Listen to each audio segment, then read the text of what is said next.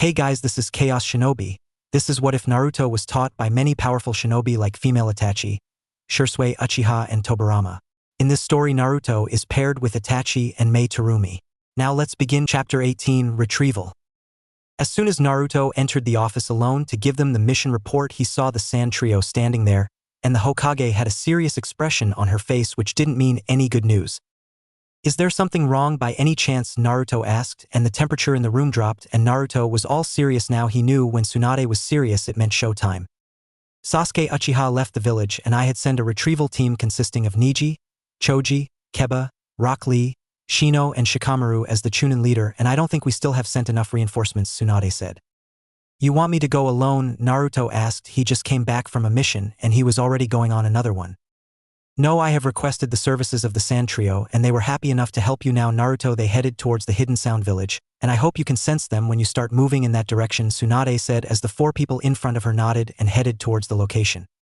Naruto and the Sand Trio were running towards the Hidden Sound Village, but then Naruto stopped and decided to check on who he could sense. He put two of his fingers on the ground. Currently everyone is engaged in a battle. I want you, Temari, to help out Shikamaru. Kankuro, I want you to join Choji, and Gar, you come with me. The guy Lee is fighting is too much for him, Naruto said, and all of them went towards their desired target. Both Gaara and Naruto saw Rock Lee was about to be impaled by the bone water style. Water bullet. Naruto shot a dozen water bullets towards the bone user who just looked at him.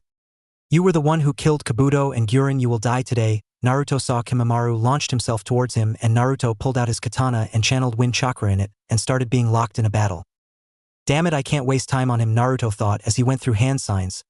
Well, sensei, you told me only show it to the world when it's urgent wood style. Poisonous wood spikes, Naruto said, and spikes of the wood stabbed into the Kagaya boy who just went down on his knees and was cursing out.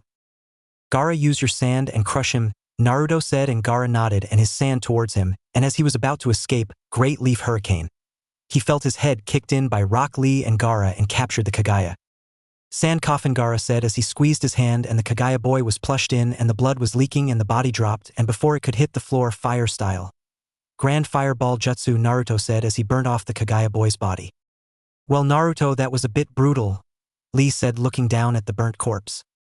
Well, he was too dangerous to take any chances, and I trusted you guys enough to use with style in front of you. I hope you guys can keep it a secret, Naruto said. Of course we understand it, Gaara said. Don't worry, Naruto, you trusted me with your secret, and as a sign of youth, I will fulfill this request, Rock Lee said with fire in his eyes. That's nice to hear, but I think you guys should go and help out the others. I'll go and get Sasuke, Naruto said as both Lee and Gaara nodded and left. As Naruto darted away, he could clearly feel Sasuke's chakra signature. The Uchiha runaway was moving faster than Naruto thought he could, but he was distracted by internal dialogue from Kurama. Naruto came skidding to a halt and clapped his hands in a meditative concentration. He pulled the chakra back in and let Kurama pull it into the seal. It was the give and take they had together. For right now, it would be more than enough. With his chakra back under controls and not constantly taxing his body, he continued his chase towards Sasuke. Thanks, Q-chan. I don't know what I would do without you. Hey, talk to me with respect. I am the almighty nine-tailed beast, Kurama screamed, but Naruto just ignored him and laughed. Oh, Kami, he is just being a drama queen, Naruto moaned as he came to a stop on Hashirama's head. It appeared like Sasuke chose the Valley of the End as the venue for the showdown. Naruto was right, and the emo was trying to make a recreation of the epic battle, but it was honestly pathetic. Give the kid a little power and he suddenly thinks he is on the same level as Hashirama and Madara. After Naruto came to a stop, the monologuing began. Leave, Naruto. You cannot beat me anymore, Sasuke shouted across the valley. I will go to Orochimaru and take even more power to kill my sister. I guess there is no hope left for you now, Naruto said, going through hand signs water style. Water vortex. The water around the valley started going towards Sasuke, who barely managed to dodge. Got you, Naruto said as his made 5 water clones, and all those water clones started engaging in taijutsu with Sasuke, who was getting his ass. Of the clones yelled water style. Water prison. He had successfully trapped Sasuke in the water cage. Sasuke snarled at that, and the cursed seal of heaven began spreading around his body and breaking out of the water prison and killed all the clones. Shut up. Shut the fuck up. So, are we going to do this? I feel like I will enjoy shattering your reinflated ego, Naruto said as he took R2 of his weighted training Bakken. He still didn't want to kill the pathetic emo. He made that promise to Itachi to look out for him, after all. Sasuke took 2 kunai out of his pouches and jumped forward through the air. It was clear to Naruto that he had much more power than when they were in Spring Country. Naruto parried the initial dual blow of the kunai and let Sasuke's momentum carry him past his position. Now that there wasn't a whole valley in between them, the fight was on. Naruto blurred towards Sasuke and was presently surprised that the emo Uchiha was able to track him. This would make it a real fight. Naruto cracked the genjutsu that Sasuke cast with his 3 Tomo Sharingan without a problem and continued the fight. Naruto wasn't pulling on Kurama's chakra, and he wasn't overchanneling chakra into his muscles yet. At this point, Naruto bested Sasuke in all categories except ocular prowess. The fight blurred up and down Hashirama's head, into the valley, and eventually Sasuke was sent flying into Madara's nose by a strong horizontal blow to the abdomen from the seal-reinforced training sword. If he were using Kubo Kiribocho, then this fight would be over and Sasuke dead. Oh well, promises were promises. Plus, Naruto was starting to enjoy this fight. As Sasuke emerged from the crater in Madara's face, Naruto noticed that the cursed seal had expanded. Sasuke looked even more demonic. He had 2 wings on his back, and he had both Sharingans spinning wildly in his eyes. The red eyes had a 6-pointed flower form with lines through the petals in an intricate pattern. Suddenly, Sasuke grabbed his head and started screaming wildly. His chakra flared even higher, and the markings extended even further as his rage was all-encompassing. Sasuke was now swinging at Naruto without anything care in the world. As Naruto was dodging, he heard Sasuke's shrieks of rage. "You fucking bastard orphan! You fucked my sister! You chose the traitor! Die! Die! Die! You fucked my sister! Even worse, you did it right in front of me! Die!" Naruto nearly lost his focus while dodging the flames because he wanted to laugh. Despite the hilarity, Sasuke regaining his memories didn't spell good things for Naruto. If he brought the emo Uchiha back, then it would undoubtedly get out. Messing around with the insanity in Sasuke's mind probably wasn't wise or safe, and it most likely wouldn't be effective. The insanity he felt pouring off Sasuke in droves was intense, and Naruto didn't believe he could be saved anymore. Time to go, Kurama. If we let him go on any longer, he may actually land a lucky shot on me, Naruto thought. No, try and win this battle on your own, Kurama said while just sighed. Naruto ran across the river at top speed, and he created 20 clones as he went. Kurama was right, he could win this. Sure, Sasuke could see his speeds now, and possibly even match them. However, Naruto was a chakra powerhouse and he had skills in his arsenal that far surpassed the unchanneled rage of Sasuke. Sasuke roared out at the clones, and a massive fireball 4 times bigger than Sasuke normally produced ripped through most of the clones. As Sasuke was still blowing the wildfire, he was caught in the chin by Naruto's knee. Sasuke went soaring into the air, but he was caught by the ankle. The rapid change in momentum was jarring, but the real pain came when Naruto used his chakra-channeled strength and slammed him into the ground like a child pounding a bad toy. The earth cratered around his body and spittle and blood flew out of his mouth. He was then grabbed by the wings, spun like a top and sent catapulting into Madara's face once more, except this time it was the right eye. Fueled by rage and the cursed seal, Sasuke pulled himself out of the crater and coated his right arm in a potent chakra that looked like an overpowered Chidori, except the chakra was black. Naruto knew that was bad and it would be too much to take on. Even if he clashed his potent chakra into that, the backlash would be severe. Sasuke was playing to kill, and Naruto was still playing to incapacitate. Naruto pulled out his katana and a kunai enhanced with wind chakra and sank into the wily fox stance that Kurama had taught him. The wily fox stance was based on agility, dodging, and deception. Rather than a straight-up clash of blades, it was all about dodging and parrying to land counterattacks. Kurama had taught him multiple kenjutsu styles, all named after an aspect of foxes. Kurama had been in charge of all kenjutsu lessons that didn't involve Yugao's crescent moon style. Under the tutelage of the Queen of Biju, Naruto had grown to be quite formidable with a sword. Not a master by Kurama's strict standards, but a threat to most mortal men. Naruto! Sasuke roared in rage as the image of that frame of memories entered his mind. The happiness he remembered seeing in his sister's eyes driving him further and further over the brink. Naruto remained composed and he remained in a fixed defensive position as the hand on Sasuke's back flapped like wings and propelled the Uchiha even faster towards him. Sasuke outstretched his right hand, and his vaunted eyes told him that there would be no way for the blonde to dodge in time. Sasuke's soul tasted a millisecond of joy and satisfaction before Sasuke passed through the puff of smoke. His hand crashed into the ground right behind where Naruto had been, and there was a massive explosion. Naruto used the Sharingan, but he masked it with a genjutsu to feel everything in the dusty debris, and he unsheathed his swords to make 2 quick slices. Sasuke roared out in pain as the appendages that grew from his back were just cut off. Before the wings even hit the ground, Naruto straight kicked Sasuke in the ass and sent him flying into the base of Hashirama's feet. Naruto wondered how many times the cursed seal would be able to heal the damage of repeatedly getting cratered into hardened earth. Sasuke stood shakily to his feet this time, and his eyes glared at Naruto as he panted. Even the cursed seal had its limitations, and Sasuke's rage was burning it out due to the wild waste of chakra. Sasuke stumbled forward towards Naruto and used his Sharingan to track him. Naruto went through hand seals behind his back, away from the vaunted eyes. He knew Sasuke would be able to detect and see the chakra buildup, but he also knew the Uchiha was blinded by rage. Naruto decided to make sure Sasuke would lose all reason. You know what, Sasuke? I loved your sister from the beginning. You aren't worthy of seeing what you saw, but just know one thing. Every bit, every inch and every hole of your sister belongs to me, and I will make every bit, every inch and every hole of her happier than you will ever be, Naruto said with a devilish smirk on his face. Sasuke once again roared in rage, and another black Chidori sprang to life on his right arm. As he chaired, Naruto let loose the water-style, water-colliding wave, when he was 20 feet out and moving too fast to stop. The torrent of water from the river behind Naruto rose over Naruto's head and collided into Sasuke. As the water carried the Uchiha back towards the wall, Naruto used the jutsu he learned from Zabuza, except he poured more chakra than necessary into it. Water-style, Water Dragon Jutsu, Water Dragon Jutsu, Naruto shouted, and a dragon 40 feet high and 12 feet wide rose out of the river with a roar. Just as the wave made Sasuke collide with the wall of the valley, the dragon's head slammed into the position with a deafening roar. Naruto decided to make damn sure that Sasuke wouldn't get back up, and he changed the nature of his chakra as he weaved through hand signs.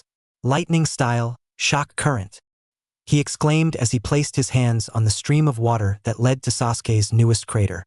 He was rewarded with a shriek from Sasuke that sounded pained. The pain transitioned into a weak whimper, and Naruto let the jutsu go. As he was walking over and calming down, his heart skipped a beat as he felt 2 chakra signatures about a mile off. One of them he loved and the other he despised. Deciding to wrap this up with no further delay, Naruto dashed towards Sasuke's downed form and set to work. He started by placing chakra locking seals on the base of Sasuke's neck, over his heart and over his navel.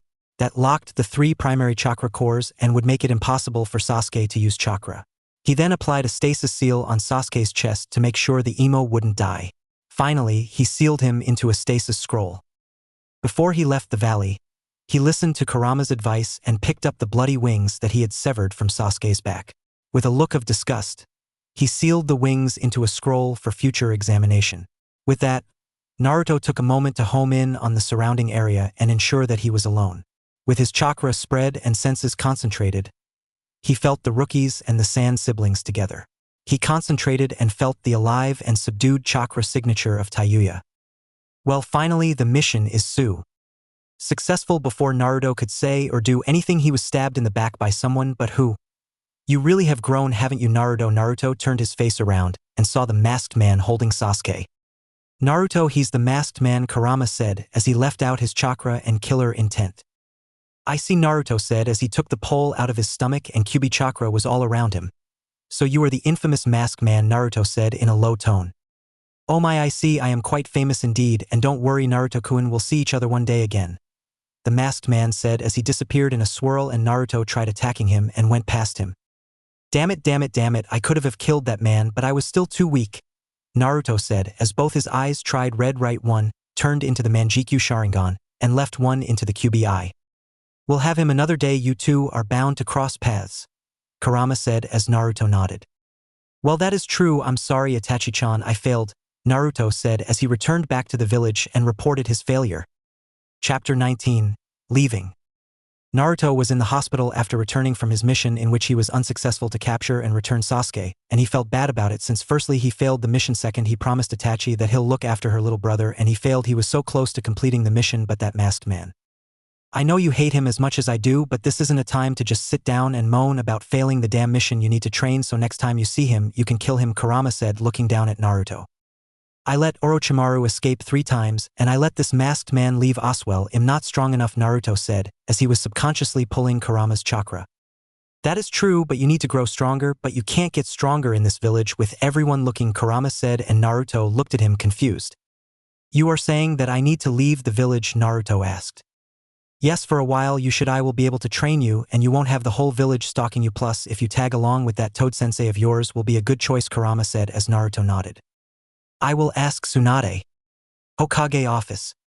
In the Hokage office, Tsunade was doing paperwork and had her assistant Shizun helping her. Jiraiya, I know you were there, Tsunade said, while doing the paperwork. Well, hello, Tsunade, looking as beautiful as ever, you too, Shizun. Jiraiya said with a grin, and Shizun just smiled back while Tsunade just ignored. Why are you here, Tsunade said. Well, you're no fun anyways, I'm leaving the village for a while now, Jiraiya said, and now Tsunade stopped her work and looked at him. For how long, Tsunade asked. 3 years to trail the Akatsuki and, Tsunade asked. Train Naruto, Jiraiya said, and Tsunade was surprised. I see why 3 years to be specific, Tsunade asked. The Akatsuki will start moving in 3 years, and I want the brat to have particular experience, and I'm not getting any younger, and I want him to take over my spy network, Jiraiya said, and Tsunade nodded. Very well, he's in the hospital, you can go and get him, Tsunade said, and Jiraiya disappeared. I wish he doesn't leave, but I know it's necessary, Shizun said with a sad expression. She had grown very attached to Naruto as an older sister. I know, but it's necessary for his development, plus Jiraiya is correct, he's not getting any younger, and the village needs new ninjas to step up, Tsunade said. Konoha Hospital. Nice to see you are doing okay, brat, Jiraiya said as he appeared in Naruto's room. Well, I'm doing just well, Naruto said.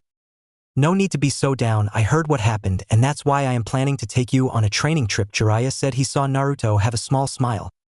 That was easier than expected, Kurama said as Naruto just nodded. Well, Jiraiya, I was planning something similar, I wanted to join you for training, Naruto said. Jiraiya just grinned at the brat. Well, get ready, we will leave on a 3-year training trip in a week, and disappeared. Naruto saw laid back on his bed and was staring at the ceiling. Well, before going I nerd to go somewhere, Itachi guided me to, Naruto thought, and disappeared in a flash. Uchiha clan compound. Naruto, still in hospital clothes, appeared at the Uchiha clan compound. As he walked in and started looking around, the whole compound was just lifeless. Naruto remembered coming to the Uchiha clan compound. Well, this is weird, Naruto said, looking around. Just go to the area mentioned in the scroll and get out of here, Kurama said, annoyed. He still didn't like Uchiha's. Apart from Itachi, she was tolerable. Fine, furball, Naruto said as he entered the Uchiha clan library. He saw hundreds of scrolls there untouched. Naruto was only there to know more about his Sharingan. He wanted to use all the abilities of the Sharingan. After looking for a while, Naruto found notes on the MS and EMS, and he just packed those scrolls in his larger scroll and left the clan compound.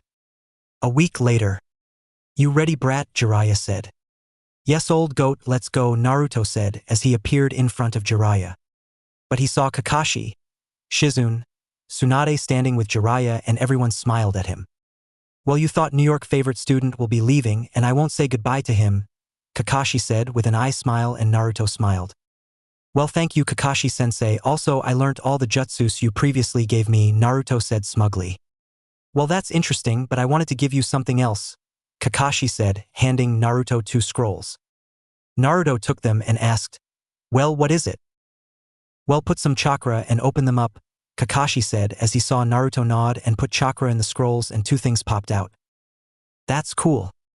Yep, Kakashi said as he gave Naruto 5 identical masks to him and 20 kunais, but these weren't any other kunais, they were Minato's special kunai.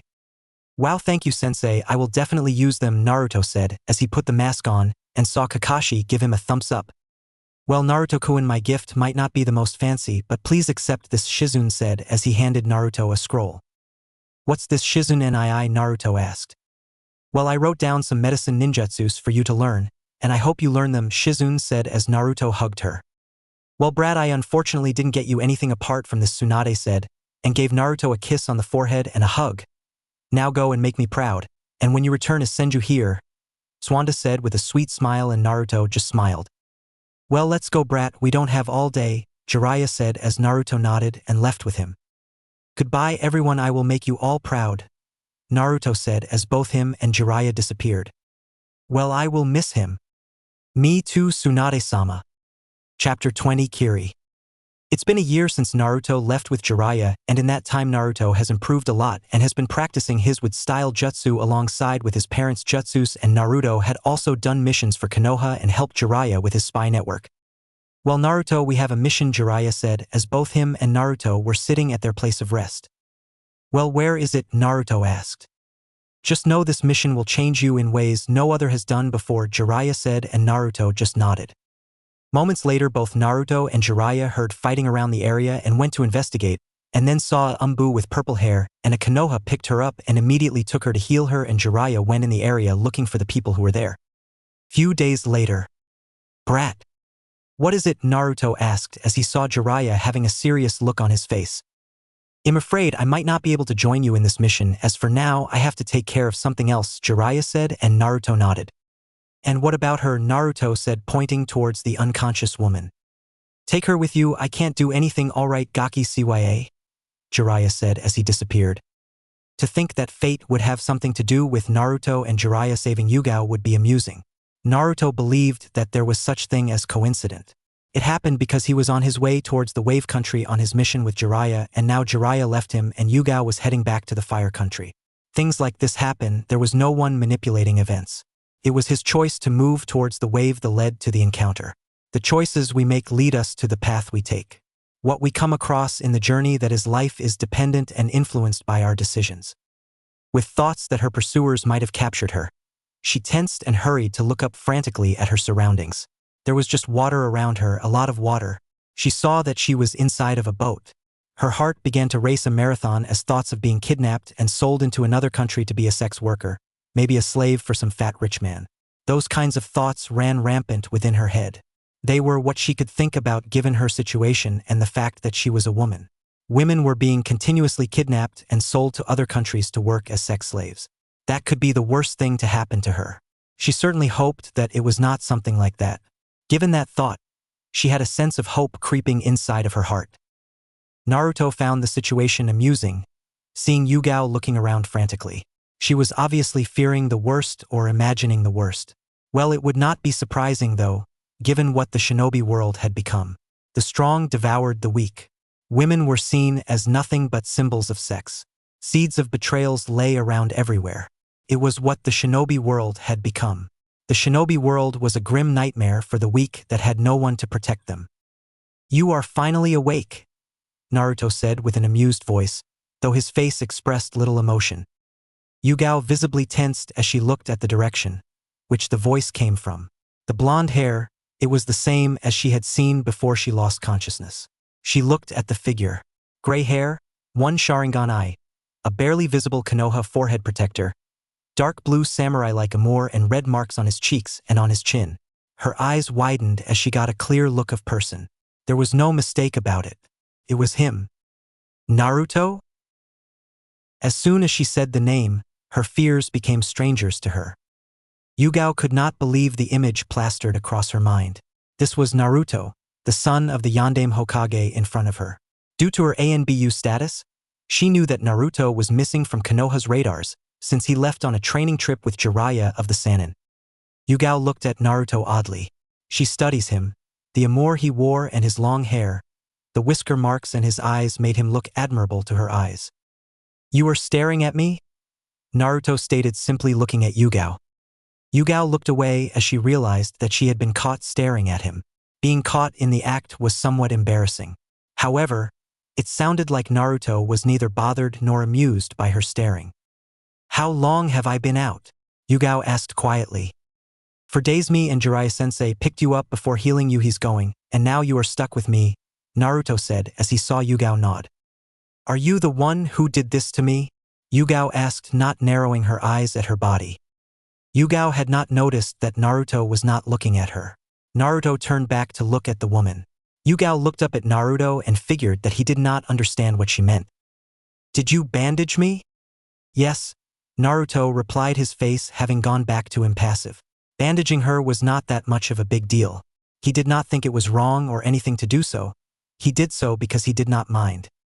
Yugao looked away with a blush spreading across her cheeks at the thought of Naruto cleaning up her wounds, bandaging her and putting on new clothes on her. He had to have seen her naked body. To have a male undress you and bandage you at your womanly parts was not comforting.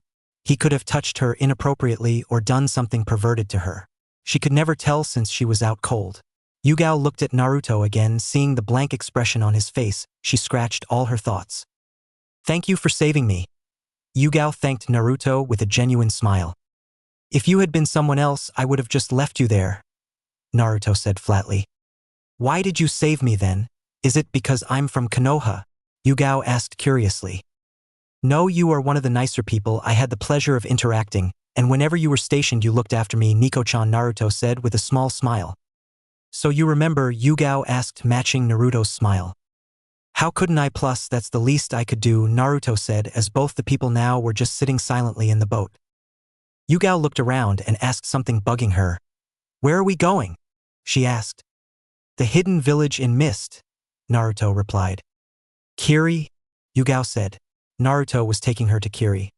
"The village is in the middle of a civil war and I have to go back to Konoha and give my report," Yugao said, raising the tone of her voice. "I am aware that Kiri is in the middle of a civil war. It is why I'm going there," Naruto said. "Tsunade can wait for your report. You can return to Konoha after this boat reaches Kiri." Yugao nodded hesitantly. "Why are you going to Kiri?" "It's a mission, plus I'm going to test a few things," Naruto said. Yugao could have sworn Naruto's voice dripped with a bit of excitement. The way his tone sounded, she decided that. A few minutes of silence ensued. The silence was unbearable for Yugao while Naruto did not mind it. Naruto would prefer the silence to a talking about things that he did not care about or things that would certainly bore him. "Where have you been over the past year with Jiraiya-sama?" Yugao asked, finding something to talk about. "I was training and doing missions with Jiraiya," Naruto responded, his eyes looking ahead of the sea. Yugao was quiet again. She thought it better to be quiet and just endure the ride. Looking at Naruto, he seemed to enjoy the silence. She found it curious that Naruto was not asking her how things had been in Konoha. She could not tell whether he just did not care or he knew how things had been going. On another note, his amour gave him the look of a warrior. His armor was dark blue with long-sleeved black shirt underneath and a black cloak over it again. Not that in his genin days he did not look like much of a fighter. One could tell he was a serious shinobi in his genin days. Now he felt strong, looked strong, and with the amour and the war fan that lay beside him, he was not someone you would underestimate.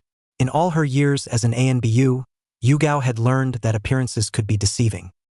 3 days of traveling in the ocean with Naruto were surprisingly interesting and relaxing for Yugao. She had learned a few things about Naruto while she conversed with him. He was very calm. Even when large sea waves threatened to sink their boat, she never saw him panic. He remained as he was and just looked ahead. If there was anything he displayed because of the large waves, it was an annoyed expression. She could only guess that he was annoyed that the waves were disturbing his peace and making it hard for the boat to move on further. It was a situation to be alarmed and making plans to abandon ship, but he was just annoyed. Instead of the waves making him panic and fear for his life, it only managed to annoy him. She had been alarmed, thinking that they would sink in the middle of the ocean. However, when she saw that Naruto was not even looking the slightest threatened, she calmed herself down. Her outward appearance had remained calm due to her many years as ANBU, but she was panicking slightly due to the danger. Surely soon enough the waves passed and the boat continued on its path. Yugao was sure that Naruto would fall asleep in the middle of a battlefield without any worries. As soon as they reached port, Naruto took his sword, placing it to its comfort zone, and started walking towards the clouded mist. Yugao followed Naruto, as she felt drawn to follow him. Naruto intended to help the rebels in their war against the Mizukage. He spoke as if he could end the war by himself, something that was impossible to achieve in her belief. Nevertheless, she felt that she had to see what he could do. She would go back to Konoha as soon as she was done observing him.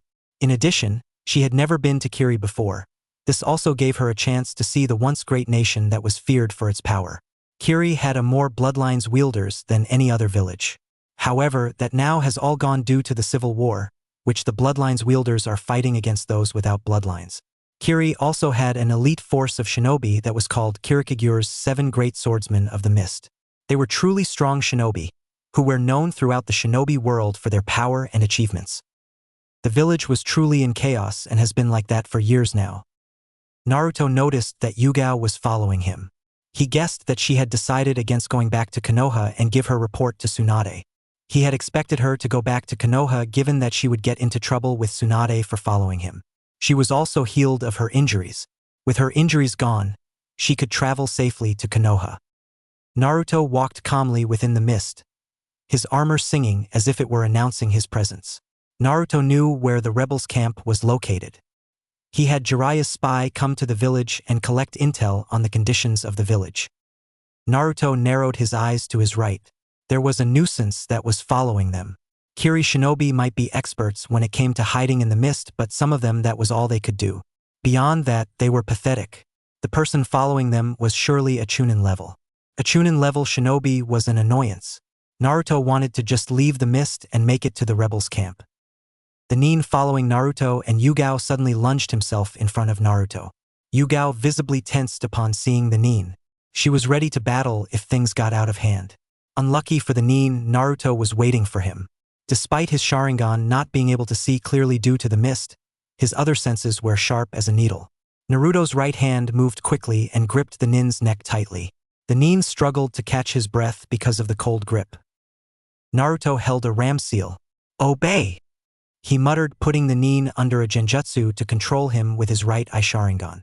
The man's eyes took the form of a Sharingan. This signaled that the hypnosis was a success. "Hurt yourself," Naruto commanded. Yugao did not understand what was really happening, but she did not like the situation in front of her.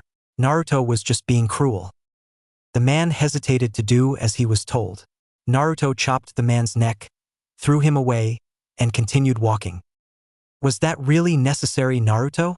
Yugao asked. "Yes," Naruto replied. "He hesitated what he was told, which meant my genjutsu was not perfect," he said flatly. Imperfection was not acceptable to him. The large gates of Kiri welcomed them. From the intel the spy gathered, Naruto knew that the rebels controlled this side of the village, where the gates were located, but their camps were not near the gates. The entrance was just one of their territories, a territory they claimed after defeating the Yondaime Mizukige's forces. The Mizukige's forces were not that of quality shinobi but rather boasted quantity. They had more shinobi than the rebels did. Their numbers would certainly overwhelm the rebels. Their numbers gave them an advantage, which was why the war had dragged on for so long. The rebels were now destroying piece by piece of their enemy's forces.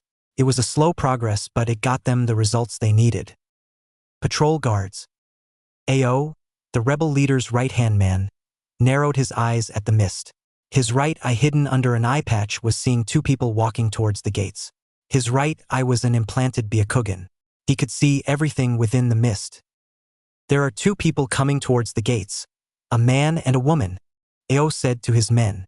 The men Ao was with got ready for an attack. Yagura's the Mizukage forces had a habit of trying to ambush them and take out their strongest to lower their morale and confidence. None of the attempts has been successful thus far. Nevertheless, it would surely end badly for them should they underestimate their enemies because of their previous failures. As the two people walked out of the dense mist, Ao's eyes widened when his Byakugan saw the chakra coils within the man. He had never a person with such large coils before. Not ever since he got the implanted Byakugan. With those large chakra coils, there was no telling how much chakra the person held. Ao studied the female. Judging from her chakra and movements, she was definitely Jounin level Kunoichi. "Get ready, they are getting close," Ao said in a serious tone. "Should they be our enemies, I will take on the male, you take on the female." "Hi!" Naruto and Yugao walked towards the gates in a rather relaxed pace. They had already reached Kiri. It was no use running now. Naruto knew what to expect at the gates. Zetsu had given him all the information he needed about the rebels and their leader. "Halt!" Ao yelled.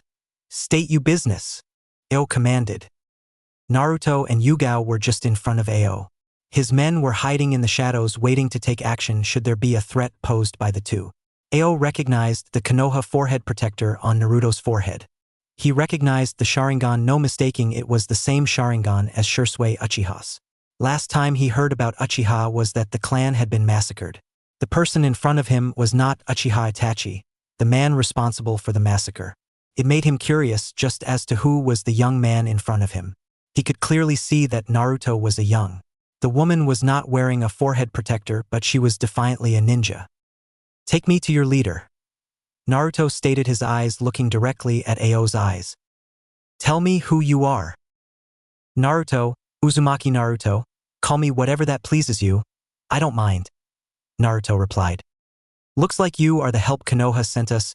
Ao narrowed his eyes suspiciously at the two.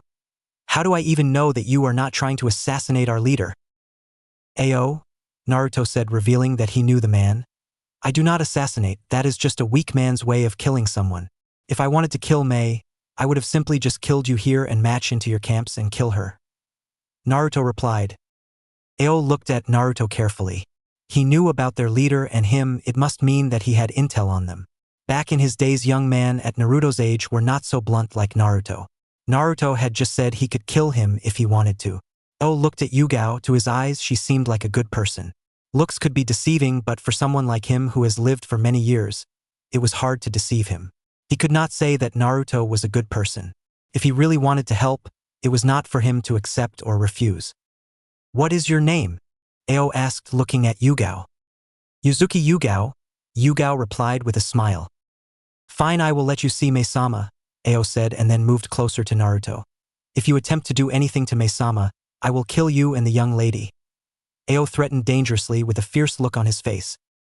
Naruto would have been amused if Ao had threatened him only. However, the man threatened to kill Yugao, the woman he had saved. If something like that happened, his efforts would have been proved useless. Something like that was unacceptable. Naruto's left eye looked dangerously at Ao. "If you say things like that again, you will not be okay," Naruto stated in a rather calm tone, but dangerous nonetheless. Ao felt shivers down his spine. Back in his days, young men were respectful on their elders and did not threaten them. "Follow me," Ao said, and turning his back on Naruto and Yugao. Yugao followed closely beside Naruto. She had heard when Ao threatened Naruto. She was just glad that Naruto or Ao did not end up fighting over the threat Ao had made. Rebel camp. The place was crowded with men and women. Despite the situation that has fallen in their village, they all seemed to be happy. They had hope that one day they would be free from oppression from the Mizukage. Not everyone in the camp was a bloodline holder. The camp was composed of those who were against the Yondaime Mizukage's rule. Bloodline holders were seen as nothing more than monsters, abomination in the eyes of the Mizukage and his followers. They were viewed as such only because they were blessed with special abilities. Abilities that made them different from everyone, abilities that made them stronger than other people. One could only say that it was greed that led non-bloodline holders to side with the Mizukage's deranged beliefs in eliminating every bloodline holder. Despite this, they still laughed and smiled within their camps with the belief that one day they would return to their village under a new rule that will accept everyone. A rule that would allow them to live in their village in peace without fear of being killed. While the three walked towards the tent of the rebels' leader, people often sent glances at them. It was not every day that they had visitors, and seeing Naruto and Yugao walk with their second in command them wonder. For Naruto, everyone could see he was a shinobi given his attire. Yugao noted that some women were looking at Naruto with strange looks on their faces. Not that she could blame them anyway. Naruto just walked calmly, his eyes looking around the camp. Even without any support from any other villages, the rebels still held on in their belief. They did not seem like people without hope. They were people filled with courage and confidence. Their courage was admirable given that their enemy was a Jinchuriki of the Three Tails. Yagura is rumored to be able to fully control his Bijuu's chakra. Going against a Jinchuriki who could wipe out an entire army should he use the power of his Bijuu was admirable given that they were not wavering. Ao stopped Naruto and Yugao as they had reached the large tent in the middle of the camp. The tent belonged to the leader. Ao walked towards the entrance and announced his presence before walking inside the tent. Mei was sitting rather comfortably. Without Yagura showing up to face them himself, the civil war would take long to be over. The village would not be able to survive more years of the war that is reigning on it. Mei was relaxed because for a few months now there have not been any major victories over Yagura's forces. It was not that they were being defeated, it was just that they had retreated to their bases. Given their numbers, they could not just storm into their faces to fight. They would be massacred if they did something like that. Mei looked at her entrance as she heard Ao speak. "Ao?" Mei said. Are you done with your patrol duty? She asked. Oh shook his head negative. No, I left my men patrolling. He replied, walking closer to Mei, who was sitting on a rather large comfortable chair behind her desk. What brings you back then? Mei-sama, Ao said. There is a Konoha shinobi outside with a young woman. He said he wants to see you. Ao said, drawing Mei's complete attention. Ao was giving Mei a look she knew better than anyone did. Looks like Konoha sent some help after all, but I expected Jiraiya of the Sannin, but anyway. Mei said, happy with any help she can get. Mei-sama. What is it, Ao? I do not trust him, you should be careful around him. Just in case he tries something, I will stay with you. Mei smiled at how Ao was concerned for her health. He was always like this, always thinking as if she could not take herself. Ao? Are you suggesting that I cannot take care of myself? Mei asked in a rather sweet tone. Ao shifted uncomfortably. And no, Mei-sama, he replied. Mei smiled. Good. Now bring them to me. Ao walked away from Mei quickly to take Naruto and Yugao to her. Mei was rather interested in what type of shinobi Konoha sent. She always took Ao's concerns seriously. If Ao said he did not trust the Konoha shinobi, she would certainly have her guard up. Mei quickly rose up from her seat as soon as her eyes were upon Naruto. She walked over to welcome him and Yugao. God, was he handsome. She did not see such handsome young men often. Naruto saw an extremely beautiful woman who welcomed him, and Yugao, if Naruto wasn't Tobirama's student, he would have definitely folded. The spy definitely didn't describe how good-looking the woman in front of him was. Mei Terumi, dual bloodline holder and the leader of the rebels, Naruto said with a serious look on his face. You know of me, that's sweet, and Mei stated with a warm smile. You are? Naruto said. Mei waited for something. Uzumaki. Senju, call me whatever that pleases you. I will call you Senju Uzumaki Naruto, if that's okay with you. Mei said with warm smile that would melt any other man's heart. Naruto had no objections with what she was calling him, and she was surprised she met another Senju she only knew of, Tsunade Senju. Mei stretched out her hand, inviting Naruto for a handshake. Naruto welcomed the invite. Mei studied Naruto for a while as she shook his hand. She was rather surprised by the fact that he was not checking any part of her body. His eyes were firmly on hers. That did not occur. Even her own men always checked her out whenever they were looking at her.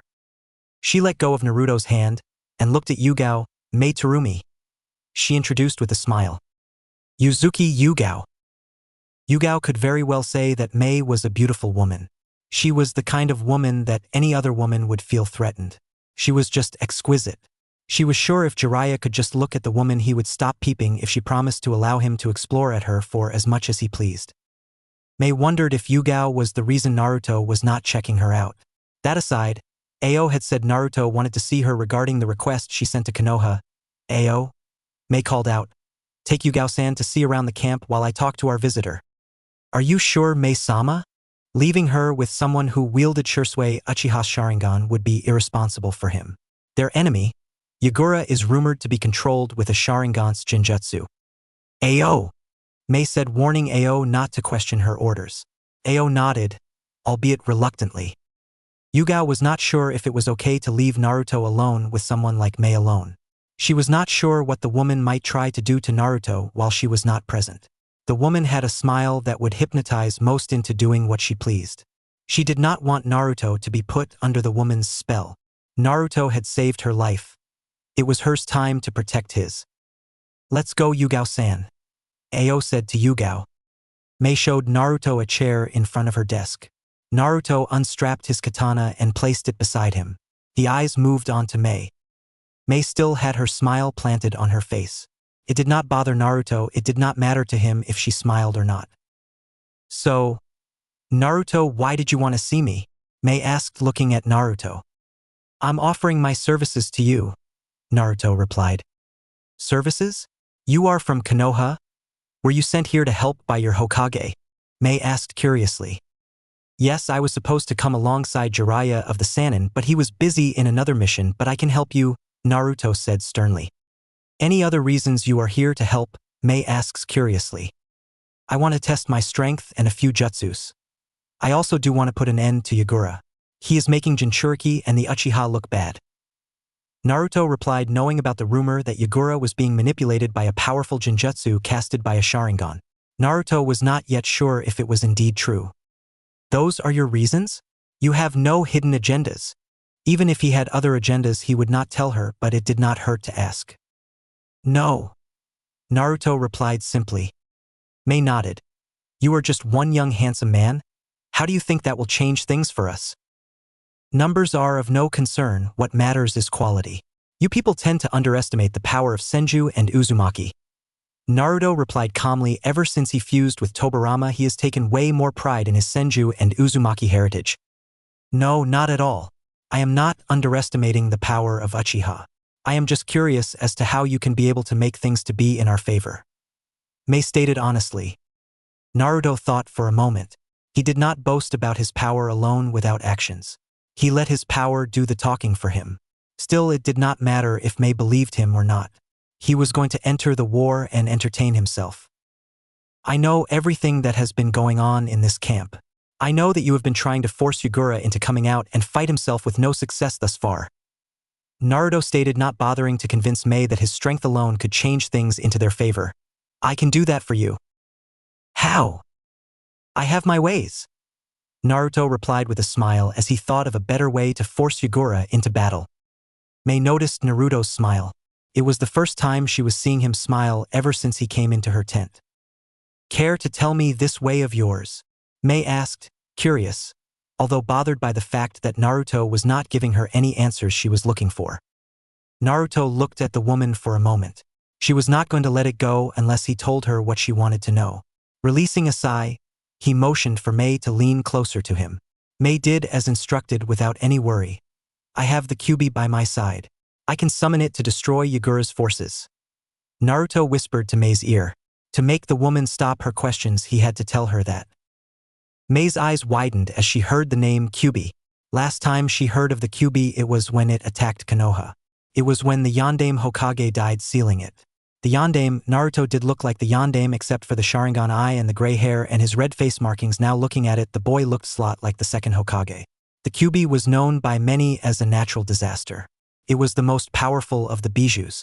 If one had such a bijou in their side, the war was guaranteed to be won by them. Tell me, are you related to the Yondaime Hokage? You look like him. Perhaps, Naruto said, and Mei was now sure he was. I find it hard to believe that you can summon the Kyuubi. Last time I checked, it was sealed. It was indeed sealed, but not anymore, Naruto said. You will get to see it in a few days. Mei was quiet for a moment. Naruto did not seem to be the kind of person to make jokes at serious times. He also sounded truthful. Though she could not guess what he was thinking, it bothered her greatly. Fine, I will take your word for it until I see the Kyuubi, Mei said, leaning back to her chair. To tell you the truth, I would have accepted your help regardless of how strong you were. Right now, I need all the help I can get for the war to end. Mei said truthfully. I few discuss a few things with you tomorrow. Right now I'm sure you might want to rest, she said. Will you and Yugao-sen be sharing a tent? No. Oh, I thought you and her were. Never mind that, Mei said. So you are single then? Naruto raised a brow at her question but nodded nonetheless. Good, Mei said with a wide smile and a gleeful look in her eyes. It is very rare these days to find handsome young men single these days. Naruto chose not to let his mind wander at Mei's words. Thus he did not comment. Asterisk. Follow me, I will show you where you will be staying, Mei said, getting up from her chair. Naruto picked up his katana and followed the woman. As they walked around, Naruto observed that the rebels held respect for Mei as their leader regardless of the fact that she was a woman. Some men were even glaring at Naruto for merely being in the company of their beautiful leader. It was a wonder how Mei could live with so many men and few women comfortably. She was always surrounded by men, who looked at her with lust. Mei showed Naruto his tent and went back to her tent to get some things done. An hour later, Naruto lay at the bed inside his tent. He was not wearing his armor. Instead, he wore the black suit worn over his armor. He had decided to take it off since he would not be fighting. Not a lot of thoughts were dancing inside his head. He wanted to test out a few jutsus and the limits of his strength. It would be a rather foolish for him to believe that his strength had no limits. Everybody has their limits. It is just a matter of knowing them and finding a better use for them. However, Naruto doubted that there would be anyone within Yagura's forces that would push him. Nevertheless, fighting out his limits was important. A man who did know his own limits was bound to see himself as a god, a man above everyone. Naruto did know those that were below him, he just needed to know where his limits were. A knock on his tent's door snapped him out of his thoughts. "Come in." Yugao entered Naruto's tent. She saw Naruto lying down with his head resting on both his hands, eyes looking at her for a moment before going back up. Yugao was not sure where to sit as the tent had no chair and the only place to sit was on Naruto's bed. It would make her uncomfortable sitting on Naruto's bed while he was lying on it. She looked at Naruto. It was rather hard to tell whether he was oblivious to her thoughts or he just did not care. She doubted that he was oblivious though. Sighing, Yugao went to sit on Naruto's bed. "How did it go?" "Well," Naruto replied. It was obvious that she was asking how his meeting with Mei Terumi went. "It went well, I told her what I needed to," Naruto said while Yugao looked at him. "I see, I hope you will be well," Yugao said as she went back to her sleeping quarter. Mei's tent. Mei was a bit pleased to have found help despite it being one person. Even if was just one person, that person was a Senju. The Senju clan was known to be one of the most powerful clans beside the Uchiha. It was those two clans that made Konoha what it is today, the strongest of the 5 great hidden villages. Tomorrow, she would have to test his strength and see what he could do, though she doubted he would allow her to test him. Another thing was that he had said that he could summon the Kyuubi. She did not know what to think about it. She would believe it when she does see the Kyuubi. It was not very often that one would just say that she could summon the Kyuubi. If it was indeed true he could summon it, they could end the civil war overnight. The Kyuubi alone could win the war for them. However, from stories she had heard, the Kyuubi was not a fan of humans. It hated humans with all its being. There was something about Naruto that made her want to believe that he could summon the Kyuubi. She might not have been able to read him, but she could tell that he was not the one to joke around. She could not tell if he was being honest or just lying. His voice was blank along with his face. Ao walked into Mei's tent. Mei smiled warmly upon seeing him. He had taken long to return. She guessed that after showing Yugao around, he must have gone back to his patrol duty.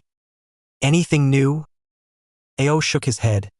"No, I don't think they will make a move anytime soon unless we provoke them hard enough." "That's good to know for now."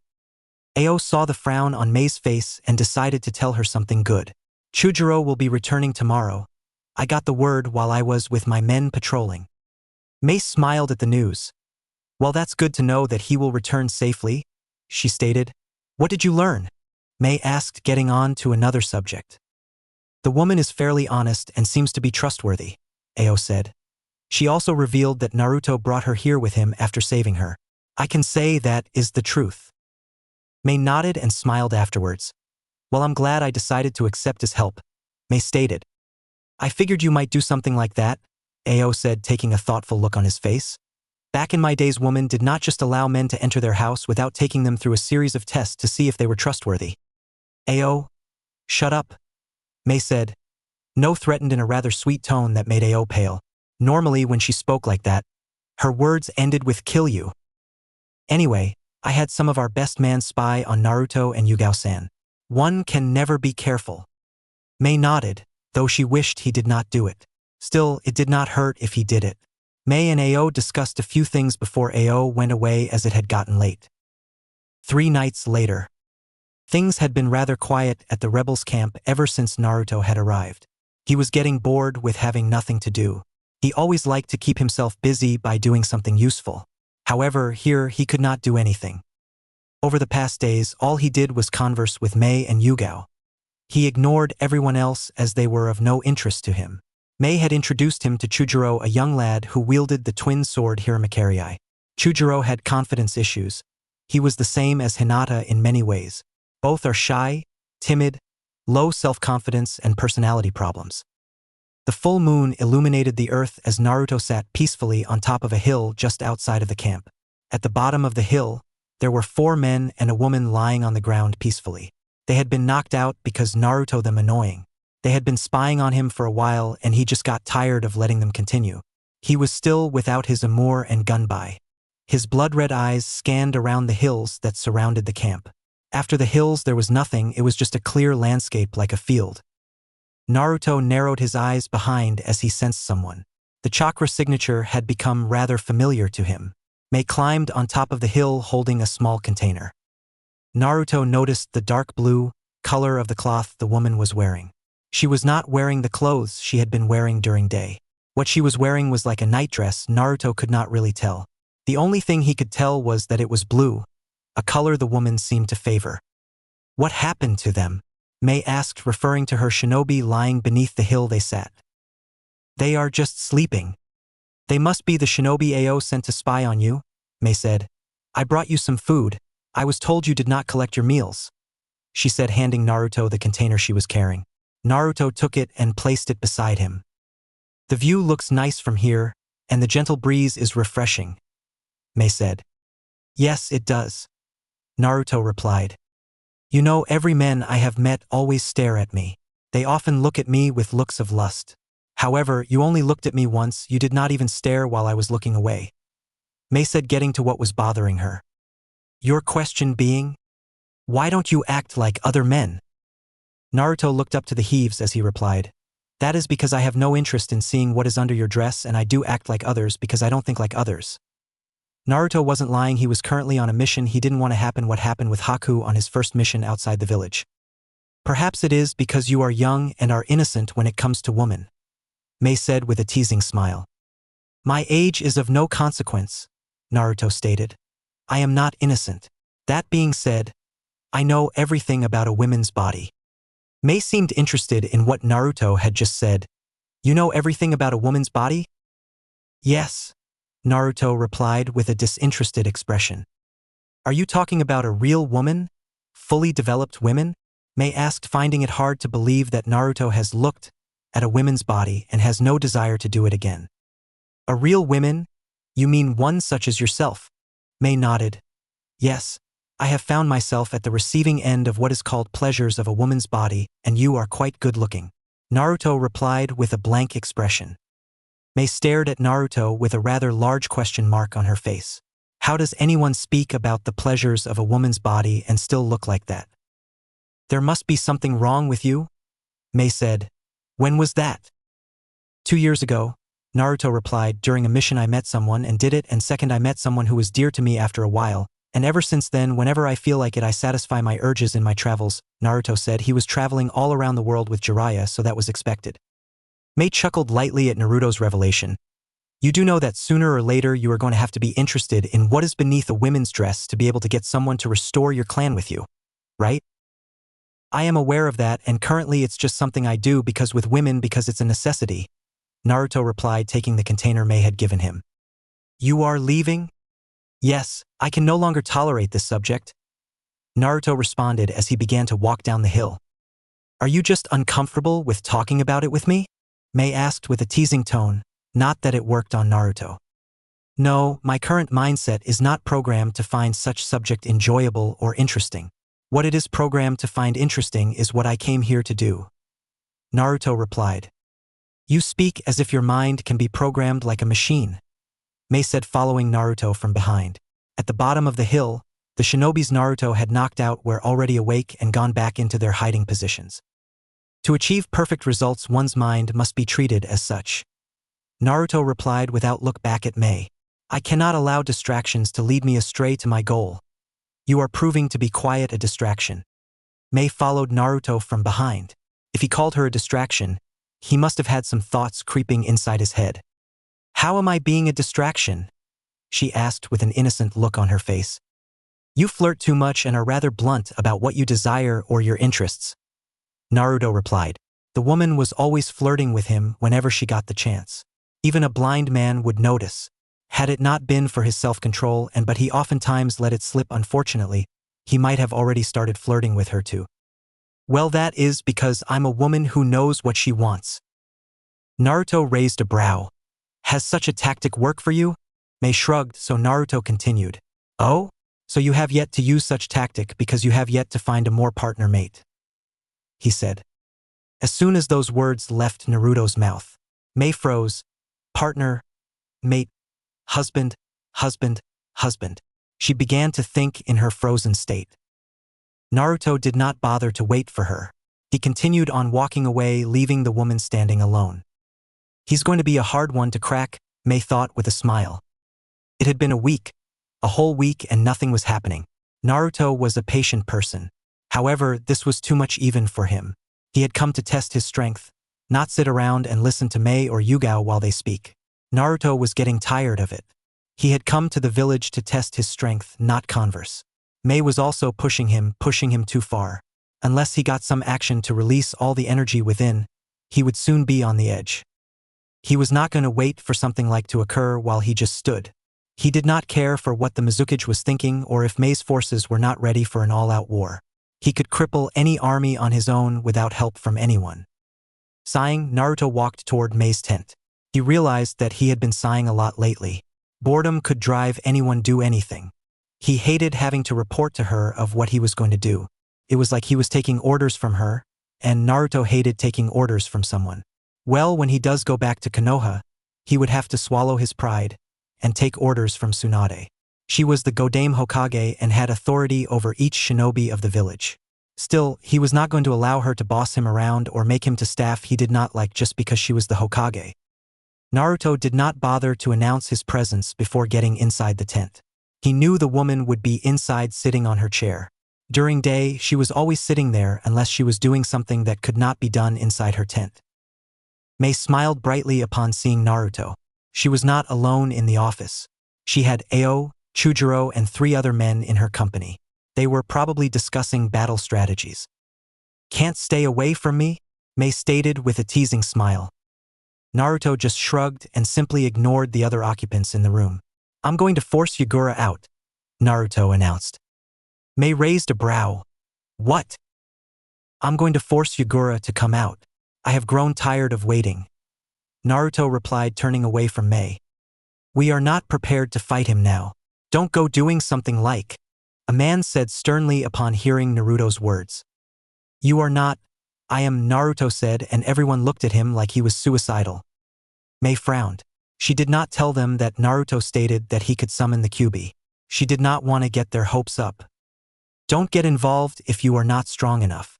I did not even request that you come to fight when Yagura does show up.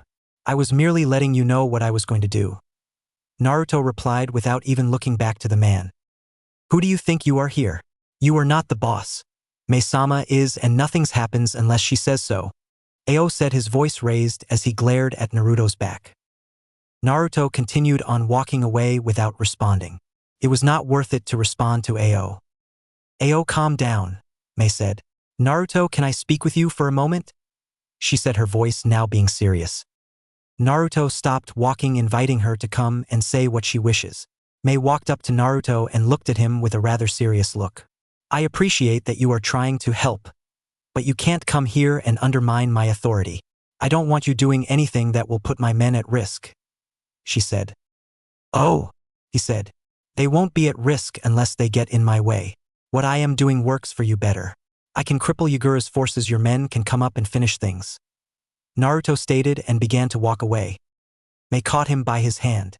Naruto turned around and looked at the woman with a raised brow. Mei stared at Naruto's eyes as if she was trying to decipher something. Slowly, she let go of Naruto's hand and sighed. Naruto was going to do what he wanted. There was not stopping him. She deduced that much by just looking at his eyes. "Ao, Chujiro, come with me," Mei called. Chujiro and Ao came to her and they followed Naruto. They traveled for about an hour at a fair pace. In the place they were, they could see Yagura's base, the Mizukage's tower. Ao was beginning to think that Naruto was leading them to a trap. He was beginning to think that Naruto was going to hand them over to Yagura's forces. He searched everywhere with his Byakugan, trying to see if there were shinobi waiting to ambush them. However, he found none. He breathed out a sigh of relief when he did see that there was no one waiting to ambush them. Naruto suddenly stopped. "You may want to stop there," he said before walking further away from the group. After he had made a good distance with the group, Naruto went through a set of hand seals. He slammed his hands on the ground and a seal appeared on it. Summoning Jutsu.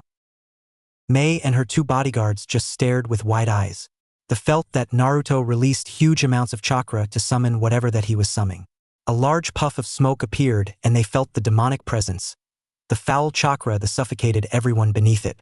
When the smoke cleared, the Kyuubi stood in all its menacing glory, its 9 tails waving slowly behind it. Fear and awe crept within them as they stared at the beast that was said to be able to make tsunamis with a single swipe of its tail.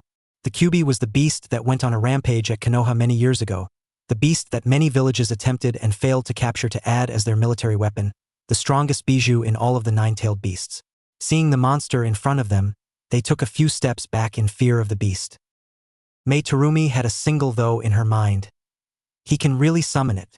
Naruto had said he could. A part of her wanted to believe it, a part of her refused to believe unless she saw it. Now that she was seeing it, she believed. If anything he was to say he could do after this, she would believe him without a single cent of doubt in her mind. So Naruto, been a while since I came out of the seal, the 9-tailed Kyuubi said as everyone else was frozen. Listen, Furball, I want you to do something for me. Naruto replied, his tone upped so the Kyuubi could hear him as he was standing beside its paws. He had his hands crossed on his chest, eyes not even looking at the Kyuubi when he responded. Tell me so I can do it quickly and go back to taking my nap, the Kyuubi responded. Mei and her man almost face-faulted at the Kyuubi's response. The almighty Kyuubi would only be concerned about taking a nap. It was supposed to be a beast of mass destruction, not a beast of taking naps. Chujiro quickly erased a thought in his head of the Kyuubi sleeping with bubbles coming out of its nose. Even given your freedom, all you do is sleep, Naruto stated, shaking his head. I called you here because I want you to fire a Baijuumura at the tallest building you can see from here, he said. The tallest building was the Mizukage's tower. Even if Yagura is present when the Baijuumura hit the tower, Naruto had no doubt the man would survive. Fine old friend, Kyuubi replied with a shrug and then brought its tails over its head in concentration. Chakra began to form above it before forming a large ball of mass energy. The Kyuubi directed the Baijuumura towards its target. The attack traveled a rather fast speed for something its size. The attack left its mark on the earth as it peeled off chunks of earth. After traveling a considerable distance, it finally hit the tower and blew it up. You can go, Naruto said, turning away from the explosion. The Kyuubi disappeared in a puff of smoke without saying any further word. Naruto raised a brow, seeing the shocked expressions on Mei, Ao, and Chujiro had both shocked and fear in his face. Naruto walked towards them calmly. Upon reaching them, he spoke, "Give it a few days and Yagura's forces will be charging at your camps," Naruto said, walking past them. Mei was first to get over her shock. She followed Naruto, and Chujiro and Ao followed her from behind, keeping their distance so to give her some space to speak with Naruto. Without doubt, there were things that needed to be discussed. From this day onward, Ao would never look at Naruto the same as he had been. So you went kidding when you said you could summon the Kyuubi, Mei said, having caught up to Naruto. Naruto looked at her at the corner of his eye. What gave you the idea that I was kidding? Nothing. It was just hard to believe that you could actually do it, Mei responded, her ever-present smile flashing at Naruto. I don't see how something like that could be dash, Naruto trailed off. Naruto narrowed his eyes at his front. It appears that your men are on their way here. They must have felt the Kyuubi's presence, Naruto noted after sensing a number of shinobi making their way towards them. I would have been surprised if they did not, Mei replied. I'm sure even now Yagura must be panicking after that attack. Naruto said nothing after Mei. Her men were already near their location. They would be making noise, wanting to know what had happened. He was not going to hang about to witness that. It did not take long for the rebels to get to them. As soon as they appeared, Naruto disappeared in a bunch of crows and Mei smiled at him. 3 days later, Naruto had been waiting patiently for Yagura to have his men charge at the rebels' camps. He had gone back to wearing his armor as he waited. He had no doubt in mind that Yagura would run about to attack Mei and her men. At the rebels' camps, things had been rather busy as they formulated their battle strategies. Naruto never got involved with it. There was no need for a strategy if he was going to face an army of weak shinobi who could not make him sweat. He just needed them to be test dummies for his jutsus. They are on their way. Naruto looked to see Crow. When did you get here, Naruto-sama? A day ago. Naruto nodded. He did need to know why he did not inform him that he had arrived at the village. He had no problems with it, as long as he was there when he was needed. The smaller toads and crows were some he could count on. There was no need for him to question. He was probably spying on Yagura. "Shall we?" Naruto said, getting up from his position. He picked up his katana and strapped it on his back. The crow Yagura's army. For clones appeared beside him. The clones had their own assignment to do. Therefore, they disappeared from view off to begin their assignments. Naruto went through hand seals before slamming his hands on the ground. Would release piercing spikes. A large number of spikes shot out from the ground and flew towards the enemy. The wooden spikes were sharp and a single hit could pierce through flesh and leave a nasty wound. The spikes could also kill should they hit a vital point of the body. The spikes fell like rain at Yagura's army. Naruto smiled slightly as he watched them dance around to the song his spikes were singing. The attack and his previous had managed to scatter the army, forcing them in groups, creating distances around them.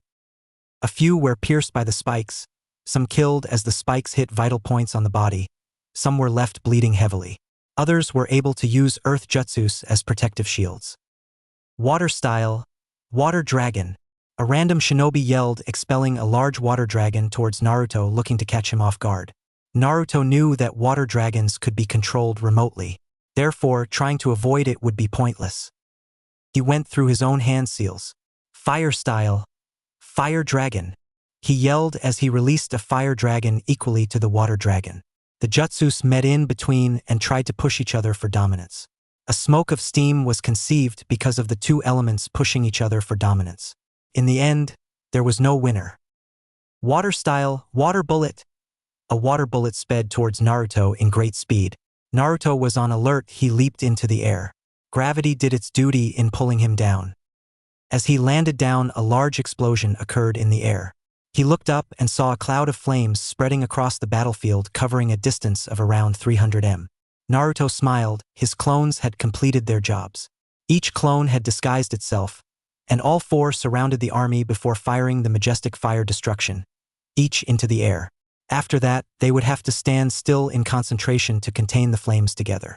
The jutsus colliding had caused the explosion. Yagura's army stood still with wide eyes as they stared at the cloud of flames. There was no mistake, it was flames. They could feel the intense heat of the flames. If the flames were to just drop on them, they would be killed.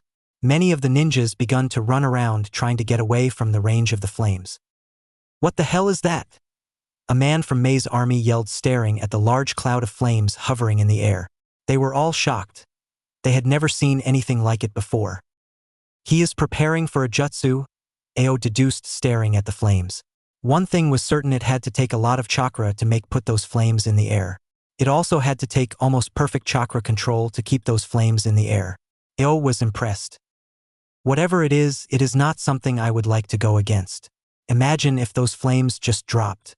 How do you defend yourself against something that is falling off the sky?" Another man stated, repressing a shudder as he thought what would happen if the flames were to drop on top of them. Mei simply stared, wondering what Naruto wanted to do. She could as well say that he was also not kidding when he said he wanted to test a few things. She was also glad that he was doing well. Regardless, it was just a matter of time before the army overwhelmed him. "When that does happen, I will be ready to rescue you, Naruto," Mei thought to herself. Naruto quickly went through 35 hand seals as he took control of the flames. He held a tiger seal. "Water style, crying heavens," he muttered. Drops of water started dropping from the sky, and before they all knew, the rain was coming at them with unreal speed, and the whole battlefield was 3 feet deep in water. "Now it's time, lightning style." "Lighting waves," Naruto said as he launched volts of electricity, and he saw hundreds of shinobis die from it. "Well, that wasn't enough water and lighting," Naruto said, making a few clones who went through hand signs. "Water style, water shockwave," the clones said, releasing even more water. Naruto smiled, seeing the success of his jutsu. The jutsu was performed perfectly and the damage it caused was perfect.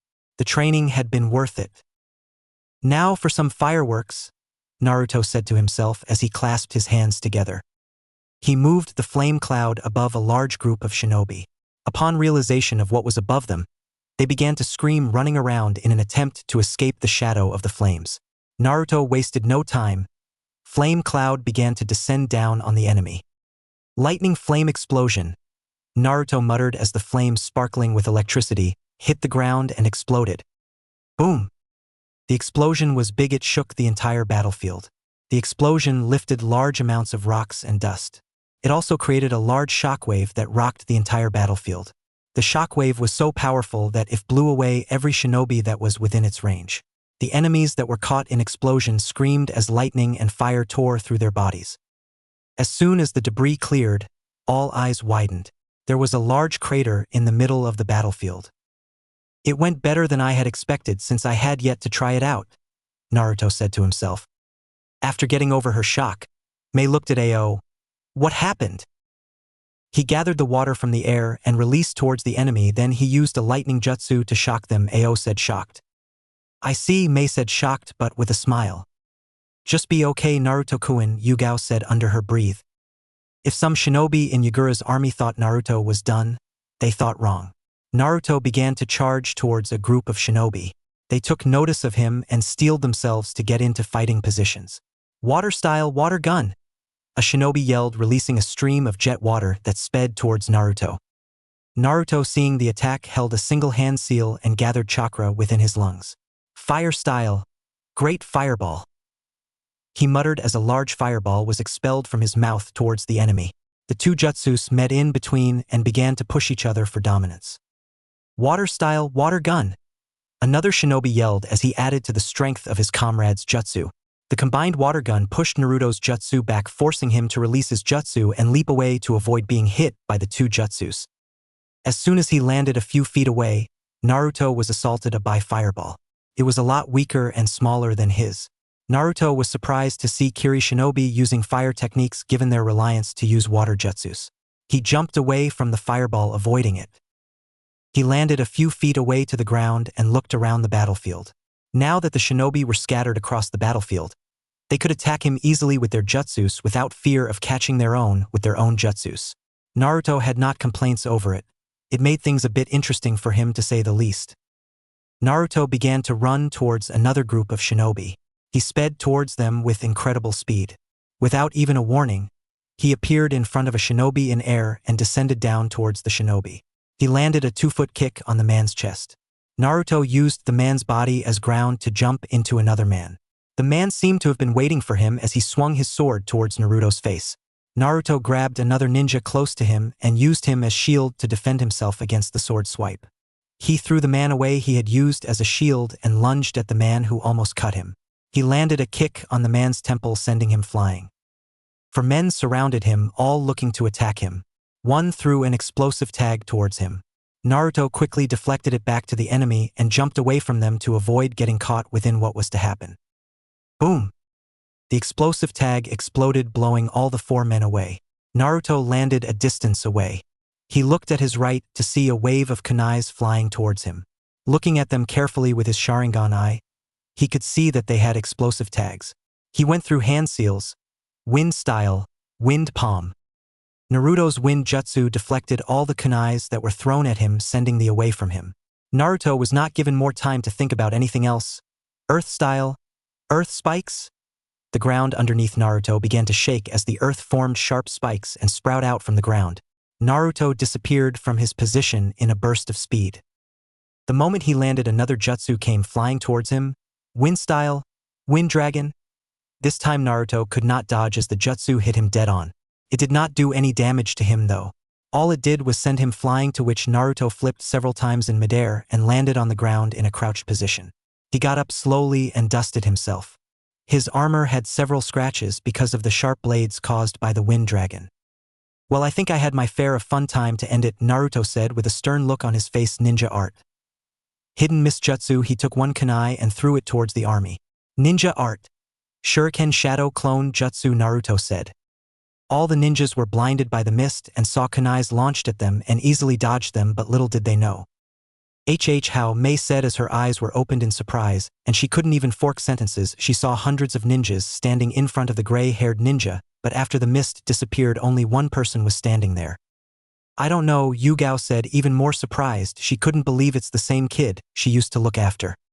Even seeing that was fine, Mei felt the urge to ask him if he was fine. Are you alright, Naruto? Naruto looked at the woman for a moment before looking back at Yagura.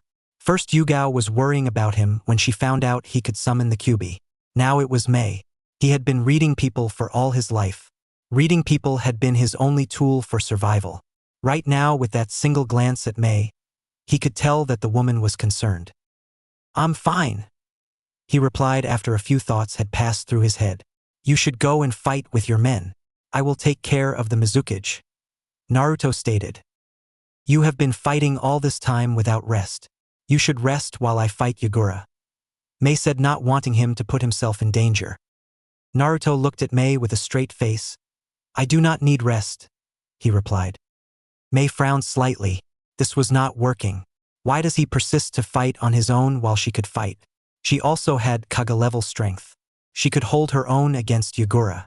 No, it was not that Naruto did not acknowledge her or anything. He just wanted to fight on his own. She could say that he wanted to have all the fun for himself. How could he be so selfish? Mei thought, looking at Naruto. Naruto handed a single hand seal. Kai. He muttered, releasing some of his chakra that was sealed. The wind around him began to pick up for a second before dying down. Naruto held out his hand and looked at it. This should help my chakra levels rise again, Naruto thought to himself. I may have more chakra than people could imagine, but even with that, it is not unlimited. Well, it does not matter anyway. You should go, Naruto stated, looking at Yagura, who seemed to be waiting patiently for them to finish talking. Mei sighed. Fine, but I will not be far, she replied in a defeated tone. Getting Naruto to rest while she fights Yagura was one war she could never win.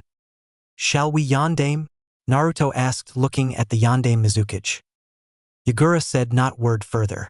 He simply vanished and appeared in front of Naruto. It was rather some impressive speed, Naruto would agree. The Mizukage was shorter than Naruto in height when he stood in front of Naruto. With speed that would be blinding to any normal shinobi, Yagura drove his right fist towards Naruto's gut. His opponent was also fast and had very good reflexes. Naruto intercepted Yagura's punch with his own. The punches collided and caused sparks to fly around them. Yagura retrieved his fist before he tried a roundhouse kick at Naruto. He swung his leg towards Naruto, looking to kick him away. The attack was still visible before Naruto's eyes. He brought out his own leg to block the attack. As soon as his legs collided, Naruto moved his other leg and attempted to kick Yagura on his temple. Yagura retrieved his leg and quickly brought out his arms to block the kick. Naruto, having his attack blocked and without having his legs to support him, he began to fall down the ground but quickly brought out his hands and used them as support. His front was left vulnerable to an attack. His opponent took the chance and jumped in air before descending to the ground. He attempted to kick Naruto at the back of his foot. Naruto, seeing that he was going to get hit, he stopped using his hands as support means and fell to the ground on his back. He positioned his hands on his front. Yagura's kick collided with his hands and tried to break through the defense, but there was no luck. The attack forced Naruto to the ground, creating a small crater where he laid with his hands crossed at his front and Yagura on top of him. Yagura stopped pushing power to his kick and tried to jump away. However, before he could go anywhere, Naruto was already in front of him. Naruto was not wasting any time in attacking the Jinchuriki. He swung his right foot towards Yagura, who brought out his left hand to block the kick. He succeeded in blocking Naruto's kick. Naruto responded by bringing out his other foot and attempted to kick Yagura. This time his kick connected with Yagura's head, sending him flying away.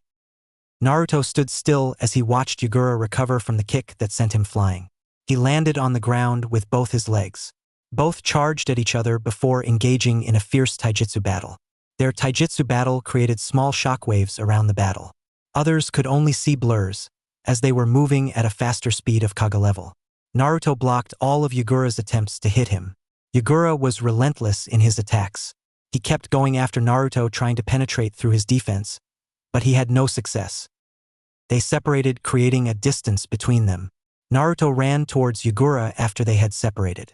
Upon reaching the yandame, he threw a right hook punch at Yagura. The Mizukage saw the attack coming and leaned back to avoid being hit by Naruto's fist. The punch seemed to have a lot of power behind it, as he felt small winds hit his face as the punch passed by him. Naruto spun around and came back facing his opponent with his right foot raised. Yagura could not escape the kick in time. Thus he brought out both his hands to block the spinning kick. Yagura was able to block but only came to regret his choice, as he winced in when Naruto's kick connected with his hands. Felt like a brick had hit him. The force of the attack made him lose his balance, giving Naruto the chance to attack again. Faster than one could see, Naruto moved closer to Yagura and kneed him on the gut, causing Yagura to wince again, as it felt like something heavy had crashed to his gut. He shrugged the pain off though and attempted to retaliate by punching Naruto in the face. Naruto ducked under the punch and kicked Yagura on the chest. Yagura lost his footing and was about to fall down when Naruto grabbed him by his hand. Naruto grabbed Yagura's hand tightly and spun around a few times while still holding Yagura. After he had gained enough momentum, he let go of Yagura, sending the Mizukage away from him in flight. As soon as he let go of Yagura, Naruto began to form hand seals. Fire style. Fire breath. Naruto breathed out a jet stream of hot flame towards Yagura, who was still in flight after being thrown away by Naruto. The flames traveled in great speed towards the yondaime, glaring at him as they sought to drip their fangs on his skin. Yagura cursed as he saw the flame coming towards him.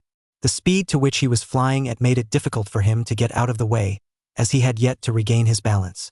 If he had his balance, he could just simply dodge the jutsu. That was out of the question though. He could not dodge the flames in his current position. He may not be able to balance himself, but he could still use his ninjutsu. The flames collided with Yagura and began to burn him. Naruto watched as the flames died, leaving nothing. Mizu Bunshin, Naruto thought as he landed down the ground. Yagura appeared behind Naruto and began to form hand seals. The fact that he was the Sanbai's Jinchuriki gave him a higher control over the water element. Water was his Bijuu's natural element. Water style. Exploding water shock wave. Yagura yelled as he released a large wave of water. The water wave was almost big as Naruto's water wave. Yagura began to ride on the wave at a fast speed. Sealing jutsu, Naruto said as he sealed away all the water in a scroll, which annoyed Yagura. Fire style. Fireball jutsu, Naruto said, releasing multiple fireballs. Naruto sensed a burst of Biju chakra as soon the flames hit Yagura. He watched careful as the flames died down. He could feel the tailed beast chakra resonating around the battlefield. When the flames died down, Yagura was nowhere. However, there was a creature formed of crimson-red chakra. The creature had demonic eyes that stared at him deathly and 3 tails waving slowly behind it.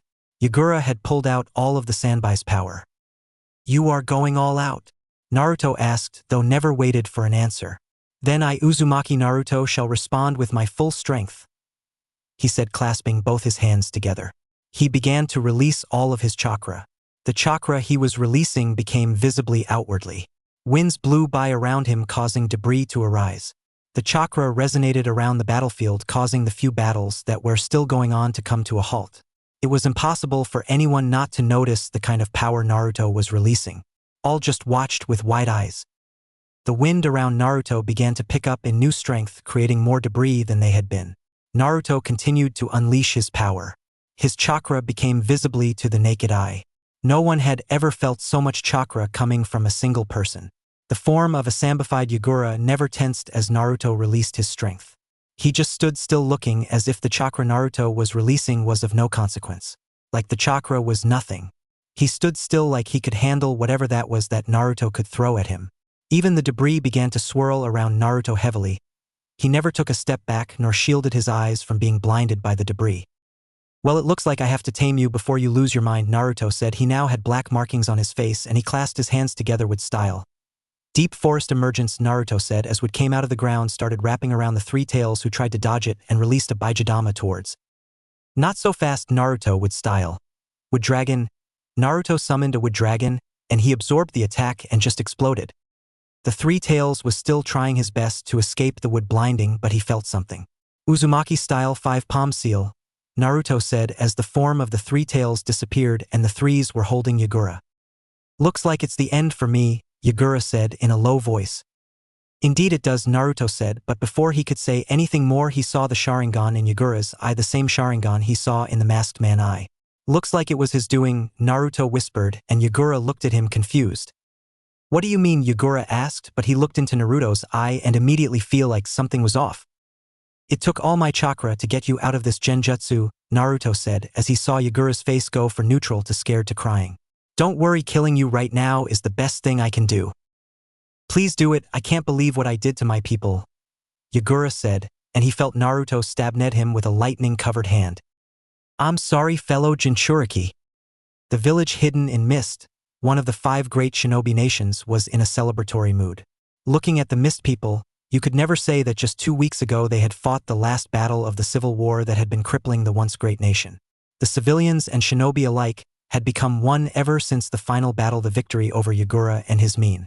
They were happy and rejoicing because their village was finally free from the shackles of Yagura and his evil, blood-filled reign. They were now free to live within their village in peace. Truly, everyone was in good spirit after the civil war had settled. Of course, they have not forgotten those who died during the years of the war. Those who died were still remembered for their sacrifices. They had played their part in freeing the village from the tyrant Yagura. Living in happiness was one way they could honor their sacrifices.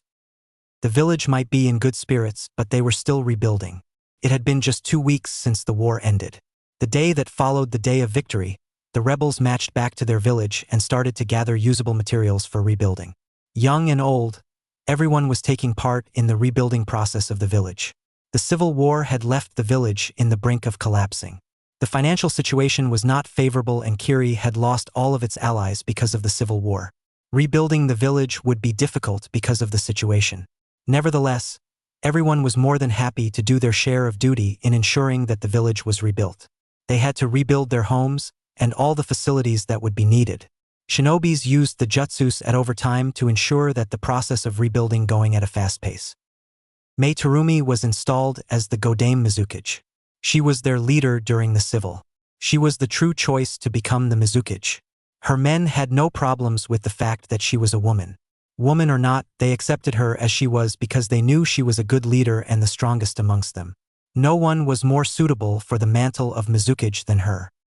Despite everything else, some of those civilians and shinobi who supported Yagura's reign were not very well pleased with Mei's appointment. They could do nothing about it though. Even some of Yagura's loyalists who were still alive could not do anything.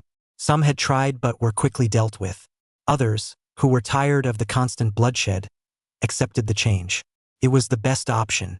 There was a time that one reached in life when you become tired of fighting meaningless battles. Yagura had fought and lost, that fact had to be accepted. A new Mizukage was in place, a new one who did not follow Yagura's ideals.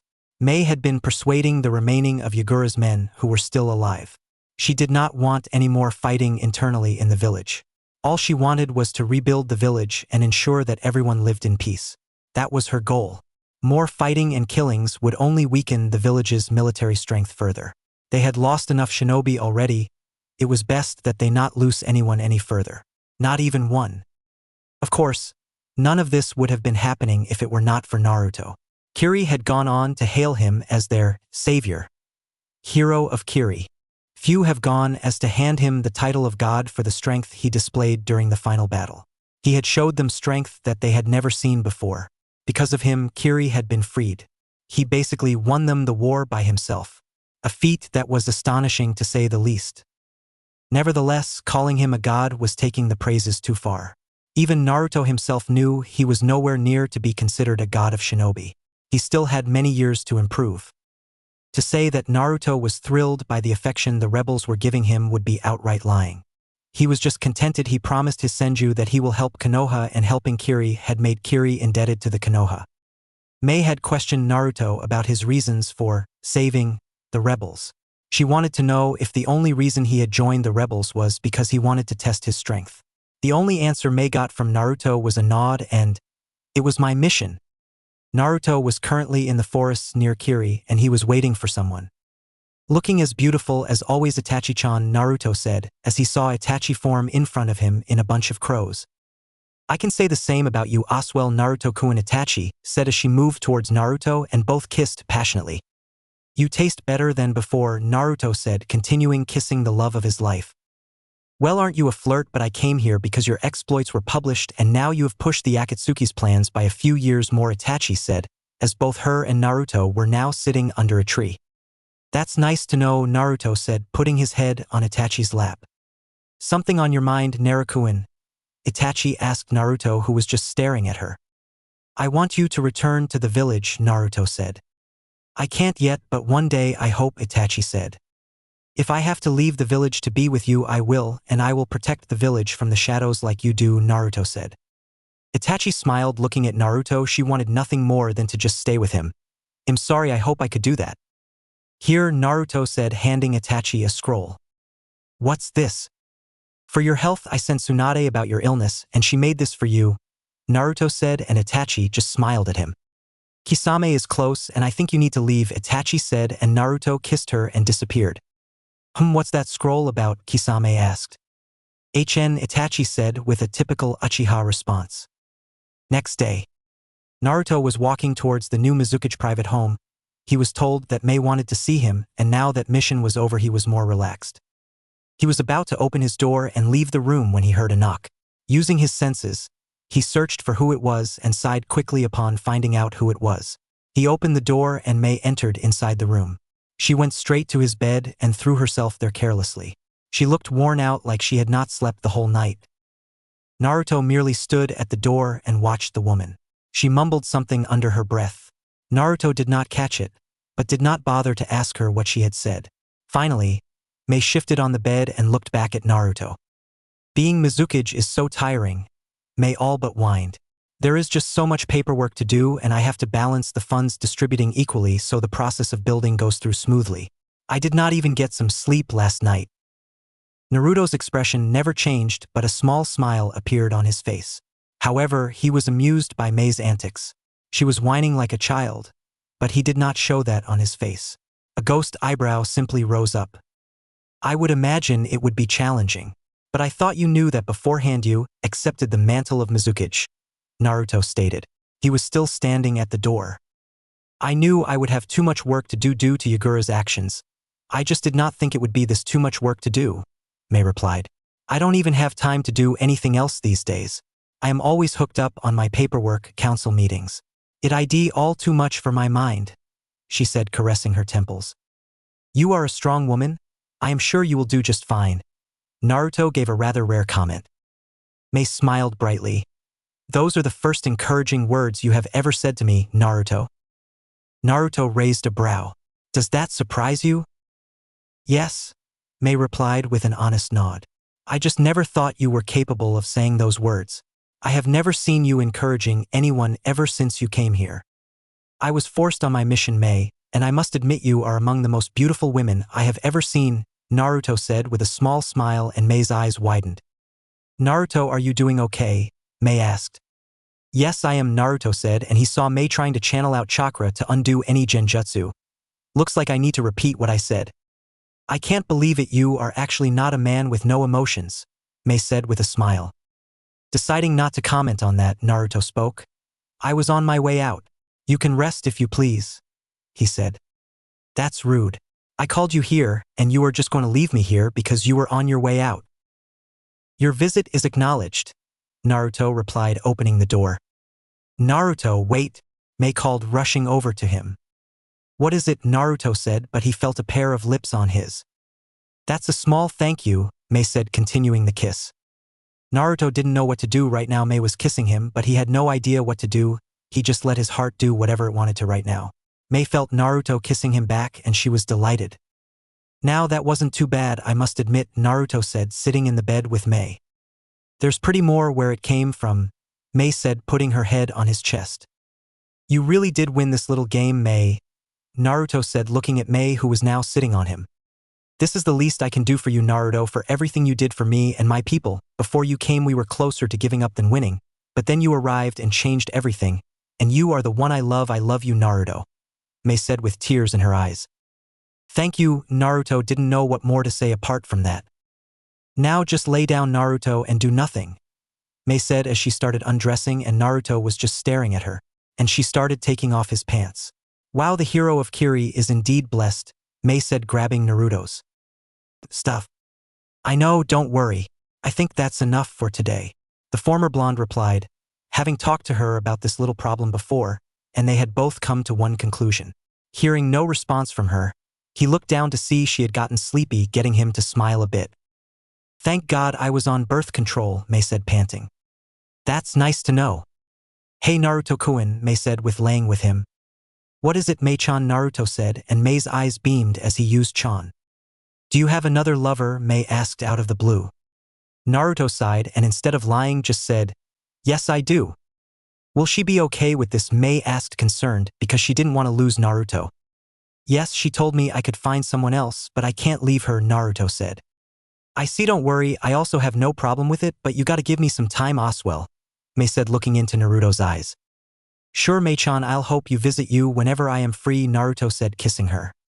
Also, if your other lover is down, tell her I'm also into girls, Mei said, whispering in Naruto's ear.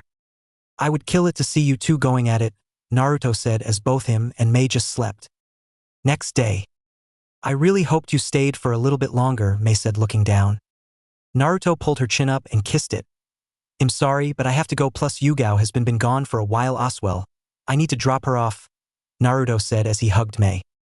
Thank you for everything, Naruto-kun, Mei said with a smile. You're welcome, Mei-chan, also have this, Naruto said, handing Mei a kunai. Thank you for the gift, Mei said smilingly. This is a kunai for emergencies. Whenever you are in an emergency, put some chakra in it, and I will appear, and I have also marked you, and I will appear next to you, Naruto said, as he disappeared out of the Mizukage office, leaving a smiling Mei. I'm really lucky. Chapter 21. Return and Rescue. It's been 3 years since Naruto left on a training trip with Jiraiya, and both of their exploits have made Naruto a very household name, especially after his aid in the Kiri Civil War. Kiri have given him an honorary traveling status, meaning he can come in and out of water country whenever he wants and has no restrictions. Two figures stood on top of the Hokage monument looking over the village of Konoha. Ah, it's good to be home. It had been 3 years, 3 long, wonderful years since he'd last seen his home. Sure, when he last left he was hated by the vast majority of its inhabitants. But Konoha held something that would always bring him back, the people precious to him. Smiling at his protege, Jiraiya told him, I know you want to go and find your friends and head to Ichiraku, but you had best go see Tsunade first. I've put a lot of work into you. It'd be a shame if she killed you now for not seeing her immediately. With a laugh, Naruto merely waved him off. Of course, Ero-sanin. Besides, Tsunade-bazin is on the top of my list. Let's go with that. Naruto proceeded to jump off the monument and freefall to the ground. After 3 years with Naruto, this didn't give the old toad hermit a heart attack. Instead, he just chuckled and disappeared in a bunch of crows. Moments from the ground, the crows began to gather around Naruto, slowing his descent until he landed lightly on the ground. Surprised by the sudden appearance, the gate guards were instantly on guard, staring at the newcomer with weapons raised. Don't bother. He'll crush you, came a voice from behind them. Spinning to face the new threat, brought Kamizuki Izumo and Hagane Kotetsu face to face with none other than Jiraiya of the Sannin. Being that each of them had been promoted to Jounin in Jiraiya's absence, to be snuck up on like this meant the person really was a shinobi of Jiraiya's caliber. Jiraiya-sama, exclaimed Kotetsu. It's been a long time. What brings you back to Konoha? Mission complete. Then that's... Izumo trailed off. Uzumaki Naruto, says the gray-headed boy as he took off his cloak and giving the eternal gate guards to smile. We're off to meet with Tsunade. Care to let us through? Jiraiya asked when the silence stretched on longer than he could stand. Of course, sir, responded Izumo, immediately signaling for the gates to open and allow them entrance. The moment they were opened wide enough, Jiraiya added, Don't bother informing the fifth that we're here. We're on our way to surprise her now. And with that, the two vanished, one in a swirl of leaves and other in a bunch of crows. Hokage office. The slug Sannin quirked an eyebrow, trying to glean any information on the state of her opponent. Sure, she was well known throughout the continents as the legendary sucker, but even she had never been beaten so consistently by a single opponent. Her opponent simply sat there, unmoving, not divulging any secrets in how she could best them. With a resigned sigh, Tsunade gave in to the undeniable fact that she would never best her most hated opponent. Even so, as Hokage of the Leaf, she had no choice but to endure. Lifting a pen, she continued with her paperwork. Hey Bossan, came a voice right in her ear. The suddenness of the unexpected greeting caused the busty woman to jump so high that the paperwork went flying everywhere. Turning to face the intruder, she found herself face to face with her surrogate little brother/nephew. Unable to control the grin that sprung up on her face, she enveloped him in a hug. That was, of course, before his greeting caught up with her and she promptly threw him through the door. What have I told you about calling me that? She yelled to his sprawled-out body. That was until it puffed away into water. You were right, Ero-sanin. It's much funnier when you're watching than when you're the one it's happening to. Turning around, Tsunade found Naruto lounging in her chair with his feet up on the desk and the perverted hermit standing next to him, still laughing at the scene that had just unfolded before them. Not a moment later, both had giant bruises on their heads courtesy of the fists that Tsunade had swatted each of them with moments before. "Geez, Basen. Lighten up. Is that how you greet us after 3 years?" Naruto said, dropping his serious face. Deciding to ignore the hated nickname just this once, Tsunade once again embraced Naruto, pinching him this time to ensure it wasn't a Kagebushin. Stepping back to really look at him, she couldn't help but smile at the man he had become. "You look just like your father and my grand uncle. You're going to be beating the girls off with a stick." "Well, no need for that, I already have my hands covered," Naruto said, and Tsunade looked at him interested. "Oh, who are they?" Tsunade said, and he heard Jiraiya laugh. "Why are you laughing, you old pervert?" Jiraiya was still laughing because he knew how Tsunade was going to react to this information. "Well, I can imagine how you will react." Tsunade was concerned for a moment as her eyes got serious. "Who are they, Naruto?" Tsunade asked. "Well, promise you won't tell anyone or overreact," Naruto said as he saw Shizune enter the office, and he got up and hugged her Oswell. "I promise, brat, now tell," Tsunade said as Naruto motioned Shizune to move in closer so he could also tell her. "Well, I am dating 2 women," Naruto whispered, but before he could finish he saw Tsunade's punch coming from a mile away and ducked. "Hey, old coat, I told you to calm down, or I'm not telling," Naruto said as Tsunade was getting ready to throw another one. "Tsunade-sama, calm down, let's hear him out," Shizune said as Tsunade calmed down. "Well, thank you, Shizune and I," Naruto said, thanking Shizune, who just smiled. "Jiraiya really did ruin you," Tsunade said with a sigh. "Well, now the women I'm dating are Itachi Uchiha and Mei Terumi the Mizukage." As soon as Naruto whispered those names, it was as the life in Tsunade's and Shizune's life faded away. "What the fuck?" Tsunade said. "You promised that you would be calm, Basan." "Fine, you brat, no wonder the Mizukage has been sending me letters asking about you and praising you," Tsunade said as Naruto smiled. "Well, I did visit her before coming back," Naruto said. They all heard a person crying outside the window, but the person sounded really familiar. Everyone looked out of the window and saw Kakashi. Kakashi was just walking in the village, then he saw Naruto and Jiraiya headed towards the Hokage office, so he followed them, and he heard everything that Naruto said. "I'm so proud of you, Naruto," Kakashi said, hugging Naruto. "Well, thank you, Kakashi-sensei, I also got you a gift," Naruto said, as he pulled out a copy of the new Ika series. "What?" Kakashi said, surprised. "Open it, sensei, this is the best one yet," Naruto whispered, and Kakashi opened the book and, "This is something else, Naruto, thank you, and now I will be taking my leave," Kakashi said as he patted Naruto's head and left. "And you are dating him, Shizune," Tsunade said, and Shizune blushed. "Oh, Shizune is dating Kakashi-sensei," Naruto said with a teasing tone. "I hope Kakashi practices everything I wrote in this book." As soon as Jiraiya said that, Shizune ran out of the room. "Well, that was something." "Agreed," both Sanin said. "I was about to give you a test regarding your skill, but I don't think it will be necessary," Tsunade said. "Well, I don't think anyone in this village can take on Naruto now," Tsunade Jiraiya said, proud of his student. "Well, he did beat the 4th Mizukage, so I'll take your word. I'll try to finish work early, so we all can catch up," Tsunade said with a smile. Next day, all conversation in the Hokage's office came to a halt as Naruto burst through the doors. The people within the room consisted of Tsunade, Jiraiya, Kakashi, Sakura, Ino, Tenten, Hinata, and Tuntun, who was sleeping in the corner. The group turned to look at the Namake's heir, and he could tell by the grim looks on the 2 Sannin that this was not a mere social call. "You called Tsunade-sama?" Naruto asked in full mission mode. The blonde female Hokage sighed and took a swig of sake. "Yes. There have been some developments that have come about." Jiraiya stepped up. "First, Sasuke Uchiha attacked Orochimaru 3 days ago and seemingly killed him, but not before Orochimaru was able to perform the body switch jutsu. Part of him is now in Uchiha. Uchiha seems to have control of Orochimaru's personality. For now. But he is being hailed as a hero by various members of the council. Mostly civilian and those against you. He has fled Odo with 3 of Orochimaru's best, Karen, Yugo, and Suigetsu. They and a large number of other Otonin are loyal to the Uchiha. Also, he has put a bounty out on you, Naruto. He wants you to be brought in alive so that he can kill you and obtain his Magenkyo Sharingan. He will likely be seeking you out along with Itachi." Sakura and Ino looked horrified. The boy they had once had a crush on wanted to murder his best friend just to gain more power. It was bad enough that he became a traitor, but now this?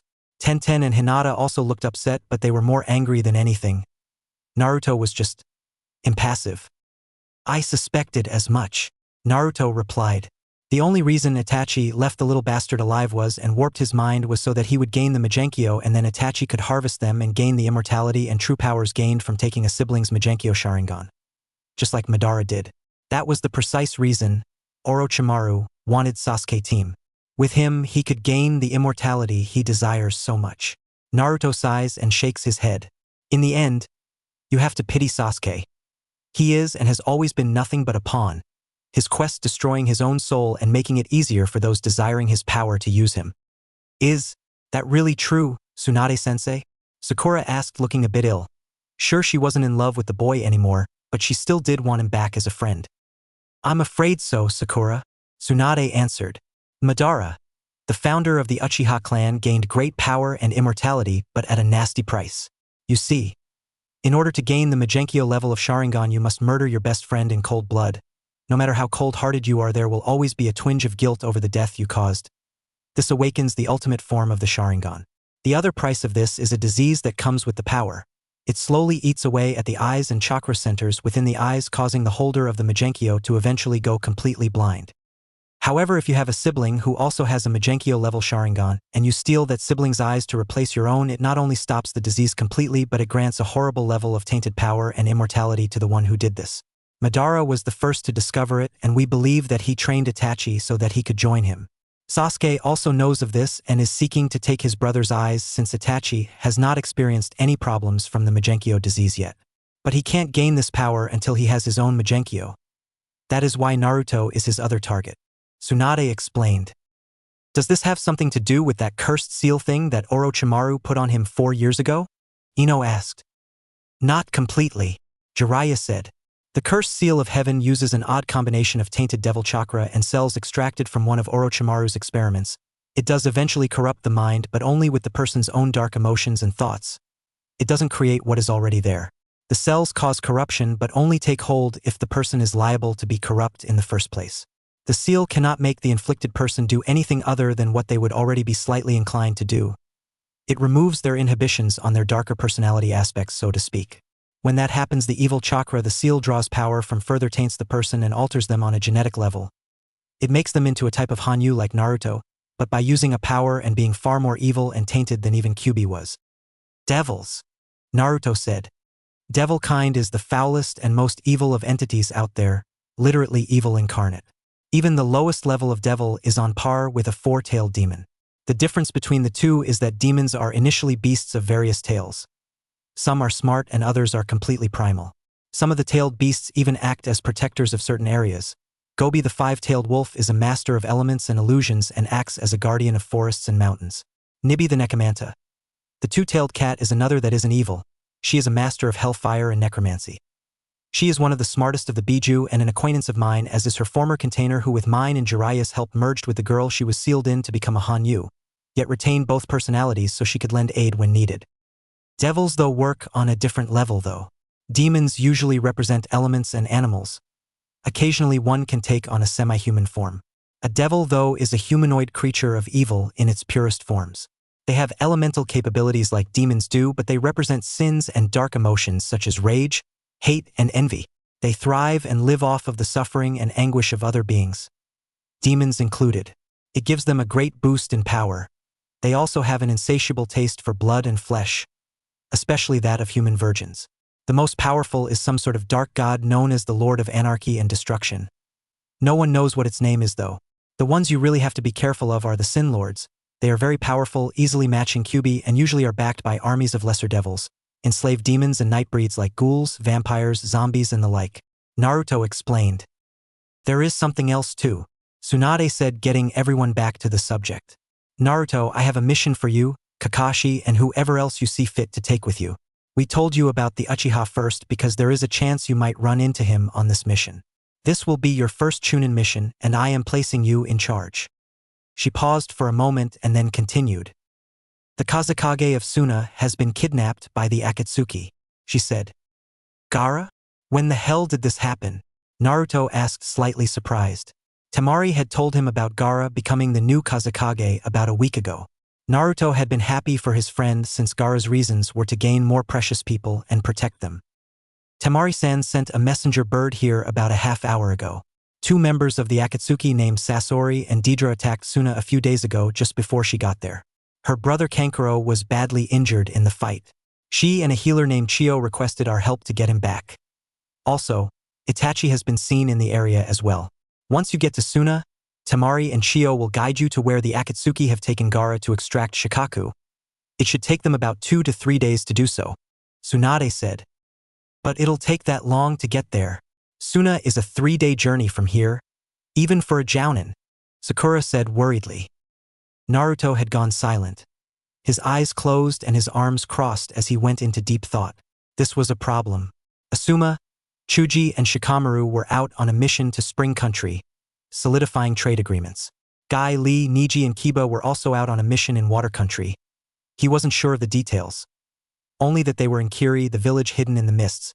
Kurenai was out on maternity leave, having discovered her pregnancy 6 days ago.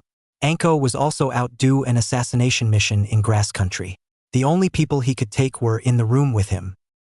All right, Naruto said, opening his eyes. I can get us all there in about a day and a half. Maybe less if we don't run into problems. Kakashi-sensei will be my co-leader for this mission. If I am not around, then he is in charge.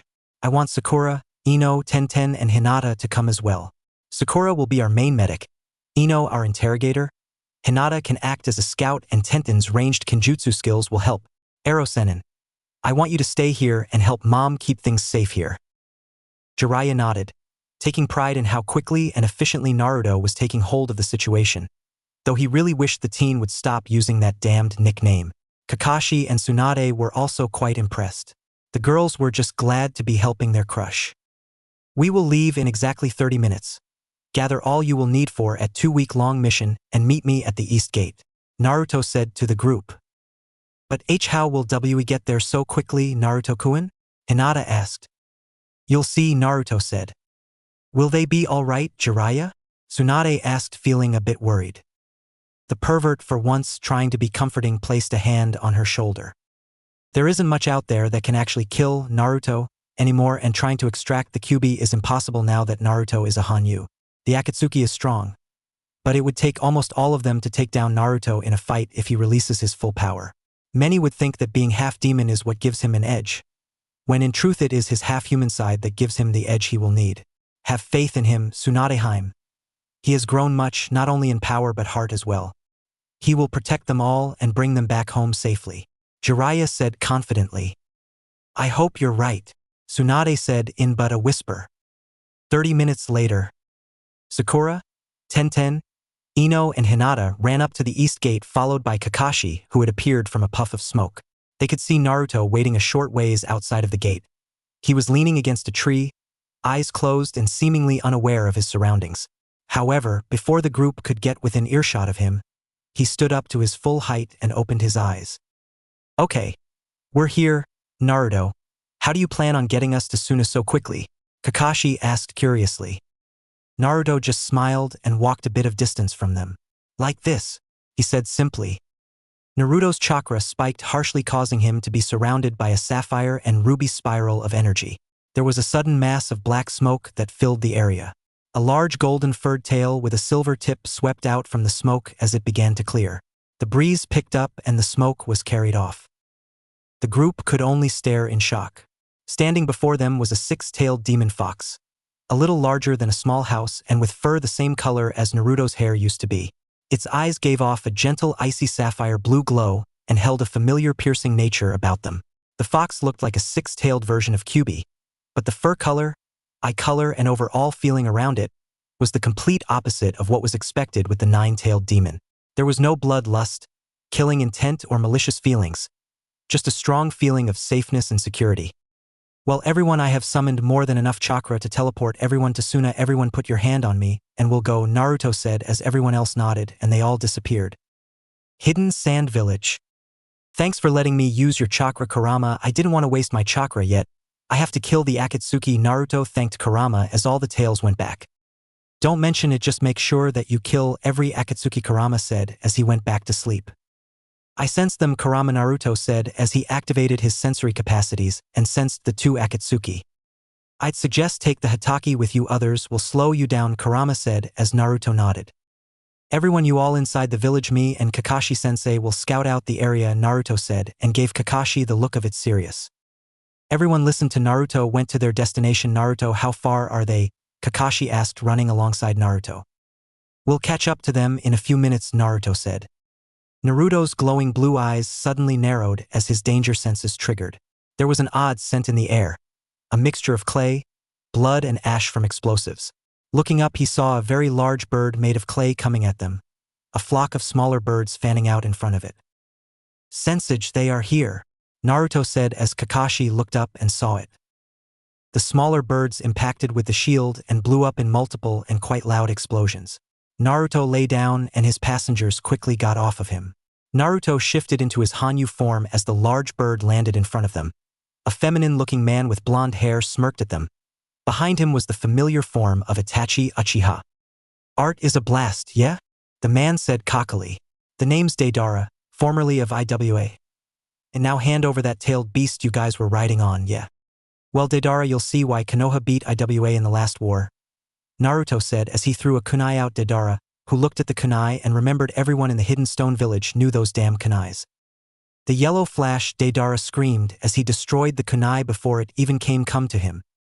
That's impressive that you destroyed one kunai. That was it, only one kunai, Naruto said, and Deidara was confused, but he saw another kunai behind his head, but before he could do anything he felt a lightning stab him in critical area and he couldn't move. Kakashi-sensei now, Naruto said. Kamui, Kakashi said as he kamui'd as much of Deidara's body as he could, and he saw the IWA ninja fell down dead. Your battle is with me, Kakashi, Sasori said, as he pulled out 1,000 puppets including his third Kazekage puppet. Kakashi was destroying one puppet at a time and one puppet was behind him with a sword, wind style. Gale Palm, Naruto said, appearing behind Kakashi, saving him. It's time to end it, sensei, Naruto said as he and Kakashi both stood back to back. Wind style. Rasengan, Naruto destroying half of the puppets. That was quite easy, your turn, sensei, Naruto said, smirking. Well, okay. Chidori Hound, lightning ran towards the rest of the puppets and down the puppets. Kakashi didn't stop there, he got close to Sasori and started fighting him in 1v1 combat, and Sasori was struggling, but then Kakashi left a blade stab him from behind. Looks like you were caught lacking, Kakashi.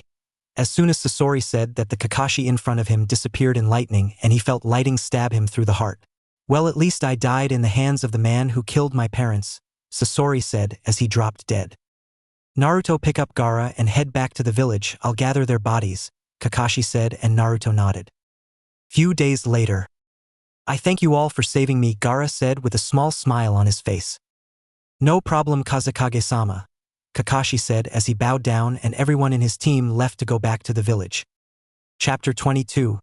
Cutting the Roots. It's been a week since the Konoha team rescued the Kazekage, more specifically Kakashi and Naruto, while Sakura healed Kankuro and the whole village was thankful for the help. Now Naruto, Jiraiya, Tsunade were in the Hokage office discussing about the future missions regarding Akatsuki and Orochimaru's labs. According to my recent intel that Sasuke Uchiha was gathering up different ninjas who were Orochimaru's experiments, Jiraiya said. I see, we shall wait him for more intel and then go after him, Tsunade said as both the men nodded. He's probably after Itachi-chan and she is ready to die, but I won't let her, Naruto said. What do you have in mind, Jiraiya asked, knowing about his relationship with Itachi. I will try to make Sasuke see the truth of the Uchiha clan, or what, Tsunade asked questioningly. Naruto activated his right eye and both Jiraiya and Tsunade looked at him, knowing about his Sharingan. I will be forced to use Shursui Uchiha's Kodo Amatsukami, Naruto said, deactivating the Sharingan. I really hate that I brat, but at least the Uchiha who gave it to you wasn't a bad guy, Kurama said, and Naruto nodded. What will you do with Itachi then, Jiraiya asked. I will make sure she's healthy and wait till this Akatsuki stuff ends, and marry her, Naruto asked, and both Jiraiya and Tsunade smiled at him. You really do love her, Tsunade said, smiling at Naruto. Now I have a secret to tell you guys. Naruto had the attention of both Jiraiya and Tsunade. For a while I joined the Root to gather information about Root, and Danzo used Shursue's Sharingan on me, or that what he thinks, Naruto said, shocking both Jiraiya and Tsunade. How did you break out of that genjutsu, Jiraiya asked, not questioning him joining Root. I used my Sharingan to cancel out the Genjutsu, but Danzo didn't notice, but I think he realizes that his influence has worn off, and now it's time to eliminate him, Naruto said. How will you do that? Tsunade asked. Naruto just smirked. See you tomorrow, Naruto said, disappearing into crows. Jiraiya, do you think I should send backup? Tsunade asked, concerned. No, he has definitely planned it, and we will be getting in his way, Jiraiya said seriously. Fine, Tsunade said, sighing. Naruto's house. Hello, Itachi-chan, Naruto said. A bunch of crows appeared in front of Naruto, who just smiled at him, and Naruto was also happy about it. How are you, Naruto-kun? Itachi said. Naruto immediately grabbed Itachi in his arms and started giving her kisses. You are as beautiful as ever, Naruto said, letting go off Itachi. You always say that, Naruto-kun, Itachi said, as both of them were now sitting at Naruto's house. When Naruto stepped in front of Itachi, he already had his mind made up about what he was going to do about Danzo. The man could not be allowed to live longer than he was living. Naruto would not even give the man the time to spend more time. He could not be allowed to enjoy his life anymore. If Danzo would surely come up with a way to get his hooks all over his life again ever since Naruto quit Root. Before something like that happens, it was best to just get rid of the man. Itachi-chan, Danzo will not see tomorrow. Cannot allow it. He has made threats that have displeased me. Your ideal Konoha cannot come to pass with that man acting as Hokage. The gray-haired man stated in a firm tone. Midnight, I will be sharpening my blades, and after which, I will go out prepared to let Four Tails out to cause a massacre. Itachi smirked about time, but she started coughing blood. Naruto picked up Itachi and laid her on the bed. Rest, Itachi-chan, we have a mission and Tsunade will be here anytime to heal you, Naruto said. No need, Rutoku. Itachi couldn't finish her sentence, but she was again coughing. Both heard Tsunade appear in the room. Naruto really wasn't lying about your situation, Tsunade said, appearing next to Itachi. Thank you for this, Tsunade-sama, Itachi said respectfully. Rest up, Itachi. After this mission of you and Naruto, I will be making sure you implant your father's eyes into yours, Tsunade said, and Itachi just looked at her confused. I don't have my father's eyes with me, Tsunade-sama, Itachi said. I do, Naruto said, taking out a scroll. While I was en route, I found a lab where Danzo stored eyes from your clan, Naruto said, and saw anger look on the stoic Itachi's face. I see, Itachi said, just laying down and recovering before the mission started. Both Tsunade and Naruto smiled at Itachi, who was sleeping. Bring her to me after your mission, Tsunade said, disappearing from Naruto's house. Midnight. Naruto looked at Kakashi with a blank expression on his face. The young Uchiha was standing in front of him and Itachi, looking at both of them with an equally blank look. How he was able to hold his look with both of them staring at him was something that was noteworthy but not praiseworthy. What are you doing, Kakashi-sensei? I was told about your mission and I wish to provide you with assistance, Kakashi responded. Naruto blinked. I don't think you need to come with us, Kakashi-senpai. We have everything planned out for months and you coming with us will make us change our plans, Itachi said. Both of my juniors have really surpassed me. Just knowing if you need help, just launch a fireball in the air. I will be nearby, CYA, Kakashi said, disappearing in a puff of air. He never changed, Itachi said, sighing. He really didn't, Naruto said, smiling. You ready to go? Itachi asked, and Naruto nodded, and both left towards the Root headquarters. Root headquarters. The place was brought to a standstill when a murder of cawing crows appeared in the dark corridors out of nowhere. The crows were suddenly surrounded by Root Umbu. It had occurred within seconds of appearing. Talk about effectiveness. It was silence until Danzo's footsteps echoed around, with his cane tapping the floor as he walked. He stopped a good distance away when he looked at both Naruto and Itachi. I wasn't really expecting this, the War Hawk stated. But it hardly matters. I can tie a loose end and then make you my soldier. It is foolish of you to come here thinking you can get away alive. Itachi, I did not think that you were this naive. There was a hint of disgust in Danzo's tone. Naruto looked around, watching the Root Umbu. He ignored Danzo as he spoke to the Uchiha beside him. They are effective, all right. Nice little dogs. I want to keep some of them since some of them were my former partners. Itachi narrowed her eyes slightly. That wasn't part of the plan. Why? With Danzo dead, they will be lost. It will be easy to make them work. Besides, I need some weapons of my own to look around this world. It may be fine here in Konoha, but as the invasion has shown, some people are busy plotting outside. I must know before it is too late. And this people, well, some of them will help me with that. Getting rid of them would be a waste, Itachi said. Is everything set? Naruto nodded. The barrier has been erected. I don't have to worry about anyone noticing anything. We can freely go wild. The moment the words left Naruto's mouth, the second student dropped down the ground on both his hands. The malicious chakra that resided inside of him started to pour out. It quickly surrounded his body, forming two tails behind him. Itachi's Mangekyo Sharingan came to life. We cannot afford to spend too much time here, and we need to know what Danzo has been planning, the Uchiha stated calmly. You can start with them, I will take care of Danzo. It should take a couple of seconds to deal with him. I need to be delicate to take Shirsue's eye. He looked to the man who dared stare at his Mangekyo. Tsukuyami. You really are something else, Itachi, Danzo said in the Genjutsu. Shut up now, you are in my Genjutsu and you will be bare for 72 hours now, Itachi said, stabbing the Warhawk for 72 hours straight. A moment later Danzo appeared a little distance away from Itachi. So you used Izanagi, Itachi said without any emotions. Danzo took off his bindings, showing Itachi the Sharingan implanted in his arm. You are too smart and dangerous to be left alive, Danzo said as he went through hand signs wind style. Wind bullet, Danzo said, launching wind bullets at Itachi, who just dodged, but as soon as Danzo noticed. With style. With spikes, Naruto said, impaling Danzo through the heart, who was panting. If you think I have forgotten about what you did with Shisui, you are wrong, Naruto said as he again appeared in front of Danzo, impaling him again with his katana. You brat, Danzo said, but before he could activate Izanagi again, he noticed his arm cut off. Damn you, Itachi. Itachi put her katana back.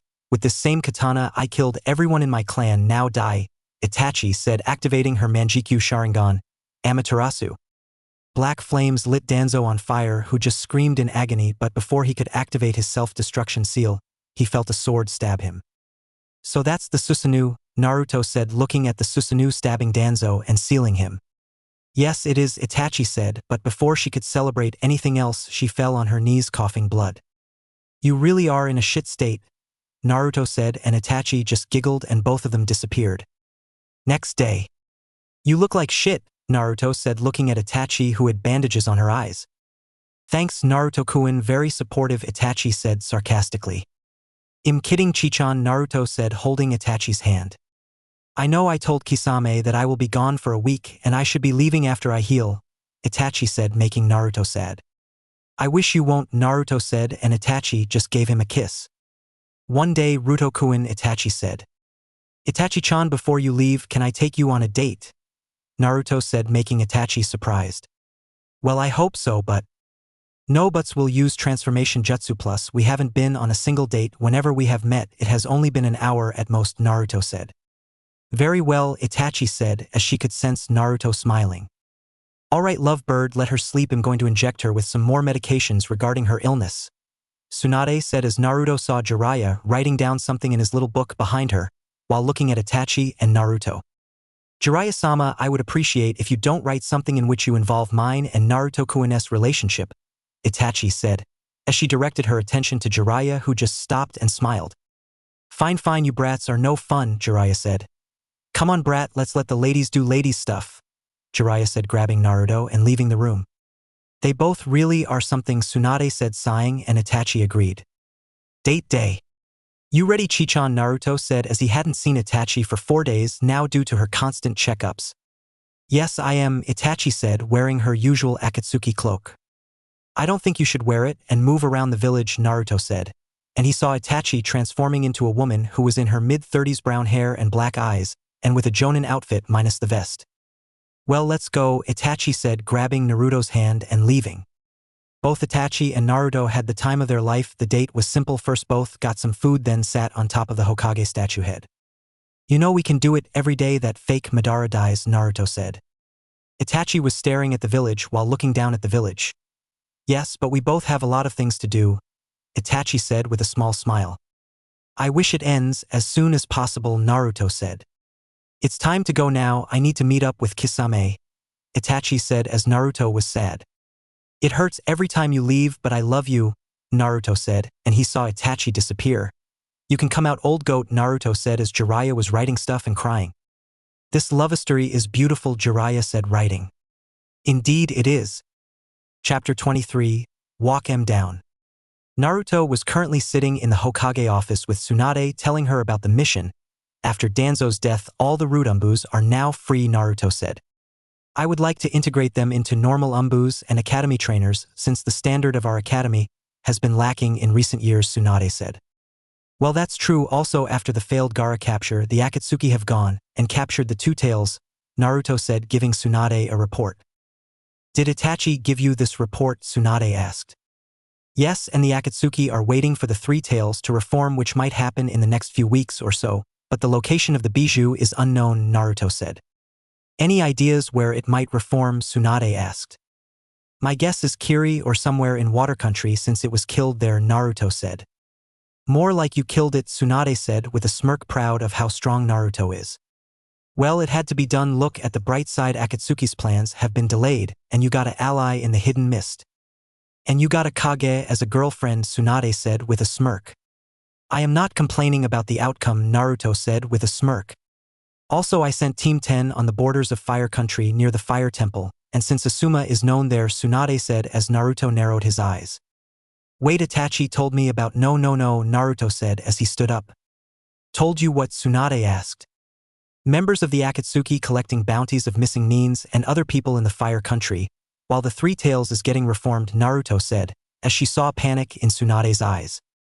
You idiot, should have told me earlier. Now your mission is go and assist Team 10, Tsunade said as she saw Naruto disappear from her office in a flash. Battlefield. Naruto appeared next to Shikamaru, who was panting hard. Shika, Naruto said as Shikamaru jumped from his position.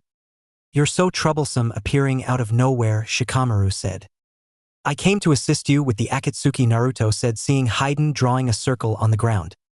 Thanks, they are too much for us, and only Asuma-sensei has been holding his own. Ino and Choji are in the opposite side, Shikamaru said as he tried to fight Kakazu and he was injured. Rest, Shika, Naruto said as he threw his kunai towards Haiden and disappeared. With the battle looks so tasty, Haiden said as he licked the blood of Asuma. What are you doing, you sick freak? Asuma said as he was on his knees panting. You'll find out soon, Haiden said as he was drawing a circle on the ground. A little help would be appreciated, Kakazu, Haiden screamed. Kakazu was counting the money he had gotten. Shut up, Haiden, Kakazu said and continued with his counting. Well, it's goodbye, Haiden said, but as soon as he was about to stab his heart, he felt a kick make contact with his face. Well, that was something, Naruto said, unsealing a scroll and grabbing a sword. Uzumaki, Naruto, you have a rather large bounty on your head, Kakazu said as he put his money in his pocket and entered the battlefield. Thanks, Naruto, Asuma said, barely getting up. Naruto nodded and made a clone, and it carried out of the danger area and faced the two Akatsuki members. Hey brat, you ruined the ritual. I will sacrifice you to Lord Dash. Haiden wasn't able to speak much more, as he felt his head come off his shoulder and Naruto looked at him assumed. I heard about your immortality and it's fascinating, Naruto said, putting his katana back. You fucking bitch, I will kill you, just you wait, Kakazu, attach my head, Haiden said as Kakazu was staring at him. Shut up, Haiden, both Kakazu and Naruto said as both were getting ready for their dance. Well, the Nine Tails container, I'll be quick with you, Kakazu said as he went through hand signs fire style. Fire dragon, Kakazu said as he launched fire dragons at Naruto. Water style, water dragon, a roaring water dragon traveled to the fire dragon and the attack cancelled out the fire release.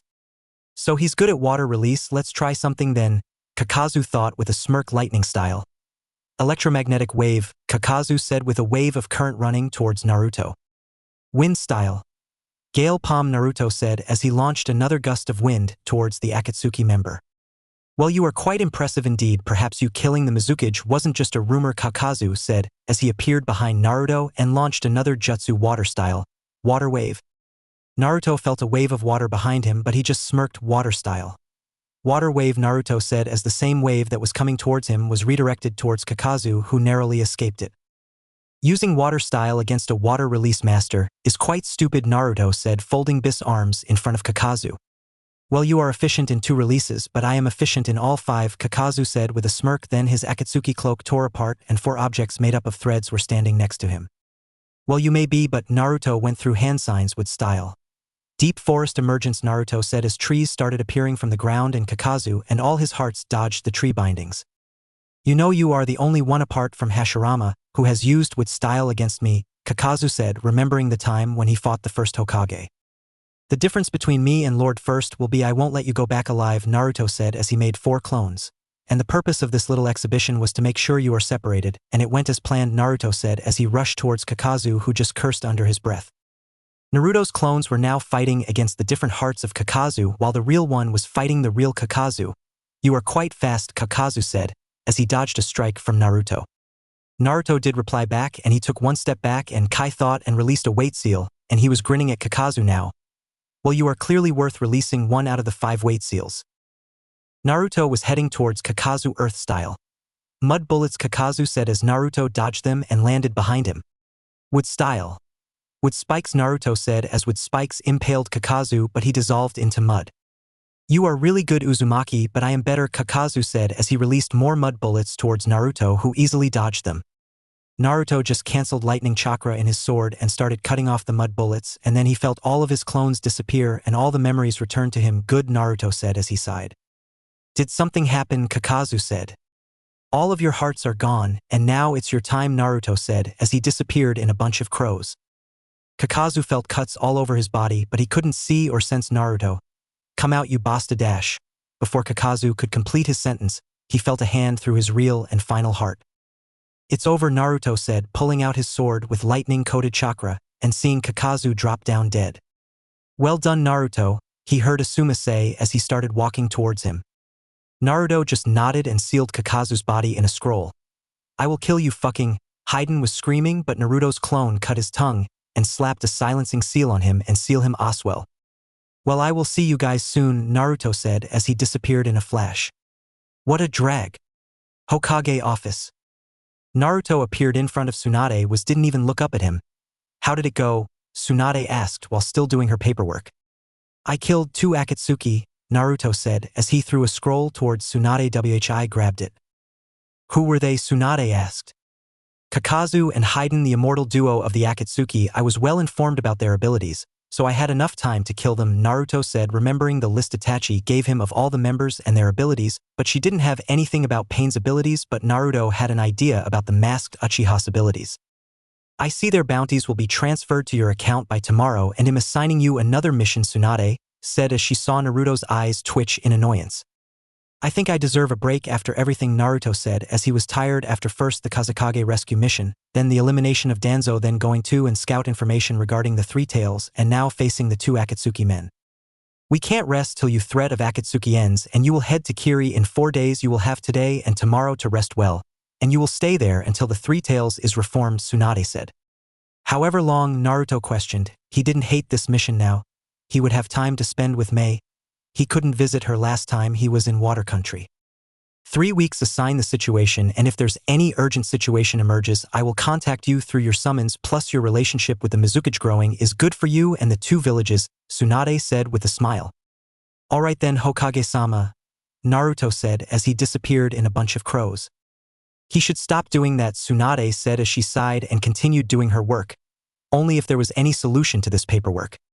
Some days later. My Naruto-kun, so nice to see you again, the Mizukage said, while seeing Naruto stand in front of her, while her umbus were surrounding him. Thank you, Mizukage-sama, I have been sent on a mission you requested, Naruto said as he handed Mei a scroll and she grabbed it and started reading it. Mei just smiled at him after she had read the scroll. Yes, please thank Hokage-sama for it, and also everyone in the office apart from Naruto-kun disappear. We have some urgent issues to discuss. Mei said with a cold look, and everyone in the office left, and she went through multiple hand signs activating privacy seals. As soon as everyone left the office and the seal activated, Naruto grabbed Mei out of her seat and had her laying on her table. You have no idea how much I missed you, Naruto said as he kissed Mei. Mei was also super happy to return the kiss. My word, Naruto-kun, so eager. Don't worry, Mei-chan is only for you, Mei said seductively, and she felt Naruto kiss her again. Well, how about we get comfortable and talk about some stuff, Naruto said as he picked up Mei and sat in the couch in the office. Well, what do you want to talk about, Naruto-kun? Mei said as she was laying on Naruto. First, I am here to capture and seal the 3 tails. Second, I am here for quite a while, Naruto said as he saw Mei beamed in happiness. How long, my love? Mei asked. Around 3 weeks, give or take, Naruto said. Mei was now sitting on Naruto and started kissing Naruto. That's wonderful news, my love. We will have plenty of time to have a lot of fun, Mei said, licking her lips. Well, we will do that, but the main thing is that we need to capture and seal the three tails into a strong container, Naruto said as he felt Mei just lay on his chest. Unfortunately, the number of people who are strong enough to carry the three tails aren't a lot, Mei said, remembering the number of powerful people she has in her village. Well, I have someone in mind, Naruto said as Mei looked at him with curiosity. Who? Mei asked, kinda curious. Zabuza, Naruto said as he saw Mei's eyes narrow. I see, not a bad choice, but a weird choice indeed. He recently joined us back after Yagura's death, Mei said. We both will go around water country from next week, so we could locate the three tails, Naruto said. What will we do in the meantime? Mei said with a teasing smile. Only one way to find out, Naruto said as he pinned Mei down to the couch. I think regular sex might get boring, let's do something fun, Mei said as she got up and went towards her desk. Adult shit. Naruto saw Mei get up and go there and started smirking and went in front of the desk. I have a mission for you, Uzumaki-san, Mei said with a smirk. She definitely hadn't thought about this idea beforehand. I'm not your soldier, Lady Mizukage. He played along as she pouted before lowering her face, inches away from his lips. Then consider a working relationship between two villages, Naruto Uzumaki. A little diplomacy never hurt anyone. You've never entered deals with Kumo, have you? He made her laugh as he'd been doing over the years. But I'll bite. What's the mission, Lady Mizukage? I want you. She got on the bed, which suddenly appeared in the office, more specifically his lap. Her toned, milky thighs rested against his legs, and her arms wrapped around his neck. To fuck the Mizukage so hard she doesn't walk straight for the rest of the day. Oh, he'd make her regret those words. As you wish, my lady, he whispered. Over. Naruto felt Mei collapse on him. That was fun, wasn't it, Mizukage-chan? Said as he kissed Mei's cheek, who just smiled at him. You completed your mission well, Uzumaki. Naruto, now take me home, so I have enough energy to make sure we can complete the actual mission, Mei said as she got dressed up. As you wish, Naruto said as he grabbed Mei, and both disappeared in a flash towards the Mizukage house. 3 weeks later. I really regret being here, Zabuza said as he saw Naruto and Mei sitting under a tree. What did you say, Zabuza? Mei said in a sweet tone. Nothing, Mizukage-sama, Zabuza said, bowing down, scared. Naruto got up, closed his eyes, and sensed a massive chakra getting reformed. Guys, get ready, the three tails has reformed, Naruto said as the two nodded and all she disappeared.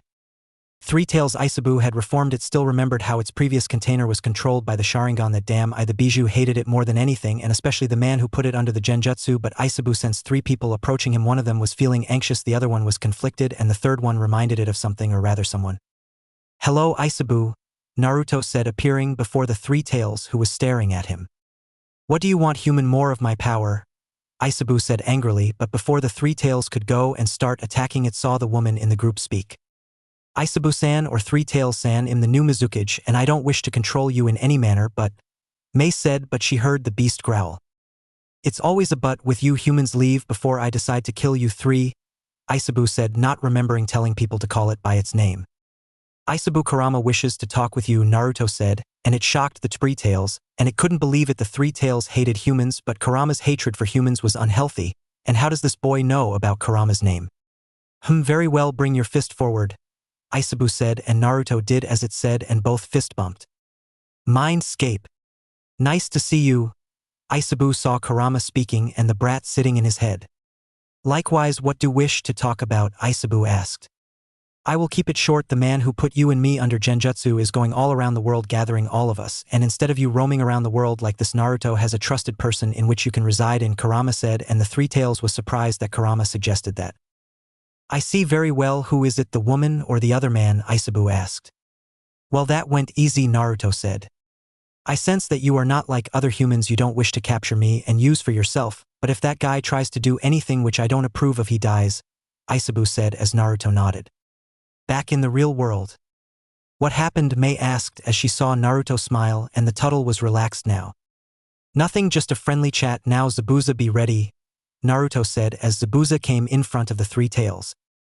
So you are my new container. You don't look half bad, Isabu said. Let's just finish it already, Zabuza said as he was assigned this task immediately after he came back from a mission.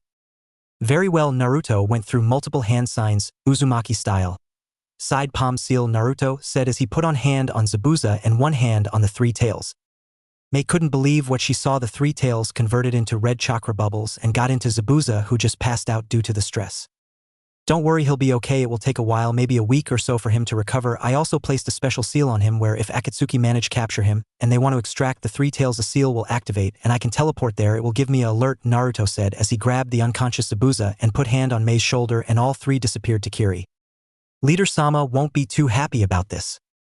Back in, Kiri. Whenever you are leaving, I wish you won't, Mei said as Naruto was sitting next to her in her office.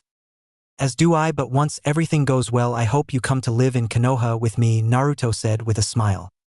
I would like that as well, but I want to wait a few years so the village situation is stable and I could nominate the next Mizukage and retire, Mei said. Well, you might be the youngest Kage to retire then, Naruto said with a chuckle. Well, I am only 23 right now, I think I can wait till 26, Mei said. Very well, after this all is over I will send a marriage request to you. Goodbye, Mizukage-chan, Naruto said as he disappeared in a flash. Marriage, Mei said with sprinkle in her eyes, but then she saw at her table and saw paperwork. Another reason why I wish to retire early and be with Naruto-kun, Mei said sighing. Chapter 24. Aim and Uchiha. So how did your mission go? Tsunade asked as she saw Naruto in front of her. We were able to capture and seal the three tails into a new vessel, Naruto said. Who is it? Tsunade asked with a brow raised. Zabuza. That's a good choice. Anything else to report? Tsunade said.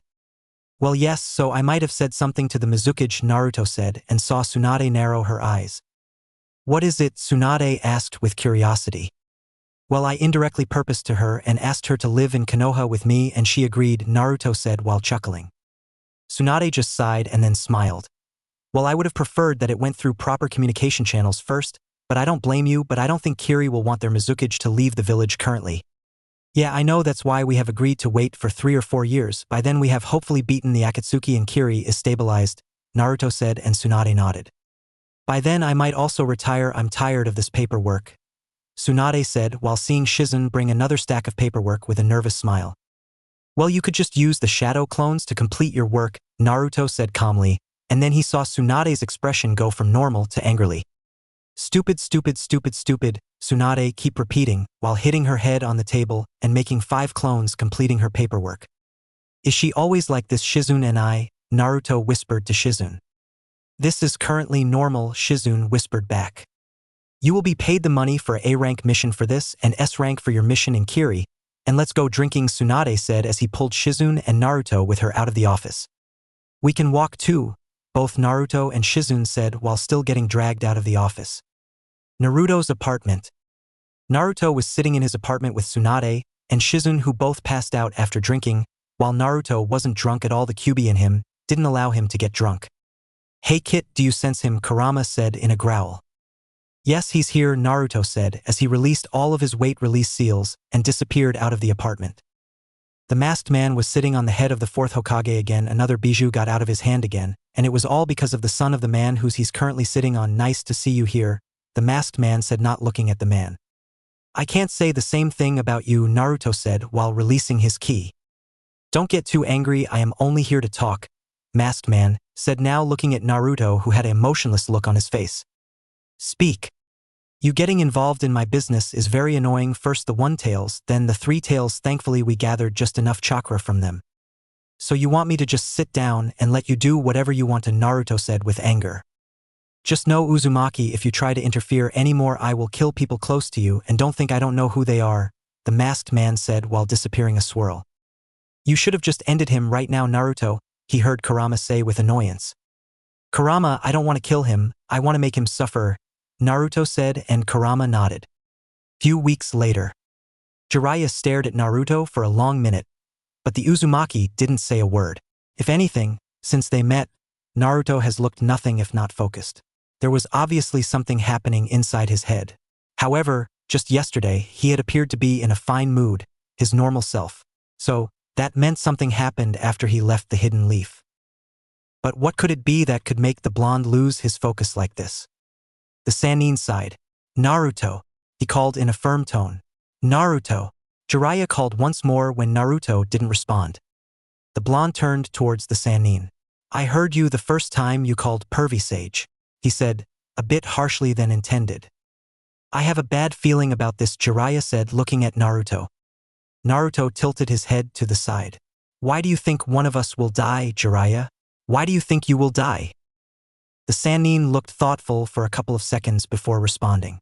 It is just a thought, he said.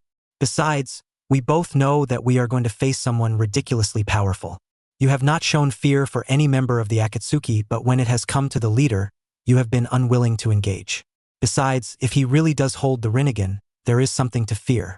I believe the Jujutsu is much more powerful than the Sharingan. Naruto nodded. That is disputable, but since they are the eyes of the legendary sage, we can assume that much.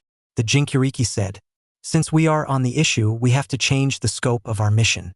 This is no longer just a mission to test if the man is really located here and see his power.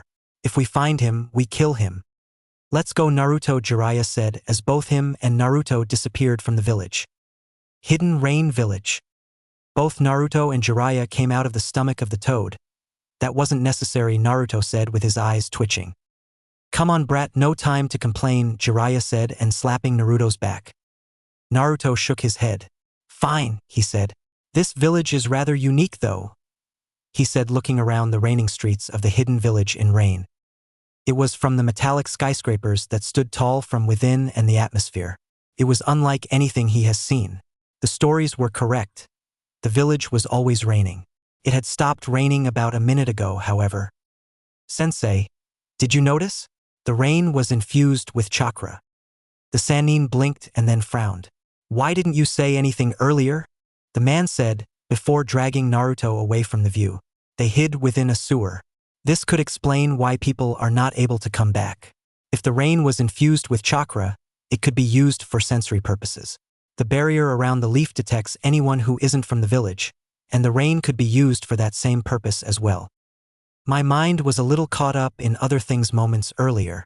Naruto responded calmly. Does that mean we have already been spotted? Likely the case. The Sannin said. Are you really going to be fine if you're being like this? We are going to face a very dangerous enemy. Don't worry, I will be fine, Naruto said. You should increase the efforts to gather intel then. Jiraiya appeared to think for a couple of seconds before nodding. I will send out a clone. The enemy will likely discover our location quickly if we go out interrogating people. At least if the clone gets seen, it won't give away our location, but it will give us the enemy's location. Naruto found a smile. I sometimes like the way you think when you're serious, sensei. The blonde said. I will send out a clone as well. Best we keep the appearance if they already know there are 2 intruders in the village. The Sannin nodded. With pain. Konan. Tendu called out to the angel of the god of peace. We have intruders in the village. They have been here for a couple of minutes. I wanted to confirm something I sensed. The Kyuubi's Jinchuriki is likely one of the intruders. Go out and confirm. I will be preparing my bodies in case it is him. Is that really necessary, Nagato? Konan asked. Tendu nodded. If he is the Kyuubi's Jinchuriki, our opponent will be the Bijou. We cannot go easy on it. Back with Naruto and Jiraiya. This village is really different from any other village I have visited. As few as they have been, I don't think there can be any that compares to this in uniqueness, Naruto said as he walked side by side with Jiraiya. On another note, I find the worship of pain of to be curious. With how these villagers speak mightily of him, I wonder what kind of power he wields, and what it is that makes it possible for people to call him a god. Finding out about that will be difficult since no one has seen him, Jiraiya said. You don't sound disturbed by the thought though. Should he be disturbed that there was a god in this village? No, not until he saw what this god could do. Perhaps if the man proved to be too powerful to being a human, then maybe he could say yes, he was a god. But Naruto doubted he would see something that would make him come to that conclusion. Neither do you sound disturbed, Jiraiya. If anything, you're amused, Naruto said, adopting a thoughtful look on his face. The only time you were perhaps disturbed was when you were told that Pain was responsible for killing Hanzo and everyone else who was related to him. He paused. That is something else, isn't it?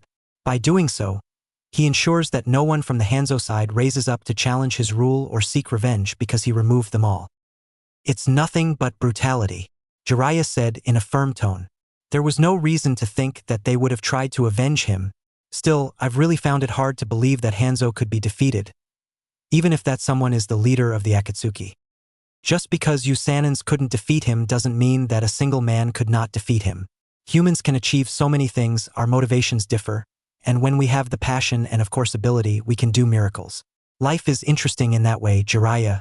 At some point, the limits are our own bodies and thoughts. Naruto stated calmly before adding, you cannot put a limit on people and say this cannot be done, because humans will surprise you. Jiraiya eyed Naruto for a long minute and just sighed. Jiraiya really wanted to know now more, but they still had a task they had to face in the name of pain. The man was worshipped as a god by his people and he did defeat Hanzo. He had to be strong. As they came across a secluded location surrounded by tall buildings, Jiraiya looked up sensing that they were facing enemies up ahead. His eyes nearly widened upon recognizing Konan and the Rinnegan, but what surprised him was that he was seeing two Rinnegan wielders. There shouldn't be two of them but just one. If he was seeing Konan and the Rinnegan, did this mean that the other man with long hair was Nagato? But how could that be? He had thought they were dead and the cloaks they were wearing clearly showed that they were of the Akatsuki. So, Nagato was the god and Konan was the angel? What had happened to his students? What really happened to them? Jiraiya wasn't angry, but he was disappointed that the loving children he had trained had turned out like this. Konan, you can stand back. I will handle them, but just to be on the safe side.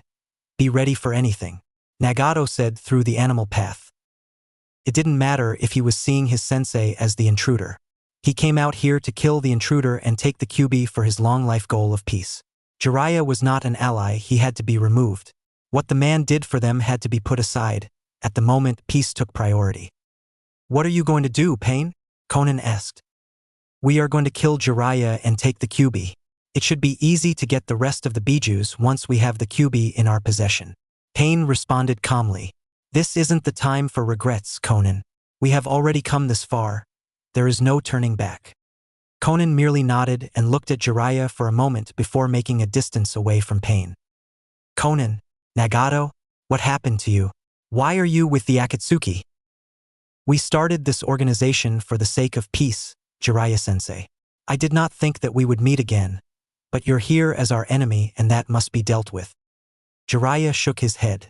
Was this really Nagato, the soft child who had told him that he would find a way to bring peace in this world? Was this the crybaby who was now speaking in such a cold tone that made him feel slightly small? Could people change like this? Orochimaru had always been twisted, so the Sannin was out of the picture as an example of how people could change. Peace? How can what the Akatsuki is doing bring peace, Nagato? What you are doing is wrong. There can be no peace in it, but just more conflicts. These conflicts are what will teach people pain. For this world to grow, it needs to know and experience pain.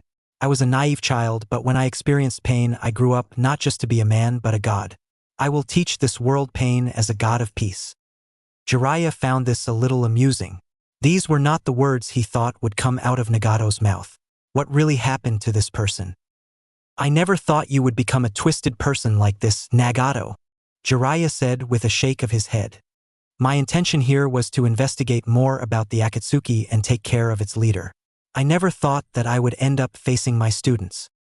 The Toad Sage said as he prepared himself for a round with the two Pains, looking directly at him. There was no need to continue talking anymore. They just had to fight. Talking wasn't going to solve anything anyway. At this moment, Naruto felt it was nothing more of a nuisance that was getting in the way of the day's mission. They had to fight here unless this talking was going to get through the thick skull of the man behind the Rinnegan, then could talk. Given his responses so far, it didn't appear likely that talking was going to take them to that road. It was all right nevertheless. Naruto had come here prepared to fight. Jiraiya could have his moment with his long-lost students after the mission. In this one, they didn't have to kill the man. A bit more talking after they have fought would do. It would be beneficial to make use this power that has aim worshipping the man. If it could bring a change that would urge humans who think twice about the way they lived, then he would be happy. Can we get this going, Jiraiya? Naruto said to the Sannin whilst preparing hand seals. Before the Sannin could respond, Naruto was already releasing his jutsu. It wind style, wind stream. The blonde released a powerful stream of wind from his mouth. The wind blasted towards the two paths standing above the two Konoha nins. As the powerful jutsu neared them, the two panes leapt to the sides with the other flashing to its right and the other to its left. Naruto's jutsu hit the steel wall of the tall building, creating a loud boom as the wind's power powered through the wall. "Oh!" Jiraiya started with a smile. "You're showing your true colors now," he said of Naruto using his wind element from the get-go. It wasn't something that the Naruto usually did, but the Sannin knew that wind was Naruto's strongest element. He had trained with the blonde after all. "We are not going to go anywhere if we fool around," Naruto said, lunging towards the Preta path. Konan decided to get involved as well, even though Naruto had told her to stay away. She thought it was perhaps better for them if they fought together because Nagato had only brought out two paths to fight. They could not just underestimate these two like that. The angel of Amigakure flapped her paper wings and appeared just above Naruto, blocking his path. Without even saying a wind, the woman's paper wings started releasing paper formed as arrows in quick succession. She wasn't just releasing a couple, but many of them that made it impossible for Naruto dodge in his position. Wind style. Great wind breakthrough. The Uzumaki released powerful gusts of wind without even the use of hand seals. The wind was released quickly to counter the incoming paper arrows that would surely leave his body bleeding if they hit them. The paper arrows collided with the gusts of winds, halting for a moment, but Konan kept firing them without pause. Naruto couldn't keep up with his jutsu for far too long and was forced to use Shunshin to get to the ground with enough speed to avoid getting cut by the arrows when his jutsu stopped protecting him. Naruto didn't even have the time to look up when he landed on the cold ground in one knee. The many paper arrows were still being fired towards him, and with nothing in between him, they appeared in a menacing form. Naruto was forced to roll over to the side to avoid the jutsu before abruptly getting up with a twirl, hands clasped together. Before he could even release his jutsu, the Preta path sneaked up on his left side. The path of pain was slightly above the ground, its right foot weaving through the air as the man aimed for a high kick towards the blonde's face. Naruto was caught off guard by the sudden attack. He cursed. He had been focusing on Konan's attack and forgot about the pain.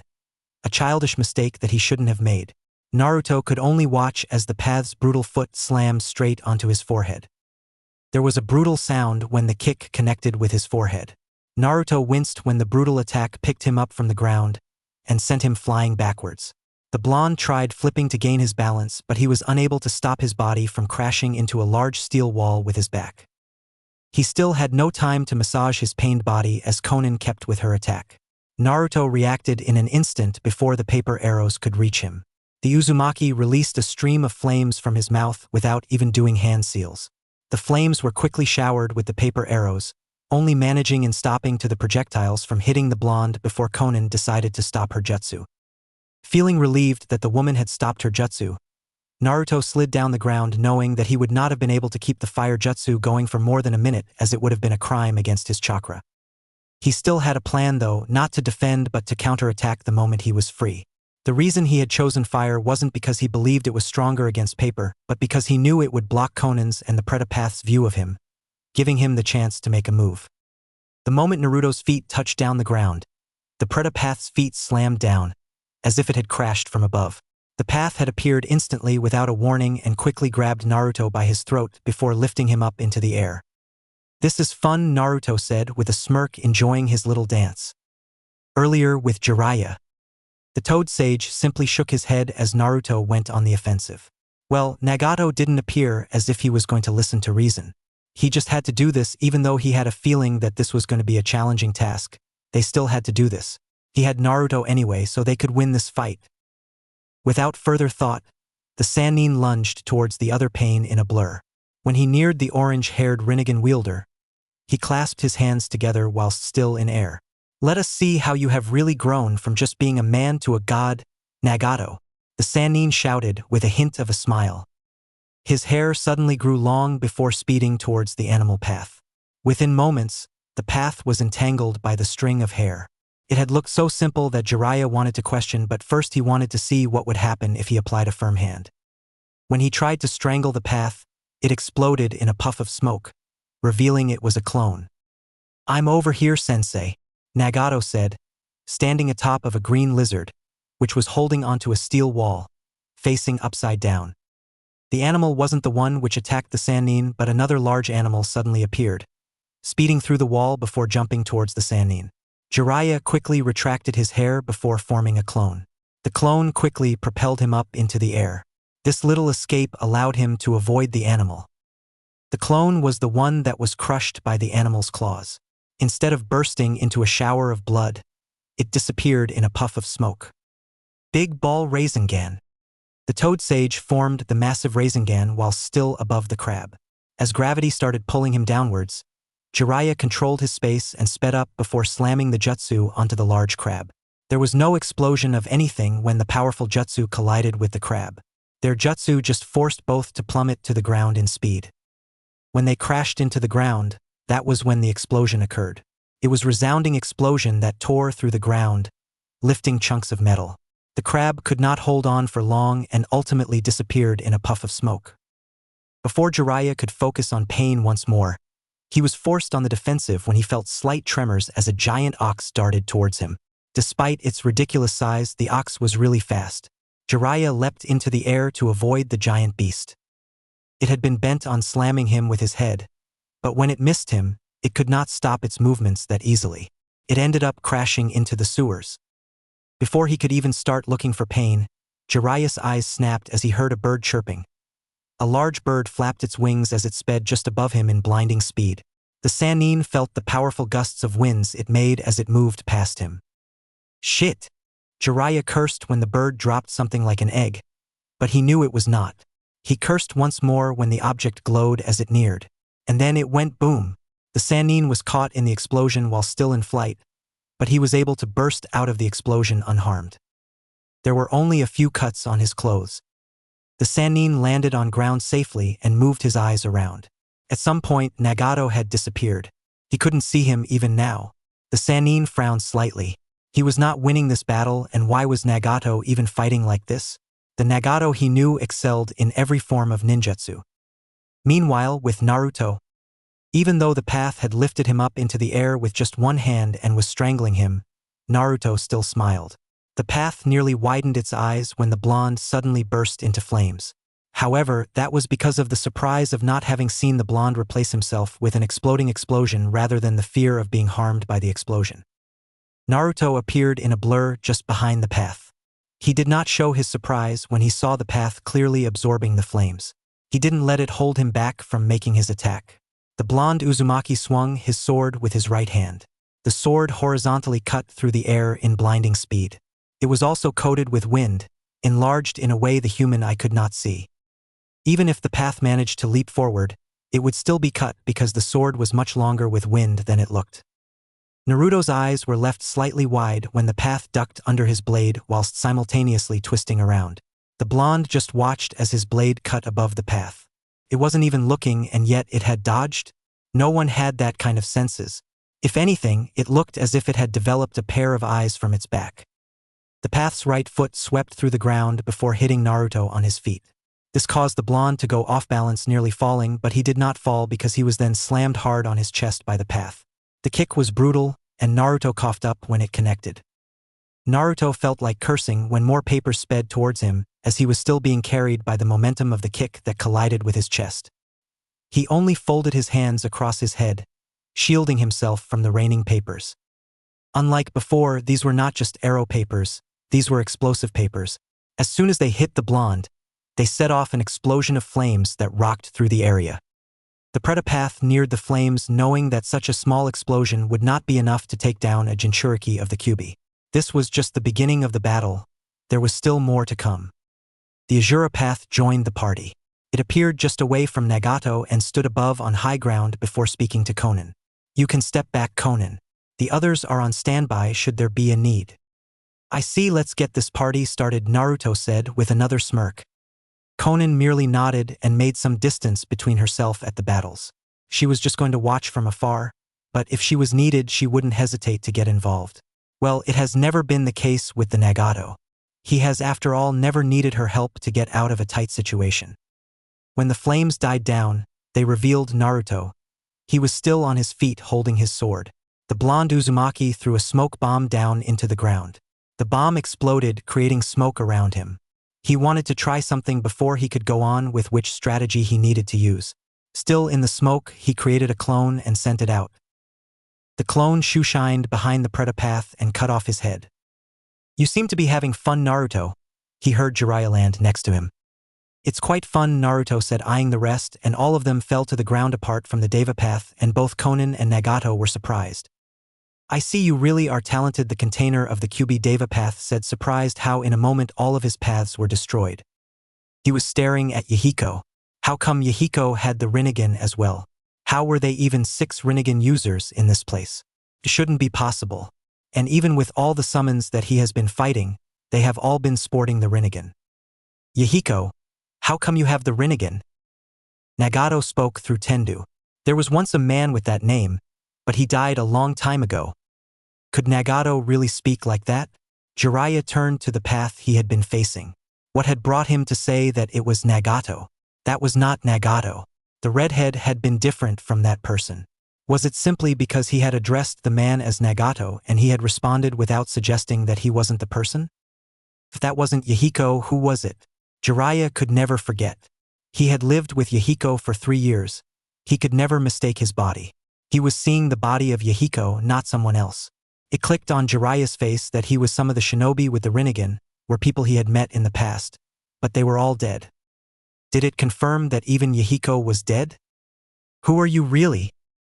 "We are pain, we are God." Shinra Tensei. Tendu released a directed blast concentrated towards the Sannin. His jutsu clashed with the flames, slamming them back towards Jiraiya. Seeing his flames being directed back towards him, the Toad Sage disappeared via Shunshin. Naruto looked down the ground and saw that the paths were still focused on Jiraiya. He took out the 3-pronged kunai and threw it towards the path he had killed earlier. He already knew it could absorb chakra, so fighting with it was going to be a problem since his skills were ninjutsu focused. With style. "Deep forest emergence," Naruto said, with trees growing out of nowhere and trying to capture Yahiko, who just escaped. "Almighty push," he said, and the trees growing went back, but more trees started growing and were headed towards him, but then he noticed the trees had caught Konan. "Pain, don't worry about me, do what you have to," Konan said as the trees sucked up her chakra and had her pass out. "You dare," Nagato said angrily. "Almighty push." Another burst of force launched towards Naruto and Jiraiya, who just dodged. "Sensei, he has a cool time, he can't just spam this jutsu, and let's see how long he has to wait," Naruto said, going through more hand signs water style. "Water tornado," Naruto said as the water under all of them became multiple tornadoes and started rushing towards Yahiko, who just dodged. "Massive Rasengan," Jiraiya said as he appeared above Yahiko. "Almighty push," he said and pushed Jiraiya away, but he saw through a few kunais towards him. "So it's 5 seconds," Naruto said as he appeared next to Yahiko and had a wind-style Rasen Shuriken and slammed it into Yahiko, killing off all the paths. "That was something," Jiraiya said, panting. "For someone who calls himself God, he is quite weak," Naruto said, slightly relaxing. "But we got to find the real body." "How do you think we do it?" Jiraiya asked. Naruto saw Konan unconscious in his tree bindings, and he heard Jiraiya pull out his notebook and started writing something, and he just sighed. He pulled one of Konan's eyes open and entered her mind and saw everything. "Sensei, follow me," Naruto said, grabbing Konan and disappearing, and Jiraiya behind him. "With Nagato." "So you are here," Nagato said, not looking up. "Nagato, what happened to you?" Jiraiya said, looking at his pupil. "Pain Sensei, I don't think you need to know everything," Nagato said. "I have seen it all through Konan's memories," Jiraiya said, looking down. "Then you might realize that we are just following your idea of peace." "Nagato, this isn't what I told you about." "Sensei, people only come together through mutual feeling of pain. There are bigger and stronger countries occupying land and committing genocide on the population, and what do the rest of the world just watches?" Nagato said, and he saw Jiraiya be quiet. "You are right, there is no such thing as peace, but what we can do is achieve for solutions. If you kill someone's family, they will want to kill people close to you, and the cycle of hatred will continue," Naruto said, appearing in the room with Konan on his back. "What do you purpose?" Nagato said, amused by the answer. "Nothing. I'm someone who can achieve peace. I just want to make sure people close to me are protected, and your method of peace is incorrect. Have you imagined how many families you have killed, people's life you have destroyed?" Naruto said as both Nagato and Jiraiya were silent. "You want to become what you hated, Nagato, or should I say my fellow Uzumaki?" Naruto said with a small smile. Nagato chuckled a bit.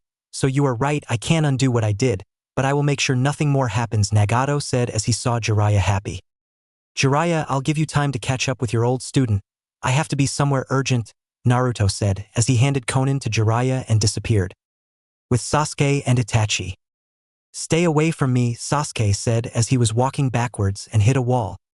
Then he felt two fingers tap his forehead and his sister fell down, and then he saw Naruto appear in front of him, who picked her up before she could fall on the ground. Sasuke, it's time to go home, Naruto said as he grabbed both Itachi and Sasuke and disappeared in a flash.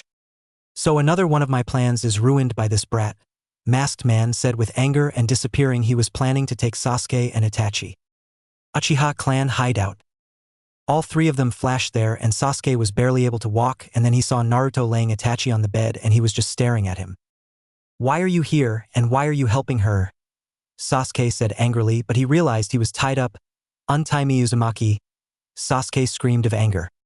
Relax, Sasuke, you always wanted answers, and me and your sister are here to give you the answers, Naruto said. Sasuke's eyes were widened in shock and anger, but before he could say anything he heard Itachi wake up and give him a smile. His sister, his murderous sister, was smiling at him like she used to, and she had tears leaking out of her eyes. I'm glad to see you are so strong, Sukuna, Itachi said with a warm smile. Sasuke currently had no words to say, he was just looking at his sister, and the only words that left his mouth were, "Why?" Sasuke asked in a low voice. I have always lied to you, always thought about you as a child, but I will show you everything now, and no matter what you think I will always love you, my younger brother, Itachi said, activating her EMS and Tsukiyomi, putting her brother under a genjutsu. Sasuke saw it all, everything on how the Uchiha tried to use Naruto and how they wanted to kill everyone, and multiple assassination attempts on his family by the clan so they could hurry up with the invasion, and then he saw his sister watch Shursui die. Then she saw how another masked man started killing every woman and children while her sister killed all the policemen, and then he saw his parents wanting to die and he didn't want to kill them. And then he saw himself, and then he realized why she said sorry after killing everyone, and then the jutsu ended. So you went all that? Sasuke asked with tears flowing through his eyes and the MS Sharingan. Yes, and I am sorry. Before Itachi could say anything more, she felt Sasuke hugging her and crying, and she saw Naruto leave both of the Uchihas just sit there and cry and talk for what felt like hours. I wish you would have told me earlier, Sasuke said, sitting next to his sister.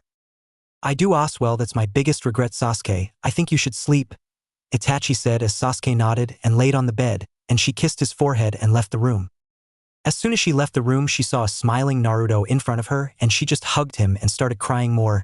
Don't worry about Itachi-chan, everything went as planned. Sasuke took the news well, and we don't have to worry about him, Naruto said. Yes, and thank you, Naruto-kun, Itachi said, while kissing Naruto, who just smiled at her, and both left to their room and slept. Chapter 25, Meeting of the Two. Although he was tired and needed a long sleep, Naruto had not rested. He could sleep during the night, and he wouldn't be against using pills to force his mind to was really going to change things, and this was so close to killing that masked man who took everything from him at childrenhood. Almost all of Akatsuki members were either dead or not with the organization. You are really silent right now, Naruto. Naruto saw Itachi appear in the small lawn of the hideout. Naruto's eyes snapped towards his lover before a smile slowly formed his lips. I had a long day. My body is still feeling the effects of the battle I had with the Akatsuki's leader. A long battle it had been.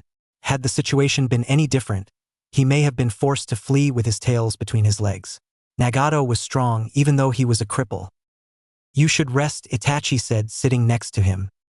I could say the same thing to you, my love, Naruto said, and Itachi put her head on his shoulder. I don't feel like sleeping anymore, especially after seeing you, Itachi said. Thanks. Both just sat there silently enjoying each other's company. Do you have anything in mind what you want to do before you and Sasuke leave for the village? Itachi said after a while. I wanted to spend some time with you, Naruto said with a smile. You are too cheesy sometimes, Itachi said in a teasing tone, and Naruto just laughed in response. Perhaps, and it turns out that the leader of the Akatsuki is an Uzumaki and someone Jiraiya had trained for 3 years. He called them the AIM Orphans, Naruto said, and Itachi remained silent. He never mentioned that fact whenever I gave him reports regarding Akatsuki, Itachi said. Because he thought they all died and never visited them, but he's currently with them catching up while I'm here, Naruto said, and Itachi nodded. So how was Lord Second? Itachi asked out of nowhere. He was everything you read about, but no one mentions about how smart he actually was. While Madara and Hashirama were credited with the creation of the village, it was Tobirama-sensei who did all the work behind the scenes, from the running of the academy to the organization of the Umbu and the creation of Chunin exams and the police force, Naruto said. Unfortunately, because of his policies regarding the creation of police force, the Uchihas didn't like his regime, Itachi said, remembering the clan meetings. The creation of the police force was made because the Uchihas wanted a separate avenue of control in the village, and Sensei gave them a position they were suited for, and the Uchiha clan isolated them from rest of the village as compared to the Senju and other clans in Konoha, Naruto said, and Itachi nodded. Indeed, that was one of the reasons behind the distrust of both sides, but Lord Second does have regrets. One of his biggest regrets was not naming Kagami Uchiha as a potential Hokage nomination, so that the village could be aware of a Uchiha was aware of that fact, Naruto said. I see, I don't think there will be another Uchiha Hokage now, Itachi said. Who said that? Last time I checked, you and Sasuke are alive, Naruto said, and he heard Itachi chuckle. You really expect everyone to accept me as the Hokage? Naruto, the same person who killed everyone of her clan, but Sasuke could become the Hokage, Itachi said, looking down. Itachi felt her chin lifted up and Naruto looked up at her and smiled. Perhaps I might have changed up the story a little bit with the Hokage and Jiraiya, Naruto said with a smirk, and Itachi was confused. What do you mean? Well, after Danzo's death, Tsunade announced to the village the person who actually killed everyone was Danzo and the masked man, and you were framed, and you accepted the hatred of the village to hunt down the masked man, Naruto said. Itachi was shocked and looked at Naruto. Why would you? She felt pair of lips on hers. Because I love you and I know it's your dream to be the Hokage, and everyone in the village knows you are a hero of the village and you will come back home with us, Naruto said, and he sww tears leave Itachi's eyes, who was happy. Itachi was now whipping off her tears with a smile on her face. I never expected things to be like that, she now said in a low tone. I learnt a lot of things from Tobirama sensei, and one thing was how to talk to people properly, or you can say diplomacy, Naruto said. I should thank Lord Second then for getting something like that through your thick head, Itachi said as she poked Naruto's forehead with 2 fingers. You might be one of few Uchihas he might have actually liked, Naruto said, and Itachi laughed. So how is the Mizukage? Itachi asked. Since she knew about the relationship between her and Naruto, she was the one who first allowed it, but she regrets it a little. She's well, she wished to meet you soon, Naruto said. One day sure, we both have to fight for you every day once everything ends here, Itachi said with a little chuckle. Well, you both are special to me, especially you. It might sound like favoritism, but that's how I feel, Naruto said as he felt Itachi push him down and was sitting on him. Good, because I am the first, Itachi said, kissing Naruto. Let's do this inside, I don't want Sasuke to see us again, Naruto said as he grabbed Itachi and disappeared in their room. Next morning. How was your sleep, Sasuke-kun? Itachi asked as she saw Sasuke walk up to them and his eyes were twitching. Was going good until I started hearing stuff break, Sasuke said, annoyed, and Itachi just blushed and cursed under her breath. The seals didn't work, I think, Itachi whispered. What did you say? Sasuke asked. And nothing, Itachi replied with a nervous smile. She could remember the last time she was this happy. Sasuke said, doing the usual Uchiha emote. You guys ready to leave? Naruto asked as he appeared in front of them. Yes, are you done screwing my sister? Sasuke asked.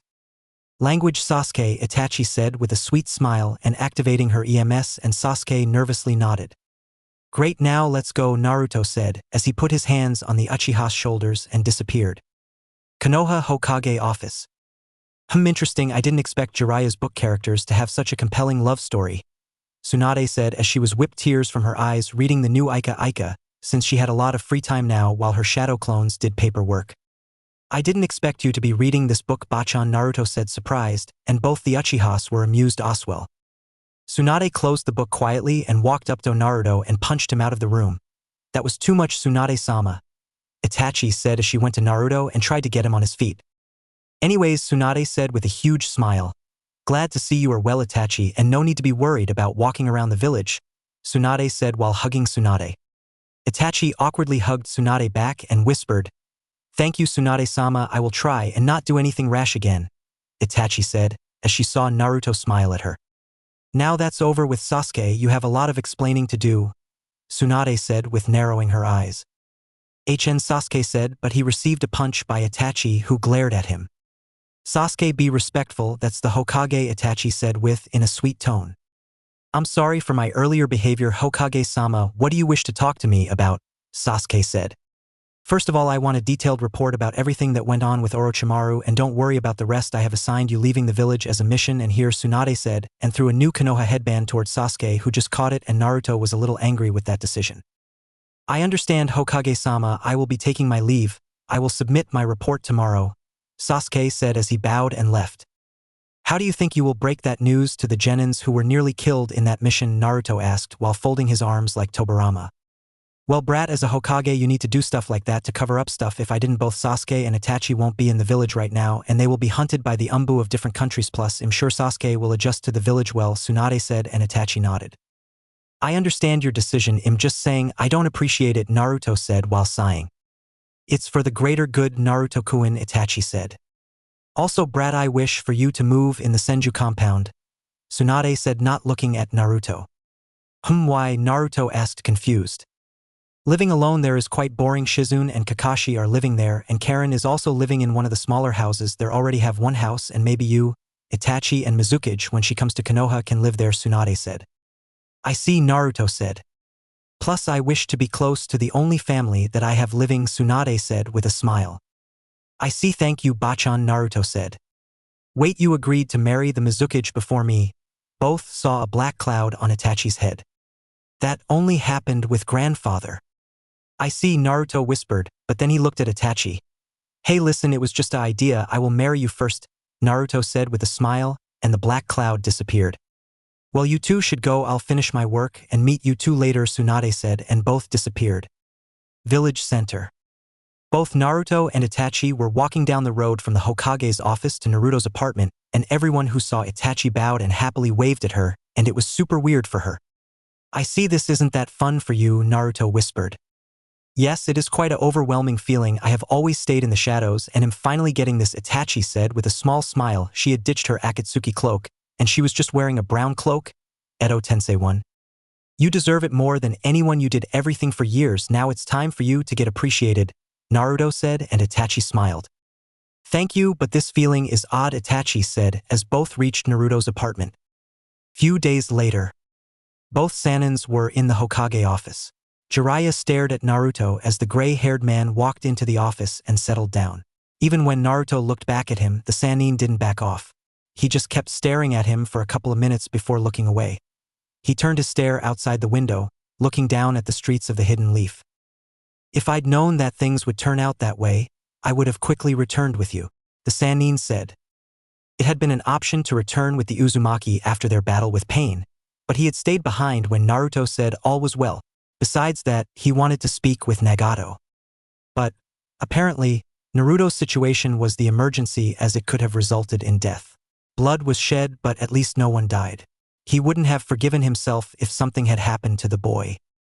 Otherwise, his dialogue with Nagato and Konan had been fruitful.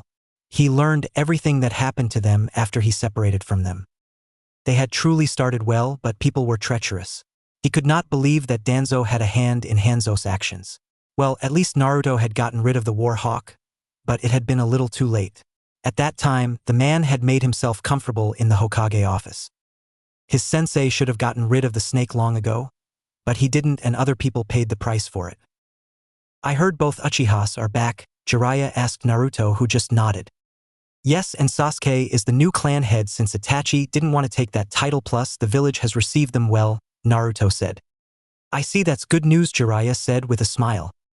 How did the talk with Nagato go? Tsunade asked. It went well. Aim is open to trading with Konoha, and the thing that helps everything is no one knows about the identity of Pain, and Nagato has buried the body of Yahiko, and I hope that you can help with his legs, Tsunade, Jiraiya said, and Tsunade nodded. That's good, but what about the masked man? Naruto asked in a serious tone. He thinks you killed Nagato, and he will come to Aim to get the Rinnegan, and when he does we'll go there and capture him. I gave Konan a kunai with the marking, Jiraiya said, and Naruto nodded. That's good to know. Itachi-chan already killed Kisame and Zetsu. There's only one member of the Akatsuki left now, and we can finally relax, Naruto, the Sannin nodded. Anyways, there is a 5 Kage summit in the next week, and I wish for you and Itachi to accompany me, Tsunade said, and Naruto nodded. Alright, I will be leaving, Naruto said and disappeared. I think I want to retire, Jiraiya, Tsunade said. So early on? Jiraiya asked. Yes, I won't be Hokage for a few more years and hand the title to someone, Tsunade said, tired of this job already. Any names? I would have named Naruto, but he has rejected, saying he prefers staying in the shadows, So the list is extremely narrow. It's Kakashi, Tsunade said, sighing, remembering she offered the Hokage job to Naruto jokingly, who just laughed it off. I would suggest Itachi Uchiha Aswell, Jiraiya said. I was also thinking about her. I really like her as a person, and as a shinobi, do you think she will be accepted, Jiraiya? Tsunade asked. Yes, haven't you observed the reaction? She is loved by everyone, and I don't think there is a better option for Hokage than her. Plus, I think Naruto will make sure about that, Jiraiya said with a laugh. You are right, Tsunade said, returning the laugh. Also, the Mizukage is coming to the village. She hopes to travel with us to the summit, signifying the alliance. That's great news. Have you told Naruto? Why ruin a surprise? Tsunade said with an evil smirk on her face. You evil woman.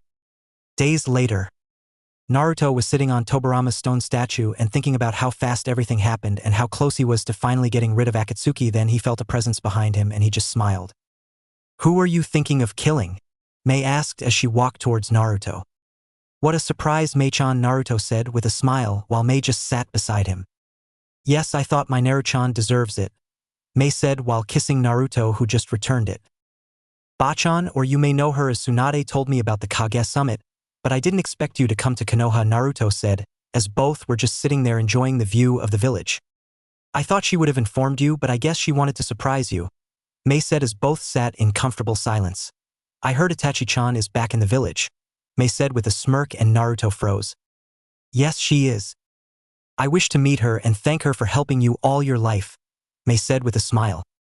She's currently busy with clan stuff, but she will be free at dinner time. We could arrange something, Naruto said, thinking how the meeting of his two girlfriends will go. Don't worry about it, Naruto-kun, we are adults, will find a way to move with this unique arrangement, Mei said in a teasing tone. I hope so. Dinner time. Lady Mizukage, it's an honor meeting you, Itachi said with a small smile. Mei just returned the smile. It's lovely meeting you, Aswell, Itachi-chan, just Mei would be fine. Very well, Mason, I hope you enjoy the dinner, Itachi said, as she seated on the right side of Naruto, who was just silent.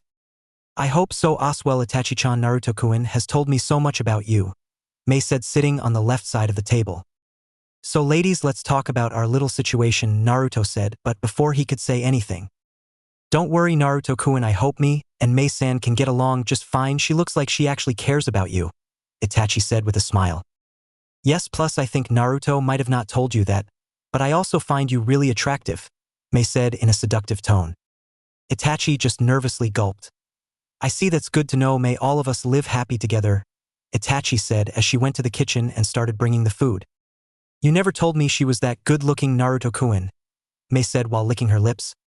I mean, you had seen pictures of her, Naruto said. The pictures don't do her justice. After dinner I wish to have a small talk with her, Mei said, and Naruto nodded, and all three of them ate dinner in a relatively light chat. After dinner, Itachi-chan, can we talk in private? Mei asked, and Itachi nodded, and both went towards the garden of the new house. Naruto and Itachi shifted too. What do you wish to talk about, Mei? Itachi asked, not as formal as before with Mei since she started liking the woman. Mei just sighed.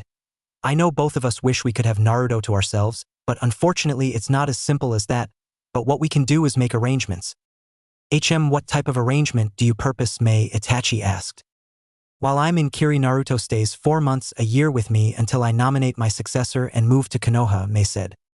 I see that could work since that would assure the hidden mist that the alliance between Konoha and Kiri is a permanent one, Itachi said. Thank you for that, and I only plan to remain the Mizukage for a further 2 more years. I don't wish to stay away from Naruto-kun, plus Konoha is a nicer place to live, I must admit. Mei said this decision was hard on her, leaving everything and everyone in Kiri, but she had made her mind. I appreciate that, plus I wish our future kids to stay together and not be in different villages, Itachi said, and Mei beamed at the answer. You are so cute, Itachi-chan, Mei said, hugging Itachi, who just hugged her back.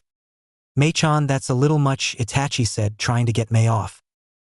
Itachi-chan, I will show you what isn't enough, Mei said, and she started kissing Itachi, who eventually kissed back and started enjoying it. That was quite delightful, Itachi whispered as she broke off the kiss with Mei. That's just the trailer, Itachi-chan, will be together for the rest of our lives, there is a lot more, Mei said. I see, Itachi said as she grabbed Mei's face and kissed her. Naruto was walking towards the garden looking at how the whole conversation went, but then he saw Mei and Itachi kiss and his brain was overheated and blood came out of his nose and went back. Kurama, was that real? Naruto asked. Hell yeah, Kurama responded, happy that he'll see this scene for a while now. Did you hear that? Mei asked, now sitting with Itachi. Nope, Itachi said as both her and Mei went inside the house and saw Naruto passed out and his nose has blood leaking out. Both women just chuckled at the scene. I hope he doesn't die when he sees us on what we agreed on doing together, Mei said. I agree, Itachi just responded, putting Naruto on his bed. Next morning, Naruto woke up and remembered what he saw last night and realized he had just hit the lottery, and the fact Kurama was even happier than him made him laugh even more, but he felt too weight on him. He saw both Mei and Itachi were sleeping with him. I can get used to this, Naruto said as he saw Itachi's eyes open up. I hope so, Oswell, Itachi said, getting up. Remember, we have to leave for the 5 Kage summit today. I'll go and get the breakfast ready. Wake Mei-chan up, Itachi said as she went out of the room. You really struck gold with her, Naruto-kun. Naruto saw Mei wake up Oswell and he gave her a kiss. Indeed I did, let's get ready, so we don't get late, Naruto said as Mei nodded and both left to get ready. Chapter 26. Summit. So you guys ready? Tsunade asked as she saw Naruto, Itachi, and Mei nod. And Jiraiya will be the temporary Hokage in the meantime, Tsunade said as she stood up from her chair. Jiraiya was sitting on the office's window. Fine, how long do you think you will be gone for? Jiraiya asked, as he didn't want to be Hokage even for a day. Maybe a week or two. We will drop by Kiri on the way and make some arrangements regarding our alliance, Tsunade said as Mei smiled at the blonde Hokage. Fine, just go already. I will be sacrificing my research time for this, Jiraiya said as he felt Tsunade's punch on his head, who just grinned. Sensei, when will you learn? Naruto said, sighing. Never, Jiraiya said, doing his silly pose. I think we should leave, Tsunade-sama, Itachi said as she stopped Tsunade from punching Jiraiya again. Fine, everyone, let's go, Tsunade said as everyone disappeared in a flash. Jiraiya just sighed and his eyes started shining as he saw the Hokage crystal ball. Hell yeah, Jiraiya said as he could still complete his research. Land of Iron. Few days later. The group of 4 were walking towards the venue where the Kage of the Great 5 villages were supposed to be meeting, and it was in a neutral spot like Land of Iron. So how far is it? Asked Naruto, bored of just walking instead of just disappearing to the place. Just a few more minutes, brat, Tsunade said. She hadn't traveled this much since she agreed to become the Hokage. We are here, Itachi said as she saw the gates of the building. Naruto-kun, you stay with me and Itachi-chan will stand while Tsunade-sama, Mei said as everyone nodded and the guards saw the Kage and their escorts and nodded and let them in. I just hope that the Raikage doesn't turn into an idiot as usual, Tsunade said as Mei just laughed. Don't worry, I think he might see reason, Mei said as they entered the conference room. They saw there were sitting arrangements for the Mizukage and Hokage who were last in the looked at Gaara, who had Temari and Kankaro with him, who just waved at the group that left Konoha. Then there was the Tsuchikage, who was a short old man, a man who had been through all 3 world wars, and he had his son and his granddaughter as his security guards. Then there was the Raikage, who was there with his bodyguards Darui and C, and I was the first one to speak. You are late, Mizukage and Hokage, I said with a growl. Both Mei and Tsunade was sat and Gaara was in the middle of both, who didn't reply to the Raikage, but someone else did. A black cat crossed our path, so we had to take another way. Everyone saw Naruto, who was standing behind Mei, who was trying to control her laugh. Similarly, Tsunade and Itachi did the same, and Gaara and the gang just smiled at the excuse. They knew that was something Naruto would do. That was something. Let's get meeting underway, the samurai leader. All the Kage nodded and all eyes were on Itachi. Uchiha now, and Tsuchikage was the one talking. Of course the Leaf would welcome a former traitor back. What's next? Orochimaru coming back to Konoha, Tsuchikage said mockingly, and the Uchiha's reaction didn't change a bit. I hope you didn't call a Kage meeting just to say that, Tsuchikage, Tsunade said, while narrowing her eyes. Tsuchikage just grunted. Well, that's not the reason. The main reason is that she used to be a part of the organization which kidnapped the tail beast from our villages. Similarly, Yujito is also been kidnapped by the Akatsuki, and her little group is responsible for it, Raikage said angrily. If you would, I would like to explain it to you, Itachi said as everyone was now listening to her. Yes, the Jinchurikis have been captured, but none of them have been killed. How so, Itachi-san? Gaara asked. Because of the reason you are alive, the Akatsuki's plan was to capture the One-Tails till the Nine-Tails, and since they were unable to capture the One-Tails, that puts their plans on hold. They have in the meantime captured the containers of the bijou and put them in a place, Itachi said, completing her explanation. How many have they captured? Asked Mei. The 2 tails, the 4 tails, the 5 tails, the 6 tails, Itachi said as she saw Tsuchikage's eyes narrowed. What about the 7 tails? Asked Tsuchikage, remembering the failed mission, and behind him his granddaughter tightened her hand in anger, still remembering that the kid from Konoha defeating her. She's safe. Itachi didn't say much more. That sounds like Konoha has the 7 and 9 tails. Reikage said, staring at Tsunade. Just gave him a stare back. Do you any proof for that claim? Mei asked, curious. Tsuchikage was about to say something, but he felt the hand of his granddaughter squeeze his arm and he just sighed. We can discuss it later. What do you purpose we do? I would. What will you all do? Obito said as he appeared standing in the middle of the kage. So you are the masked man, Reikage said as he immediately went towards the masked man and passed through the man and was about to hit the Hokage, but an orange ribcage protected her. Do not engage with him, Naruto said as he appeared in front of Obito. I would say the same unless you all want your villages to have no kage, Obito said as he was now staring at Itachi, who still had her Susanoo activated. So you got new eyes, looking beautiful, Itachi-chan, he said sarcastically. She's unfortunately taken, pal, Naruto said as he sensed something and he smirked. Enough, I Madara Uchiha, I have had it. I declare the 4th Great Ninja War against the great villages. Everyone in the room were surprised by that declaration. I have had it, Tsuchikage said as he activated particle style and trapped Obito in it, and it exploded. Itachi had expanded her Susanoo, covering the Kaze and Mizukage Oswell. After the attack ended, the Susanoo was half destroyed. You old bastard, you nearly killed everyone in the room, I said with anger. At least Madara is gone, Masked Man said as he was casually sitting in the Tsuchikage's chair with his hands wrapped. Obito felt the two behind him try to slice him and it just went through him and he just sighed. Just remember, this war will be deadly for all of you. You have a week to hand over the 1, 3, 7, 8 and 9 tails to me if you don't want war, Masked Man said, disappearing, but not before staring at Naruto, who just folded his hands in front of him and smirked. Don't worry about him, I will kill him and get you your ninjas back, but I can't promise the tailed beasts, Naruto said as he saw that Tsuchikage and Reikage stare at him. You expect us to hand you out tails beasts? The granddaughter of the Tsuchikage spat out. You should be respectful, don't forget the last time we faced, Naruto said, staring at the black-haired woman. What do you mean? Her eyes were widened in shock. The gray hair, known for his speed, his use of wood style. You are the same. Yes, I am. As promised, I will return your ninjas, Naruto said as him and Mei walked towards Tsunade and Itachi, and all 4 disappeared while giving Gaara a smile, who smiled back. He's the Namake's brat, I said as he saw Naruto disappear. He reminds me of the 2nd Hokage. If I didn't know, I would say he's a student of his, said Tsuchikage as he left. We really traveled this much for a 5-minute meeting, Temari said as the other 2 sighed and walked away. Hidden mist. The group of 4 appeared on the gates of Kiri. I didn't know you marked Kiri, brat, Tsunade said as she saw Naruto pant a little. You okay, Naruto-kun? Itachi asked as she looked at Naruto. Yeah, it just takes a lot of chakra teleporting from Land of Iron to Kiri, especially with 3 extra people, Naruto said. Well, it's about to be nighttime, I think we all rest, Mei said as she walked in her village and everyone bowed to her. Please go and clean up the rooms in my estate while I go and get something to eat with my guests, Mei said, and the mist on who nodded and disappeared. Wish I had shinobis as efficient as this, but in stuck with Kakashi and Naruto, Tsunade said, laughing. Well, Hokage-sama, I won't mind trading them for Naruto-kun and Hitaki Kakashi, Mei said, returning the laugh. You are too kind, Mei, Tsunade said. I feel like a toy getting traded, Naruto whispered to Itachi, who just chuckled a little. Don't worry, Naruto-kun, you sound like a toy I would play with, Itachi said teasingly. I never thought I would hear words like that from you, Naruto said with a similar chuckle. I might as well, Itachi said as the group entered a restaurant. The group of 4 sat down in a special spot just for the Mizukage and ordered. So did you guys talk about your little arrangement? Tsunade asked. Yes, we did. Naruto-kun would stay in Kiri for a few months every year until Mei-chan doesn't join us in Konoha, Itachi said.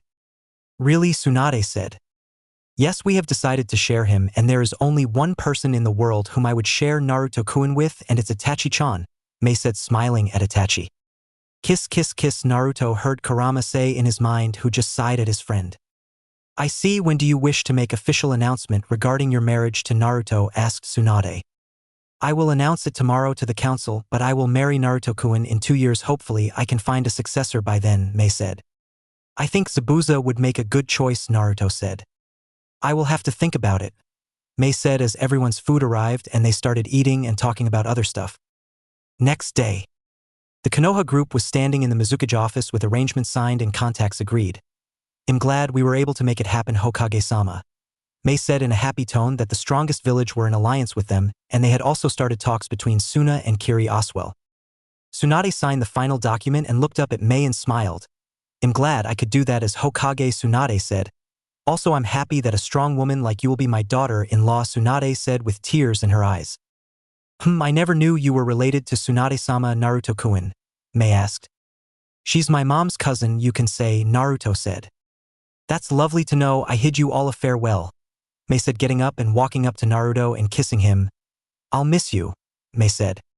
Naruto returned the kiss, likewise Mizukage-sama. Mei then walked up to Itachi and kissed her and whispered, "Make sure to use the stuff I told you about on him," Mei said as Itachi smirked. Tsunade narrowed her eyes. "I never knew you two were like that." Itachi said as all three disappeared from the office. Konoha Gate. All three appeared in Konoha and saw the gate guards looking at them. "Naruto and Itachi, you guys go and prepare dinner. I'll be back to the clan compound after I go and visit the Hokage office and see what Jiraiya did," Tsunade said as she walked towards the Hokage office. "I guess I will be joining you at dinner, Oswell," Naruto said. "Any particular reasons?" Itachi asked. "I have to go to Hidden Rain," Naruto said. "Be more specific." "He's there and I need to talk," Naruto said, and he disappeared. Itachi just sighed. He was just hoping that damn masked man would just disappear. "I should invite Sasuke for dinner, Oswell," Itachi said as she started walking towards her brother's apartment, but she saw Jiraiya and Kakashi flying out of the window. They never learn. Hidden Rain. Obito sat on a building in Hidden Rain. He knew he would be here any moment, but he didn't feel Konan's and Nagato's chakra. He really missed Zetsu for these purposes. It never occurred to Naruto that Obito would decide to show up before him.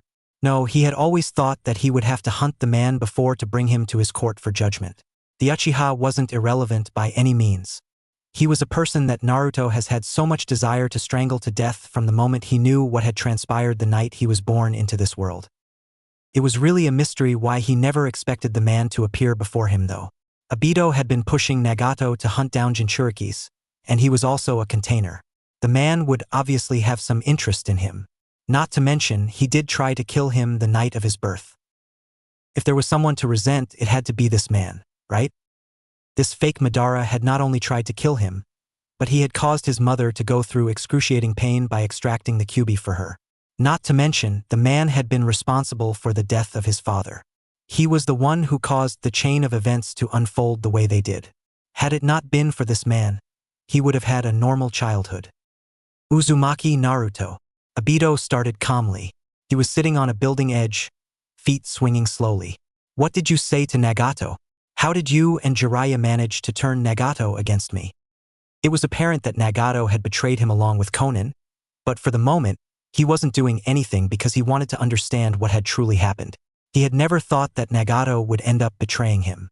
But it has happened, and from his last conversation with the man, there wasn't going to be any changes to the stance, especially when it seems that the man has become slightly alive. He was wondering what the man was going to do from now on, but there was nothing that was coming out of Nagato. He wasn't going to use force, not now at least. Even so, he still had the Bijus with him. The only thing he did not have was control over the Geto Mazo. For that to happen, he had to take the Rinnegan from Nagato. It would not be simple, but he would have to it soon because he could not wait any longer. The longer he waited, the more complicated it would become to make the plans come true. Naruto took a single step forward, looking up at the man he hated. It was a little troubling to try to hold back his emotions when looking at the man. Naruto shook his head. He needed to calm himself before he did something unthinkable or unbecoming of him. "Nothing that you need to know," Naruto stated calmly. "I'm a little surprised that you were able to use Nagato, despite all his power. Well, you're not completely helpless yourself." Obito looked down for a moment, sizing up the blonde Uzumaki. Naruto's strength was something that not even Zetsu could clearly say was this level. There were flashes of brilliance every now and then, but even then, it has never looked as if the Uzumaki was giving his all in any fight. It was something that made Obito wary, because he could not judge Naruto's power. He could not determine that amount of effort he would need to deal with the gray-haired Uzumaki. "I didn't ever think that Nagato would betray me, which makes me curious in learning what you said to him," Obito stated calmly. But it doesn't look as if you're going to tell me anything. The Uchiha paused for a moment before changing the subject. At the moment, there is still time to do damage control. To subdue you, we don't have to fight. Nagato is the only opponent I will fight if he insists on following this traitorous path. Naruto narrowed his eyes ever so slightly. Now, those were some dangerous words coming from the man before him. If this person was saying that he didn't have to fight him to get what he wants, it meant that he had other means to get things done. This other way wasn't a way that Naruto knew, and that made him uncomfortable. I know that you are capable of a lot of things, and perhaps you even think that you can take me on, but you have one weakness, Obito stated in a cold tone. Your heart. It is perhaps true to say you tolerate other people living around you, people that aren't in your group. From what I have observed, you have no shed of care for the other people. However, you have devoted yourself to loving your Meichan, also known as the Mizukage, and my fellow clan woman Itachi, and now you are about to get married. I heard congratulations, but if you value them, you will stay away from Nagato. Next time we meet, it will be the death of you, Naruto said, staring at the masked man. Just remember, Uzumaki, I can strike anyone at any time. When he finished speaking, the man swirled away in a black vortex. Naruto's face turned into a smirk. He couldn't wait to put his hands on the man who was responsible for everything that went to shit. You just wait, Naruto said as he disappeared. You saw that right, Nagato, Konan said as both of them saw that interaction from a building with seals covering it, masking their chakra. Yes, looks like me and Madara will have a death match, Nagato said. While sitting, he still used his legs, but he had some medical ninjas from Konoha help me. The irony, they were the same ninjas who once killed his parents. Maybe pain does heal over time. Not in your current state, Nagato. I will be up running in a few weeks, Nagato said with a smile, and Konan just returned the smile. Chapter 27. Getting rid of the trash. Naruto was sitting in the Hokage office with Sasuke. Both were called to the Hokage office, and they looked at Tsunade, waiting for her to tell her what to do. The reason I called you two here is because there have been sightings of Orochimaru, Tsunade said, and she saw Sasuke surprised and Naruto just staring. I see, Naruto said. Why would you call me and Sasuke in specifically?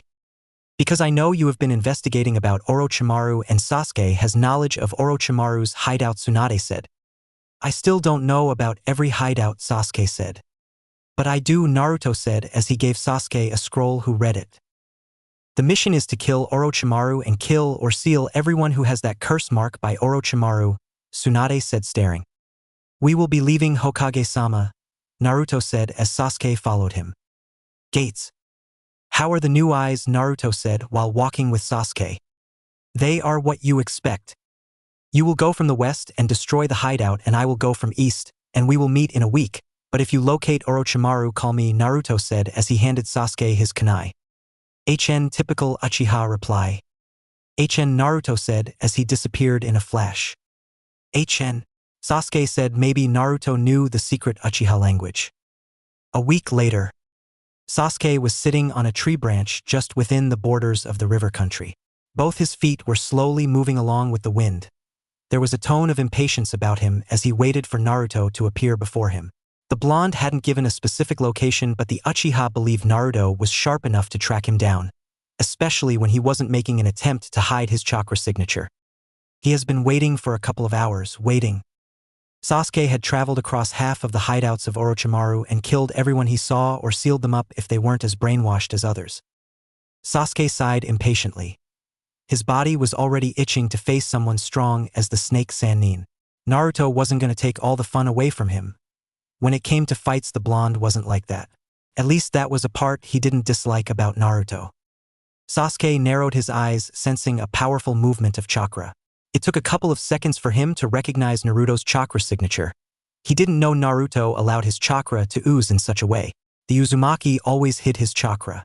Only naturally born sensors could tell of the wealth of power Naruto has at his disposal. He had power, but he has never felt the need to reveal it to people. When Naruto landed on a tree close to his, Sasuke raised an eyebrow. Naruto was exuding a malicious feeling that honestly made a part of him nervous.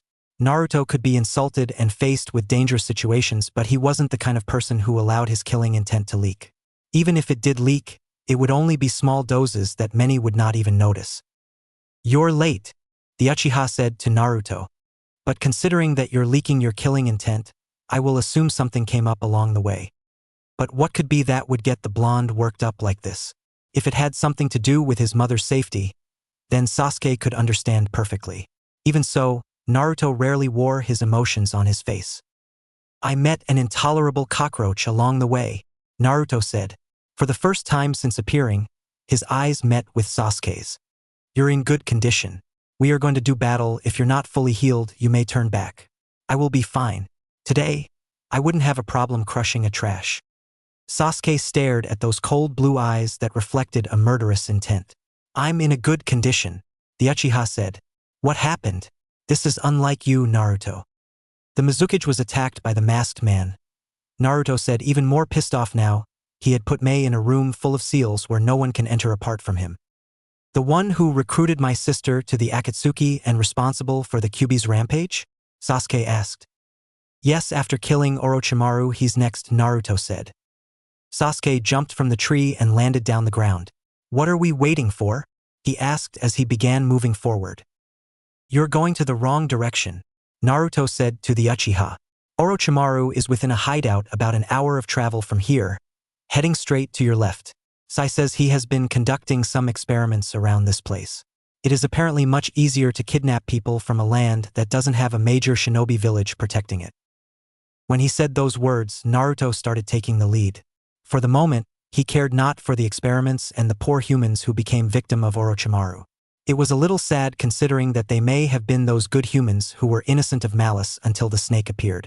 Now, they would have eternal scars that would remind them of the horrors they faced. Such pitiful people should be allowed to die than allowed to live a life of misery. Naruto shook his head. Perhaps it was the hatred speaking.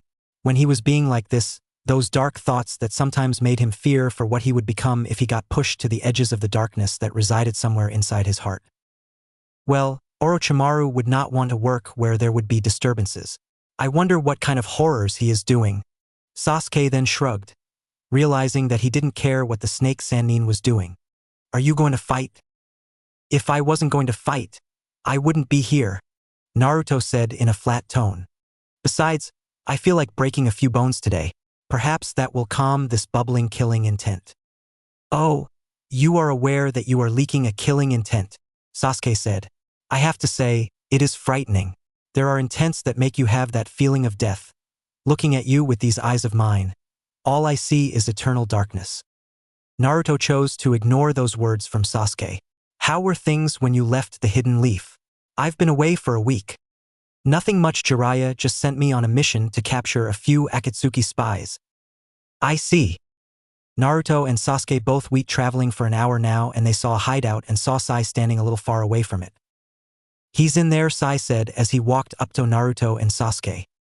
I am aware of that. Take this scroll and go back, Naruto said as he saw Sai disappear, but he sensed Orochimaru well and good, and it looked like the Sannin was waiting for them.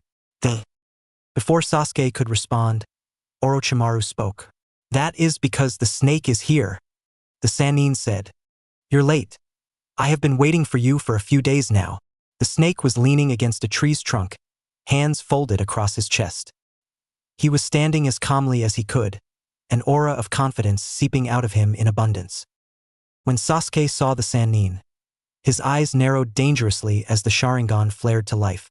With how good of a sensor he had become, he would have thought that Orochimaru wouldn't have been able to sneak up on them like that. He hadn't sensed a damn thing, not until the Sannin spoke. He wasn't concerned about whether the Uzumaki beside him had sensed the Sannin or not, but by the looks of things, he hadn't either. Well, Orochimaru was known for his ability to hide. This was just perfect anyway. They didn't have to waste energy destroying the snake's hideout to draw him out. With him out in the open, they could just get this over with this. Had it been a couple of years ago, Sasuke would have charged at the Sannin without even thinking. He was a little excited and he didn't want Naruto to take up all the fun. But now he had grown. There was no need to act recklessly. A black cat crossed our path, so we were a bit late, Naruto said, releasing his weight and chakra seals. Orochimaru chuckled. Ku Naruto-kun. You really are quite funny even before you were about to die. It appears that you were aware that Sai was watching you and did manage to get your message across. Naruto would not suspect Sai of being a traitor. If he'd thought that, he would have killed the former agent. Thoughts of doubts were dangerous and could lead to some disastrous actions. It just wasn't surprising that Orochimaru would know about this. Orochimaru could not be underestimated despite being an arrogant person. He was still dangerous, and to take away that from him would just be playing a suicide game with the god of death. What did you expect? I can smell one of Danzo's toys from miles away, Orochimaru said. Why did you let him go away? Orochimaru shrugged. There was no fun in killing him, and he had no value as a useful experiment. The Sannin stated. Besides, I was waiting for you. I have been itching to meet you again, Naruto-kun. Last time, I had to leave the party a little early because I had other engagements. But I am now fully prepared to entertain you, the Sannin said with a wide and confident grin. Naruto stared at the grin for a long moment before shaking his head. This was Orochimaru they were dealing with. He must have done something to be this confident. Last time he ran away, but now he was ready to have a dance? There was something, and that was a warning to be extra careful. The snake was an arrogant person, no doubt, but that didn't mean he wasn't harmless. Far from it. If given the chance, Orochimaru could poison you to death, and that was something he had to guard against. The Uzumaki jumped from the tree before landing on the ground gracefully. In taking his steps towards the snake Sannin, Naruto suddenly disappeared in a blur, leaving nothing but small dust in his wake. He appeared right in front of Orochimaru in the blink of an eye. The Sannin didn't look surprised in seeing the Uzumaki travel so fast. He had a wide grin on his face, blood-red eyes of the Sharingan in both eye sockets. Naruto showed no surprise in seeing those blood-red eyes. It was understandable seeing them. It could only be the reason the snake felt so confident in facing both of them. That wasn't the only thing Orochimaru displayed that was new. Naruto's index finger that had moved with speed, pointing towards the snake Sannin's chest, was blocked by a small shield of pink crystal. This was the only thing that made Naruto tilt his head to the side in contemplation, but there was no shock in his eyes. Interesting, Naruto said in a measured tone. I never thought that you would implant such power in you, Orochimaru. But then again, you are no longer qualified to be called a human, the blonde Uzumaki said. Orochimaru merely chuckled. He sounded way too happy for someone who was just told he was no longer a human. Of course, Orochimaru didn't care a bit what Naruto said about him. Who was the blonde to him? Naruto was just a brat he wanted to use for a test run for his new power. He didn't care about anything else. Naturally, there was no lack of confidence in his part. He was sure he could these two just fine. I'm not surprised, he said of Naruto's lack of shock over his additions. I am surprised about your killing intent though. I have never felt such a sinister feeling coming from you, Naruto-kun. You have always been a controlled brat who hardly displays his intentions. But now you're clearly showing that you want to murder me. Do you hate me that much? Is it because I killed the Sandaime? Naruto stared at the snake Sannin for a long minute before shrugging indifferently. At this stage, it doesn't matter. I can only answer a question in which you want to know if I think you will be dead by the end of the day. The blonde's tone was cold and firm. Orochimaru only found amusement in Naruto's response. He didn't get chance to respond to the blonde as Sasuke finally appeared. The Uchiha moved as fast as lightning. There was electricity flowing through the palm of his right hand as he appeared by Naruto's right side. He was slightly above the ground, a Chidori flashing towards Orochimaru's chest. Orochimaru was quick to react to the attack. His Sharingan may be implanted, but it still worked like how any Sharingan works. The Sannin's response was to enlarge his crystal shield to block Sasuke's jutsu. He did have a plan in case the jutsu failed to block the attack. If it failed, it would still give him enough time to speed away from both teenagers who appeared ready to kill him. I thought I killed Guren. I guess I was wrong, Naruto said, performing one hand sign water-style water dragon. A huge water dragon was formed and rushed towards Orochimaru. Sasuke said as he went through hand signs and activated his jutsu Chidori stream. The lightning enhanced the water dragon and headed towards Orochimaru, who just formed a crystal wall, but he was damaged by the attack. Ku, what a lovely combination, and yes, Naruto-kun, you did in fact kill her, but I always have a plan B, Orochimaru said as he released crystal bullets towards Naruto. Naruto just went through hand signs and a wooden wall stood in front of him, Naruto said as he saw Sasuke narrow his eyes at him. He was copying the Uchihas. He wasn't going to make it easy for them. He had no intentions of being defeated here today. He didn't even think it was a possibility. Both were impressive but still not enough, at least that is what he thought. Naruto reacted to Sasuke's attack by activating his jutsu. His finger had still been on the Sannin's crystal shield. The extending blade did not fail him even this time around. It still managed to pierce through the crystal in blinding speed. Seeing the attacks coming with his Sharingan, Orochimaru tried to move back a little. Although the extending blade managed to pierce through the crystal shield, it did not shatter it. Sasuke's Chidori did the trick when it collided with it. Before the crystal even shattered, Naruto's jutsu had already hit Orochimaru on the right side of his chest. He may have sensed the attack, but he still could not do anything to avoid it. The speed of the attack was just a blur that even the damn Sharingan couldn't track down fast enough before it hit him. The Sannin didn't make a pain sound or even twitch when Naruto's jutsu pierced through him. He just brushed it aside and turned his attention on Sasuke's lightning jutsu. The snake didn't wait for the jutsu to him. He simply crumbled into dust. Sasuke didn't stop in his momentum but didn't hit the tree that Orochimaru had been leaning against. He managed to control his movements splendidly before the jutsu dispersed as he landed gracefully by Naruto's side. "I can't believe that even the likes of you has his hands on the Sharingan," Sasuke said, turning around to face Orochimaru, who materialized behind the two. There was nothing but disgust in the Uchiha's tone. Orochimaru shrugged indifferently. "Naruto-kun has the Sharingan. It might not be implanted, but he has them in his possession, and I wonder how will you react knowing he took Shirsue's eye, Sasuke-kun." Naruto narrowed his eyes. "It seems that Kabuto is very effective in gathering intelligence," Naruto said. He then sighed, raining down on his killing intent. He wasn't going to focus clearly with his little emotions boiling. It was best that he get rid of the negative emotions that were overflowing. "Sasuke, this must not take long. You can go all out at any moment and don't worry about getting me in the crossfire. Just attack and I will watch my back," Naruto said those before running towards the snake Sannin. He didn't wish to spend all day fighting Orochimaru. There was no time to do that, nor did he have the patience to do it. He just wanted to get rid of Orochimaru. It didn't have to be painful, just death. Besides, the junkie wasn't someone who would falter by simply being broken to pieces. Just knowing that he was going to die would be enough. Orochimaru coveted his life about all things. His years of experiments have been influenced by the desire to live a longer life. Orochimaru merely watched carefully as Naruto neared him within seconds. His Sharingan could see the movements clearly. Even though the blonde had proved to be truly fast, he could see him this time around. Besides, this was the first time he was fighting with the Sharingan against such powerful shinobi. It would be a good test run to test his limits. When Naruto reached the Sannin, both his feet touched down the ground just inches away from the Sannin before he blurred away from existence. Orochimaru didn't widen his eyes in shock over the speed the blonde used when moving behind him, but he had tried to move along as he tracked the movements with his Sharingan. But before he could fully face the Uzumaki, he sensed something from behind. Sasuke was charging towards him at full speed, the Mangekyo Sharingan activated. He looked as if he was going to attack, but then he suddenly jumped up into the air. Amaterasu! The jet black flames lit to life around the snake Sannin's body. The flames covered his entire body, causing the Sannin to let out a slight shriek of pain as the flames started to slowly consume his flesh.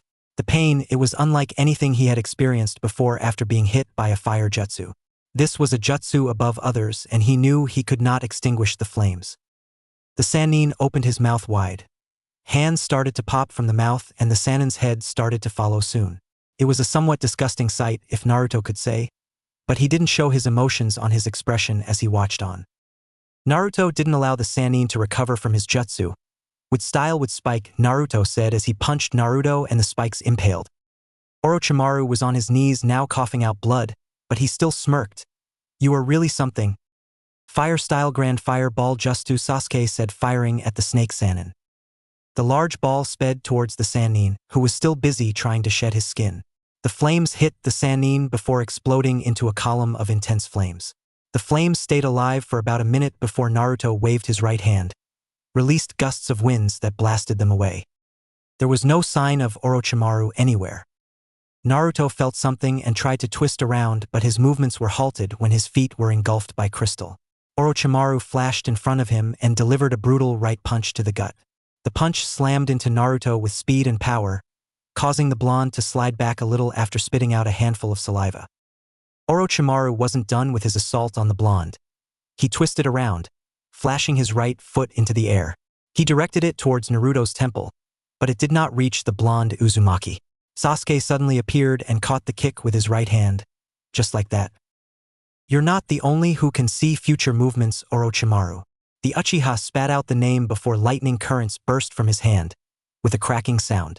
Within a blink of an eye, Orochimaru's entire body was being electrified by the lightning. Sasuke didn't let up in his charge and Orochimaru felt his body numb. He could only bite his tongue as the pain shot through his body. A testament of the amount of chakra Sasuke had put behind his jutsu became visible when Orochimaru's body started to release smoke as if it was being cooked. Naruto held out his right hand quickly and summoned his blade. He swung it towards Orochimaru's head. The Sannin still managed to raise his left hand to try to block the fast swing from Naruto, but it did nothing. The wind-enhanced swing cut through Orochimaru's hand, before cutting cleanly through his neck, separating it from the shoulders. He's still here but weakened, Naruto said as he walked to the place where Orochimaru appeared and the Sannin was panting. You are really good, Orochimaru said, but he felt a blade through his stomach, but he saw Naruto going through hand signs. Uzumaki style. Soul-sealing, Naruto said as he saw Naruto's eyes go hollow and his whole body dried up. HN. The snake is finally gone, Sasuke said as he saw Naruto walking away. Use your black flames on him, Naruto said as Sasuke activated the black flames and disappeared. Chapter 28. Student of Madara versus Student of Tobirama. Both Naruto and Sasuke were back in the village after a mission successful, but Naruto didn't speak during the mission report. He just handed Tsunade a scroll and disappeared out of the office, leaving Sasuke and Tsunade alone. Anything more to report? Tsunade asked the younger Uchiha. I would like to re-establish the Uchiha police force in the village, Sasuke said as he saw Tsunade look at him with surprise. You might be able to tell, but there aren't many Uchihas left in the village unless you plan to repopulate like rabbits, Tsunade said with a smirk. HN. My sister purposed the idea that we ask other clans as well instead of Uchiha police force, it'll be the Konoha police force, Sasuke said as he saw Tsunade interested. That's not a bad idea. I would like if you bring up this topic in the next council meeting. I hope you will do your homework regarding this project, Tsunade said as Sasuke nodded and disappeared. Jiraiya, when will you learn? Tsunade said as she saw her teammate enter the office. Never, but on a serious note, I just came back from Hidden Rain with the medical team you sent and Nagato as well, Jiraiya said with a smile. That's nice to hear, Tsunade said, while catching a scroll from Jiraiya. What's this? Alliance between Hidden Rain and Konoha, Jiraiya said, and Tsunade smiled at him. Good job, Tsunade said, reading the scroll. I kiss would be nice, Jiraiya said jokingly, but he felt Tsunade plant her lips on his. What? Jiraiya was more than surprised. We are closer to our deaths than anything, Jiraiya, and I don't want to have regrets anymore, Tsunade said as she had accepted her feelings after talking Itachi. I wasn't expecting that, the super pervert said, surprised. I just have one request. What is it? No more research, Tsunade said. She expected Jiraiya to protest, but he just smiled. You thought I won't agree to such a easy thing? Jiraiya said, kissing Tsunade. Both Naruto and Itachi saw it from afar and grinned. I'm glad you used Tsukiyomi on Tsunade, Naruto said. I just told her not to have any more regrets, Itachi said. I'm glad. Let's go home, they both are about to do something we don't wish to see, Itachi said, and both her Naruto disappeared and Jiraiya and Tsunade were releasing all the tension. Iwagakure. Inoki stared at the letter from the Mizukage requesting a meeting with him. The Sandaime Tsuchikage would not have even bothered in reading it further if she did not put in a strong argument. She seemed to know the kind of person she was dealing with. The woman wanted to meet him at a neutral location, but he wasn't going to do that. He wasn't going to leave his village because of some Kage from the weakest in the Great Five called him. Kiri and Suna were in the same group. Really, it should no longer be the Great Five but the Great Three because those villages could not compete with either Konoha or Kumo. The latter village was the worst-case scenario given that it has been building its strength over the last years. Well, even though there were some deals done in the truce with Konoha in the last war, Inoki could not innocently say he hasn't been building his military strength while staying away from the spotlight. If any village wanted to start anything with him, he would not mind taking them on. Iwagakure wasn't afraid of anyone, not Kumo, and not even Konoha. Thinking of the latter, it has been really quiet over the past years. Since the last war, the Leaf hasn't been making any strides. So much different from its past activities where it was responsible for some wars. Then again, luck hasn't been on the village's side. The village was nearly destroyed, it has lost 2 Kages, and the military might of the Uchiha, and suffered from an invasion. It certainly wasn't as strong as it was back then. The thought did make Inoki smile. "You're not thinking anything cynical, are you, old man?" Kuratsuchi said, seeing the look on her grandfather's face. Inoki turned towards the black-haired woman and stared at her for a little while before turning back to the letter from the Mizukage. "I was merely thinking about something pleasant," he said, but did not share. "Kiri is looking to open dialogues to which we can discuss what we can offer each other," he said. Kuratsuchi adopted a thoughtful look on her face as she thought of the hidden mist. "It has come out of its civil war. You did have ties with the last Kage, right?" she asked. Inoki didn't deny it. He had even refused to help the side that ended up winning the war. For him, it wasn't about doing what was right or wrong but what was good for the Hidden Rock. He hadn't cared if they ended up killing each other. It was their mess and certainly nothing that would affect IWA regardless of the outcome of the Civil War. "Yes. When he was killed, we tried to get communication with whoever was in charge for our interests, but the village became closed to the outside world as it rebuilt," Inoki said. He didn't care if the person wanted to ask him regarding this. "What do you think?" "Iwa's interests outweigh anything." That was Kuratsuchi's first response. "It won't hurt to hear what they have to say. Maybe they have something interesting to say." Inoki nodded. "That is what I was thinking," he said. "But I will not move for her. If that woman wants to say something to me, she will come to IWA." "Understandable," Kuratsuchi said with a nod. "Kiri is in no position to demand or request anything from us." "Kiri is in alliance with Konoha and Suna, that is also something," Inoki said. Unknown location. Obito looked down at the army of white Zetsu clones with one thought in his mind: getting the Bijus to continue with the plan. He needed to continue with the plan for his own sake and happiness. This fake world could not continue to be a problem to the real world. He wanted to bring a world of happiness and a world that had Rin. Nagato turning against him was a problem, and he couldn't attack the man head-on as things stood. Obito trusted his abilities, but Konan and Nagato were two people he didn't want to fight now and when they were not separated. He would rather pick on them one by one before getting the Rinnegan. "Are you thinking of taking the elemental nations to war, or was it just a lie?" White Zetsu asked. "At this point, it is the only thing that can get all Bijus to be gathered at one place. If that happens, we can work on separating Nagato from Konan and get the Rinnegan. This is a possibility. I cannot wait anymore without doing something about Nagato's actions. This isn't what I had in mind, but there is no way of avoiding it," Obito said. "It will be difficult trying to get the elemental nations to fight against me, even if I do announce myself as Madara Uchiha." Well, he could always plant the seeds of doubts and manipulate things in the shadows to drive this world into war. Wars were started over simple things, and it wouldn't take much to start another one again, and should that happen, it would make things easy for him. Perhaps even Nagato will realize that he has to gather Bijus for the sake of peace. He will no doubt wish he had his weapon to end the war once it does start. Maybe then, he would betray Naruto and turn to him again. Anything was possible in this world of Shinobi. He just had to find the right people to manipulate and control. Hidden Mist. It's been a week since the masked man tried attacking her, but Naruto, before she could get any blows on him, she saw Naruto appear, and he had what it looked like a sparring match against the masked man. Looking at the response from the Sandaime Tsuchikage, Mei wondered whether she should really go to the Earth Country for a meeting with the old geezer. But she didn't have to refuse the meeting because it would mean she wasn't serious in trying to strike an alliance or a trade deal with the Hidden Rock. Her problem was the old man's insistence that they meet in IWA, and he was rather firm about it in the letter. Mei didn't need to read it twice to get it. She would have to go, but things would change for Naruto. The only reason she had even bothered writing to the Tsuchikage was because of him, and if the old man wanted the meeting to take place in IWA, he would not get his chance to ambush the Tsuchikage's granddaughter or the old man himself. If he was going to get that chance, she would have to find a way to take him with her to the Hidden Rock. Thinking of it, she could simply take him as a hired personal guard. It might raise some tensions before they even talk because she understood that his father hadn't been a famous person in the Hidden Rock. But there was no way around it. If the Tsuchikage couldn't get over things from the past and wanted to take revenge on Naruto for what his father did during war, then he wasn't the kind of person she wanted to ally herself with. With that in mind, the Godame Mizukage summoned Ao to her office. The man was quickly brought in. Looking at the seal on his left eye socket, Mei couldn't help but frown once more. If she took this man to Konoha, it might raise problems given that he has the Byakugan. The Hyuga were very protective of their Jujutsu and would not look at him fondly upon seeing him. But she had no way to avoid this. Did she?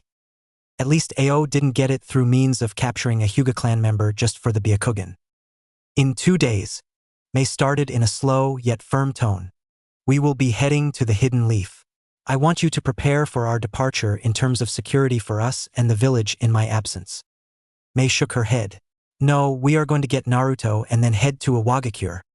Mei-sama, aren't we relying too much on the Konoha regarding everything? It feels like you are showing people that Kiri has no strong shinobi, Ao said a bit bitterly.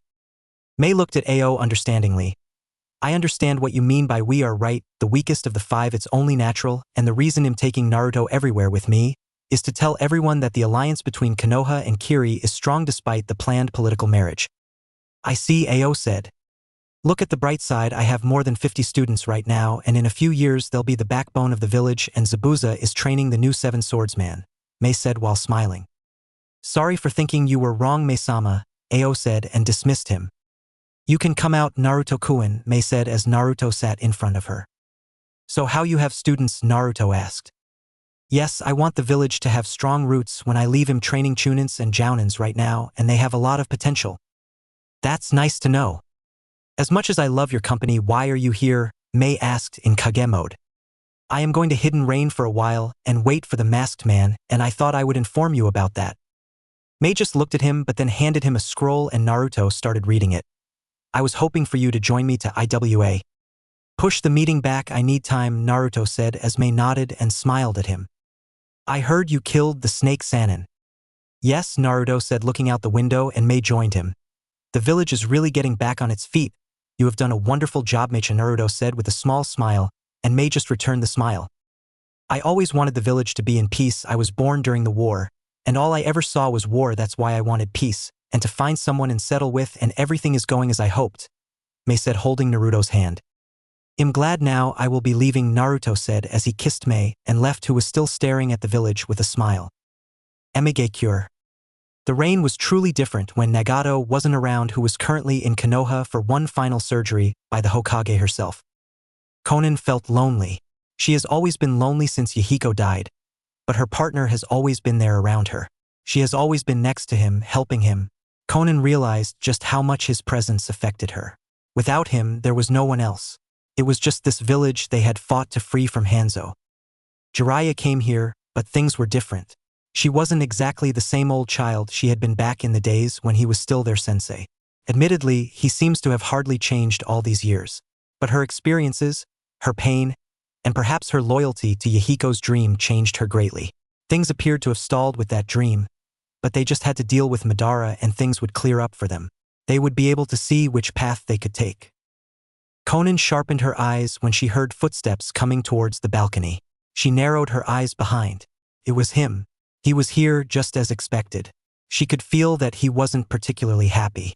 He must have first searched for Nagato. With his knowledge of Nagato's state, the first thing would be to teleport straight to Pain's real body. Madara, Konan started calmly, without even turning to face the man. I have been waiting for you. Obito narrowed his visible eye ever so dangerously. Nagato wasn't here. Or maybe he was just hiding somewhere and only this woman knew where he was. So they were waiting for him. They knew he would come for the Rinnegan. Well, they were not that stupid. But he assumed Naruto had something to do with this. When he does get the Rinnegan, he was truly going to make Naruto experience pain. Konan, you are not going to tell me where Nagato is, are you? Who knows? Traitors, Obito found himself saying. These people were standing in the way of his dream. They were standing in the way of his reunion with his beloved Rin. He wanted to see her again. He wanted to live with her happily again. But these people were standing in the way. I never trusted you to begin with, Konan said as she bust into butterflies. Obito watched the flies fly away. He stepped over the balcony. He tapped into his dimension and Yujito appeared. The Sharingan was already working on her. He was also controlling the bijou inside of her. He didn't need her, but just in case Nagato was around, he would be forced to come out and deal with the bijou that was destroying his village. Obito's eyes wandered around the lake. It was massive, but not something that would worry Konan. She had brought them here in the first place. Then again, She has made her jutsu strong against water. It was her weakness in the beginning, but she learned. She adapted. He'd always thought that between her and Nagato, she was the smarter. She was also very level-headed and not prone to acting merely on emotion. Was she like Rin? No, she was not. There wasn't anyone like Rin. He looked up into the heavens. He was just needed to do this and he would be reunited with her, with Rin, with his beloved. Perhaps live his dreams. Become Hokage. Better his failure of a sensei who couldn't protect anything. He was going to create the perfect world. A peaceful world where you would not lose anything. Humans were always fighting, but in his world, there would be no such. Dreams would become reality and he would be together with Rin. Rin. Just hold on for a little longer.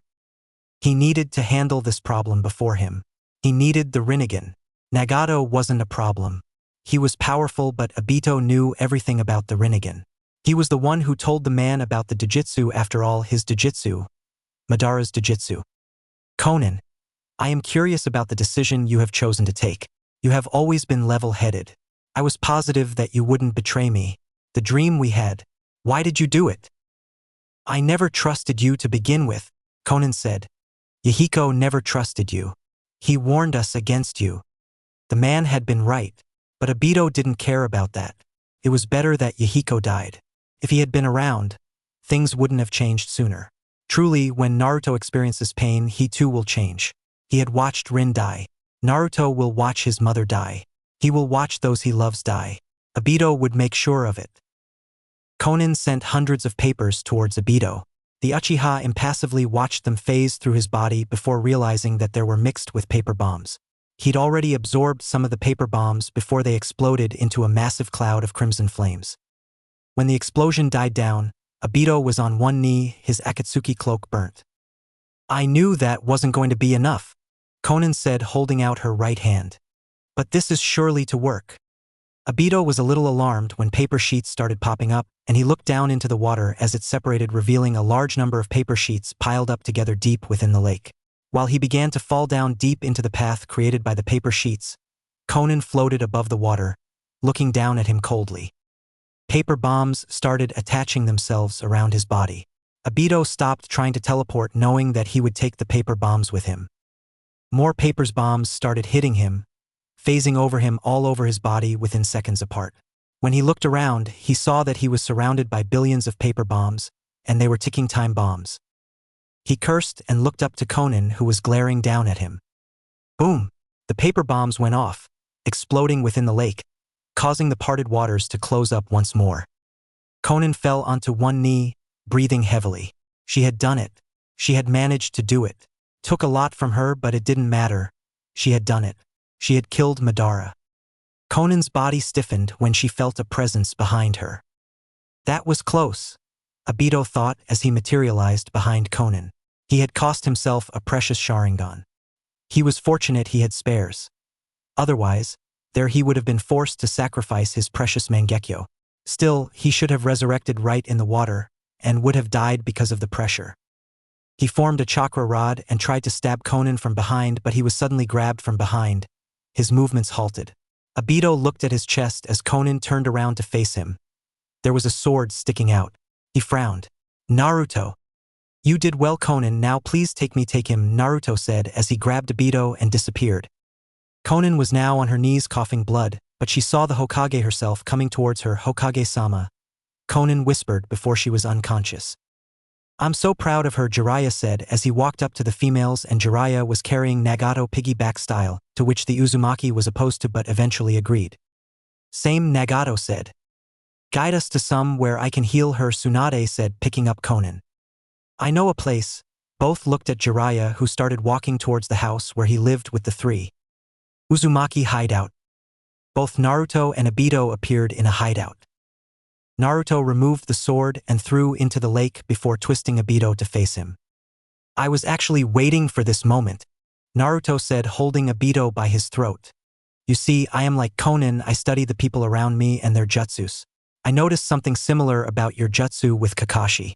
That did make me curious, but the reason I knew you would use this ability if things went wrong is because I know the Sharingan inside out. The jutsus you'd use to save your life. I know them. I wasn't just going to sit and allow Conan to kill you. There would be a hole left in my heart. I could not accept that. I would lose my mind. I wanted this moment. To hold you like this. Watch you struggle. Try to escape helplessly. I wanted to enjoy the look on your face as you face death. Naruto said in a dark tone which made Obito even more scared because right now he was completely useless. He felt his chakra sealed. I should have known that you'd appear, Obito said through gritted teeth. He was mad now. The grip was like an iron lock. I swore I'd kill you and I will get to that. Do you hate me that much? Obito asked. Do you hate me for being responsible for the QB incident? Of course I hate you. I resent you. I grew up hating you. I nurtured my hatred for you and allowed it to grow. At any time you appeared before me, I could have pounced, Naruto said with a sick smile. The Hiratian mark never disappears. You have one on your back. I assume my father marked you during your fight. You see, when I realized this, I knew I could get behind you. The time for killing you was just never right. Do you know what you are doing? You are standing in the way of peace. My dream can reunite you with your father. It can give you your happy childhood. Naruto shrugged. From you? Nothing will bring me peace than seeing you die, the blonde said with a shrug. He moved his left hand. 2 fingers stretched out. He touched Obito's right eye. Obito widened his eye, shocked. What are you doing? He gritted his teeth, trying once more to move, but he could not move a muscle. His body was restrained by the seal wrapped around his body. Just being cautious. I can't trust that you play the same trick on me, Naruto said. He put his fingers inside Obito's eye socket. He did it very slowly. Obito didn't make a sound, but Naruto didn't care. He gauged out the Sharingan and held it gently. Looking at the blind man who couldn't do anything, Naruto didn't feel like going through other means to see the man dead. He didn't feel like making the death slow and painful. He didn't have the desire. He just wanted to see the man die. This was his desire. That was what the hand holding the man wanted. He stopped strangling the man. He didn't want to rob the brain of oxygen. If anything happens to it, it would mean a new strategy for him. He didn't want to go through that process again. Obito couldn't see. He couldn't see a damn thing. His heart began to hit faster when he realized he was sinking. The seal around his body had loosened. He could move, but he still couldn't use chakra. Death by sinking? Ridiculous. Madara would surely be disappointed. This couldn't be the end of him. Not like this. Not so pathetically after everything he did. If Nagato hadn't betrayed him, this wouldn't be happening. Was he really going to die? Rin, he thought bitterly. He had failed her once more. He had failed. Just like his sensei who failed everyone. Who couldn't protect his family. Obito was going to die. Rin was going to be disappointed in him. But at least he would see her again. At least. His flow of thoughts were stopped when he felt pain. Pain? A familiar feeling. It didn't even make him wince. But this was the end. The end of his life. The end of his dreams. He wasn't going to enjoy those dreams with Rin. He wasn't going to enjoy himself. He wasn't going to get his team back. He was just going to die miserable. A truly pathetic death. Obito woke up a few hours later, but he was now sat on a chair, his arms tied up, but he felt Naruto standing in front of him. So you don't have the heart to kill me, Obito said while coughing out blood. You think I healed you up so you can stay alive, Naruto said laughing. Then he was laughing even more, but Obito felt the killing intent. Obito Uchiha, I don't want to just kill you, I want you to suffer. I will make you cry out for death, begging for it, Naruto said as he picked up a pipe and hit Obito on the face. Obito just replied, but inside was he hadn't felt this bad since he was crushed by rocks. So you killed your sensei who cared for you and his wife who wanted her son to be like you just because of a 13-year-old, Naruto said as he stabbed Obito's eye hole, who just screamed in pain, and Naruto was enjoying it. You don't know anything. Obito was barely able to say that. Indeed, that's why Obito Uchiha, I will make sure you die painfully, Naruto said as he summoned a pool of water. And how about we go for a swim? You should clean all that blood, right? Naruto said as he untied Obito, who was about to punch Naruto, but Naruto cut his legs. Just to make sure you don't run away, Naruto said with a smile. Then dragged the Uchiha by the hair and dropped him in the pool of water. Obito couldn't do anything but accept his death, and after a few moments he was dead. So he's dead. Naruto saw Mei and Itachi appearing at the door of the little room Naruto created for this day. Yes, he is, Naruto said as he dragged Obito bodies out of the water and threw him out, but he heard a light breathing. Maybe the Uchiha really was something. Naruto-kun, please allow me to continue, Mei said, walking towards Obito. While going through hand signs, she remembered how this Uchiha was behind the civil war in her village. She launched a big ball of lava on the body. Amateriju, Itachi said as she put black flames on the already burnt body. You ladies are as sadistic as me, Naruto said with a laugh. That's why we three were meant to be, Naruto-kun, Mei said, looking at the burnt body. I agree, Itachi said as all three left the hideout and one dead Uchiha Obito. Chapter 29, Releasing. Everything was dark, no one could see anything. They all had been abducted by people who were in black cloaks with red clouds. Now they were all in a cave, but they all sensed something or someone walking. So you all are here, they heard the individual say, and then he started removing the binds from the captive. Think of me as one of you, Naruto said as now everyone saw the person, and he was a well-built man with gray hair and red marks on his face, and he wasn't released towards them. What's your purpose of being here? Asked the two-tails container, who was still barely able to get up. I killed the organization which tried extracting the bijou from inside you, and all of you will be returned to your respective villages, to your kages, Naruto said while standing in the corner of the room. Do you have alternative motives for us? Asked the five-tails Jinkenriki Han. If I did, you all won't be alive. You all would have been died with the tailed beast extracted out of you, Naruto said in an icy tone. But since you are up, I taken off all the chakra seals, and you all will recover in due time. Now sleep, Naruto said as he left the cave while the containers just looked among themselves and went to sleep. Next day, Yujito's eyes flashed open and she immediately tried to get up. She couldn't forget that she had been taken by that masked man, and then he had entered her mind before manipulating the bijou inside of her. An infuriating experience, and then she tried to fight. She had ended up staring into his hypnotic eyes and had turned her head upside down. She looked around. She was lying at the center of a room on a futon. She didn't know where this place.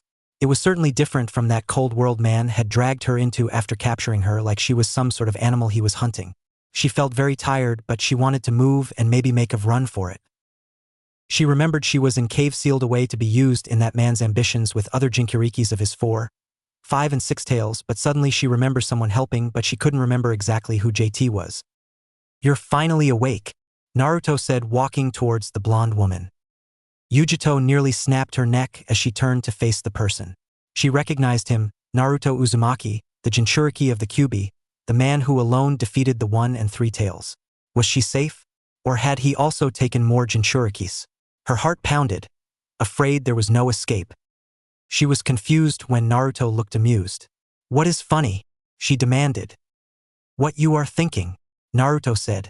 Now that he was caught, the amusement disappeared and replaced by a look of indifference. Yujito blinked. What am I thinking? She asked out of curiosity more than anything. Was she wearing her emotions on her face? More so, there was nothing funny about her thoughts. She was worried, not thinking about an embarrassing memory. How could he think that was funny? We are amused by different things, Naruto said with a shrug. Yujito stared. No, this wasn't happening. He wasn't reading her mind. Was he in he head? That Uchiha had been inside her head. She closed her eyes and tried to shake her head, as if he was inside and she was trying to make him feel dizzy. When she opened her eyes, he was still staring at her. Those cold blue orbs, indifferent. I can't read your mind, but I am rather good at reading people, Naruto responded calmly. It is easier now since you are confused. You were through quite a troublesome situation. Troublesome? Yujito asked, puzzled. Do you know what I went through? Her voice was a little high. Naruto shrugged carelessly. It did nothing but annoy Yujito, so much that she wanted to lunge towards him and strangle him, but she held herself from doing anything. You are saved. I killed the bad guy. The casual way in which he said those words startled Yujito. She stared at those cold eyes once more. There was nothing in them. Staring them intensively even made her feel uncomfortable. She looked away for a moment before responding. You're not joking. I don't do much jokes, Naruto said. We are in the hidden leaf. You were in the land of water. But now you will be fine. Yujito could not quite believe it. There was nothing in Naruto's face that gave her comfort. There was nothing that made her doubt his word. Yet, she couldn't believe that she had been saved. If you can move, please stand up. I need to take you home before I decides to march over here once more. Confused, Yujito asked. Why would Asama come here? Konoha was framed for your capture, Naruto said calmly. But we talked things out. Yujito nodded. She looked at her heads. Nothing bad happened. I stopped you, that masked man, before anything could, Naruto said, and ignoring all of Yujito's questions. Yujito glared at Naruto. Will you stop it? Naruto tilted his head to the side, thinking, please follow me. Slowly and surely Yujito got up. Once on her feet, she stretched out her muscles. She did a small jump. She could move but not quite ready for battle. She also needed to organize her thoughts. She followed Naruto silently and then realized that she was in a compound. They walked out of the compound and went into the streets of the Hidden Leaf. So, this wasn't a genjutsu. She was really free, saved from that masked man. Yujito smiled happily. She was free. She was gonna go home and see her friends. Most of all, she was alive. She turned to Naruto. She hadn't thanked him because she was still not sure if this was reality. Thank you. Naruto merely nodded. Where are the rest? Yujito asked. Naruto just looked at her. The 6 tails has been taken to Kiri by the Mizukage, and the 4 and 5 tails are currently recovering and they'll be returned back to their village, Naruto said, looking at the road ahead. Yujito nodded and smiled a little. You are a good guy, she said in a whisper. No, I'm not, Naruto said without adding any more words. Yujito raised eyebrow. Why does it seem like you don't get thanked much? Naruto faced the woman with an expressionless mask on his face. I don't do a lot of good things, he said. There was a bit of dark undertone in his words. Yujito stopped walking for a moment and stared at her fellow blonde. She and then sped up to catch him. You are joking, right? Who knows? He was joking. No one could say something like that. Yujito didn't question the gray-haired man about this. She merely followed him in silence. There were a couple of looks around them, but nothing strange. What was apparent was that the villagers knew Naruto well. There wasn't a look of contempt or anything. But the Uzumaki appeared like he was walking in another dimension. Even his body seemed to be walking on autopilot. The first thing Yujito noted when she arrived at the Hokage's office was that the blonde Hokage had a really huge bust. But office was just like any other office of a Kage. There were other people around whom she didn't know. She was truly in a foreign land. She stood closer to Naruto. Tsunade smiled at Yujito. Ni Yujito. She started calmly. I have to say that we are happy that we managed to retrieve you. Otherwise, we would have had a problem with Kumogakure. The man who took you was a former shinobi of this village. So we'd assured the Raikage that we'd find you. Yujito could only nod. I'm going to take her back to Kumo, Naruto said. What of the Raikage's brother? Tsunade asked. Yujito was alarmed. B was taken as well? She asked.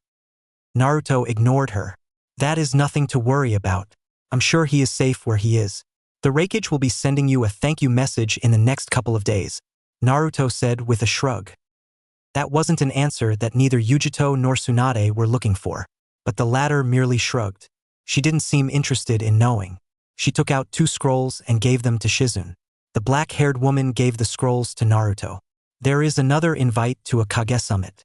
I have laid out the terms for the summit. And the other? For the Raikage. Tsunade merely said, you need to be back by the end of the day. We have to talk about Masked Man. Naruto nodded. There is much to discuss, he said. I will return shortly. He touched Yujito on her right shoulder and they disappeared in a flash of yellow. And just like that, they were in Kumogakure. Kumogakure. Yujito felt a little sick, but she held herself. Now she understood why they were saying he should be back by the end of the day. He could teleport. The Yondaime Hokage's jutsu. Yes, Naruto was the man's son after all. This time around, Yujito took the lead. They walked for a bit before she took Naruto and then they shunshined away. She wanted to reach the Raikage's tower quickly and then see her friends. She was back at home. It took a couple of moments for them to reach the large office of the Raikage. Upon seeing them, the large brown man quickly stood up from his chair and walked over to Yujito. He examined her for a couple of moments before hovering over Naruto. One more is missing, he said in a cold tone, glaring dangerously at Naruto. Naruto stared back and then shrugged. That isn't the Leaf's probable dash. The Raikage's fist moved towards Naruto's chest in blinding speed, but Naruto took a step back, avoiding the punch. He didn't look surprised. He merely maintained his expressionless mask, not looking the least concerned. That isn't the agreement I had with your Hokage. If you don't return my brother, I swear you will regret it. Hardly, Naruto said.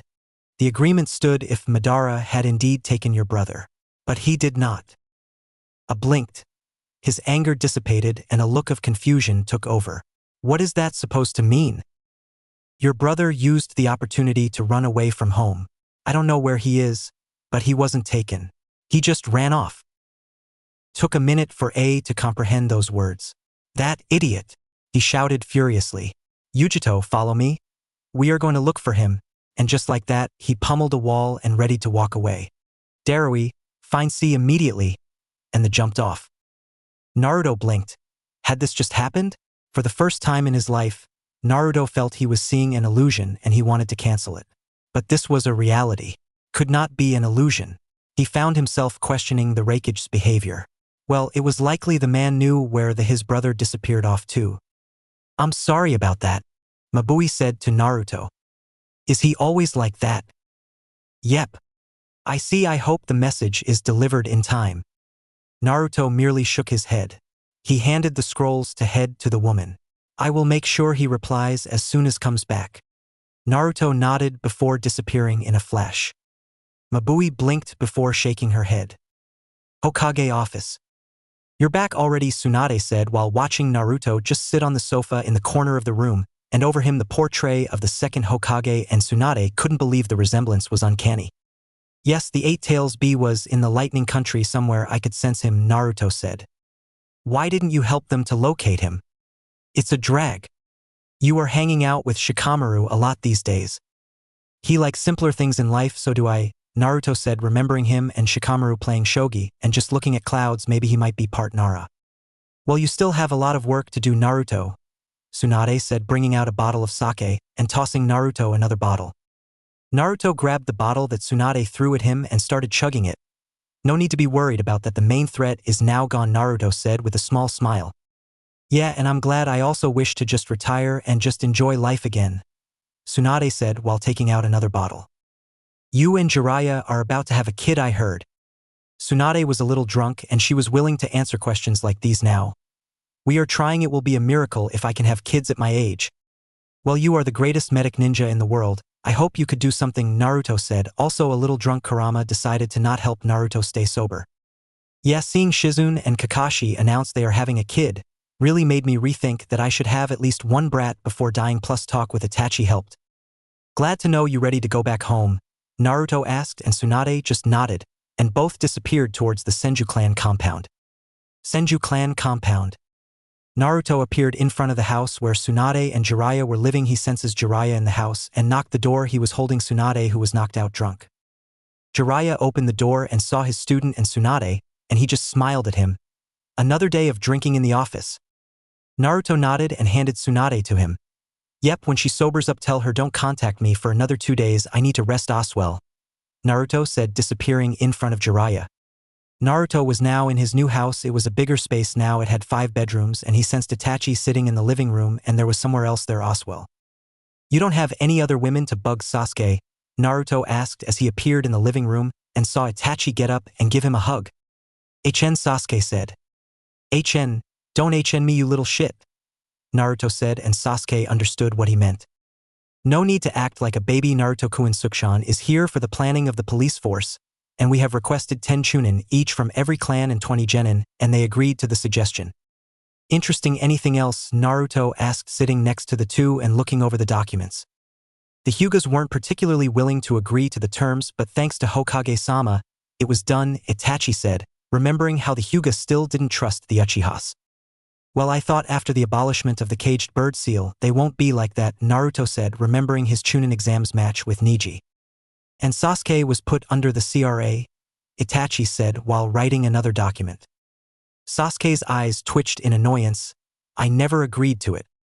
You have no choice, Itachi stands still writing. HNY isn't Naruto under it, as soon as Sasuke said that he saw the sweet smile of his sister with her Sharingan activated.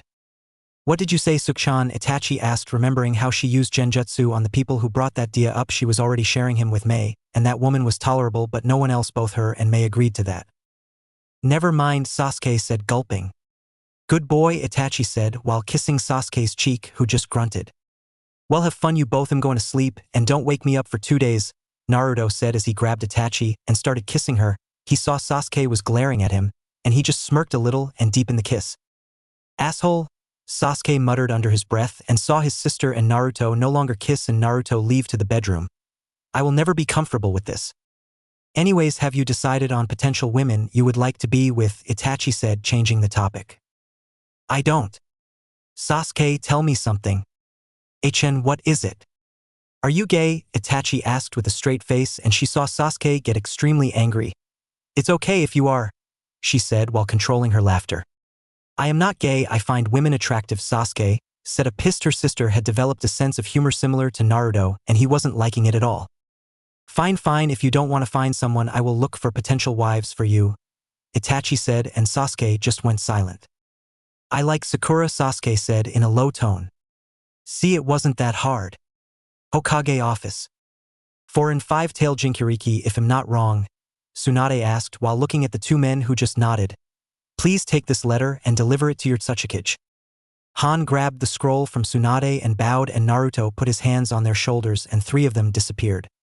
IWA. All 3 of them now standing in front of the gates of IWA. You two are free to go and I will be taking my leave. Oswell, Naruto said. Wait, Naruto heard the voice of the woman and he remembered who she was. May I help you? Naruto asked. On behalf of my village, I would like to thank you, Kuratsuchi said. And second, I would like to have a spar with you. Naruto looked at her questioningly.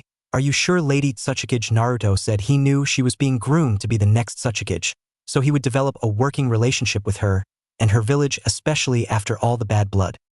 Address me as Kuratsuchi, and yes, it will be normal spar, and don't worry, you aren't in any danger. I asked the old man and he agreed, she said. She wanted to find out the skill level of this Namikaze after their former battle. Very well, lead the way, Naruto said, and he saw Kuratsuchi run off to somewhere and he just followed her.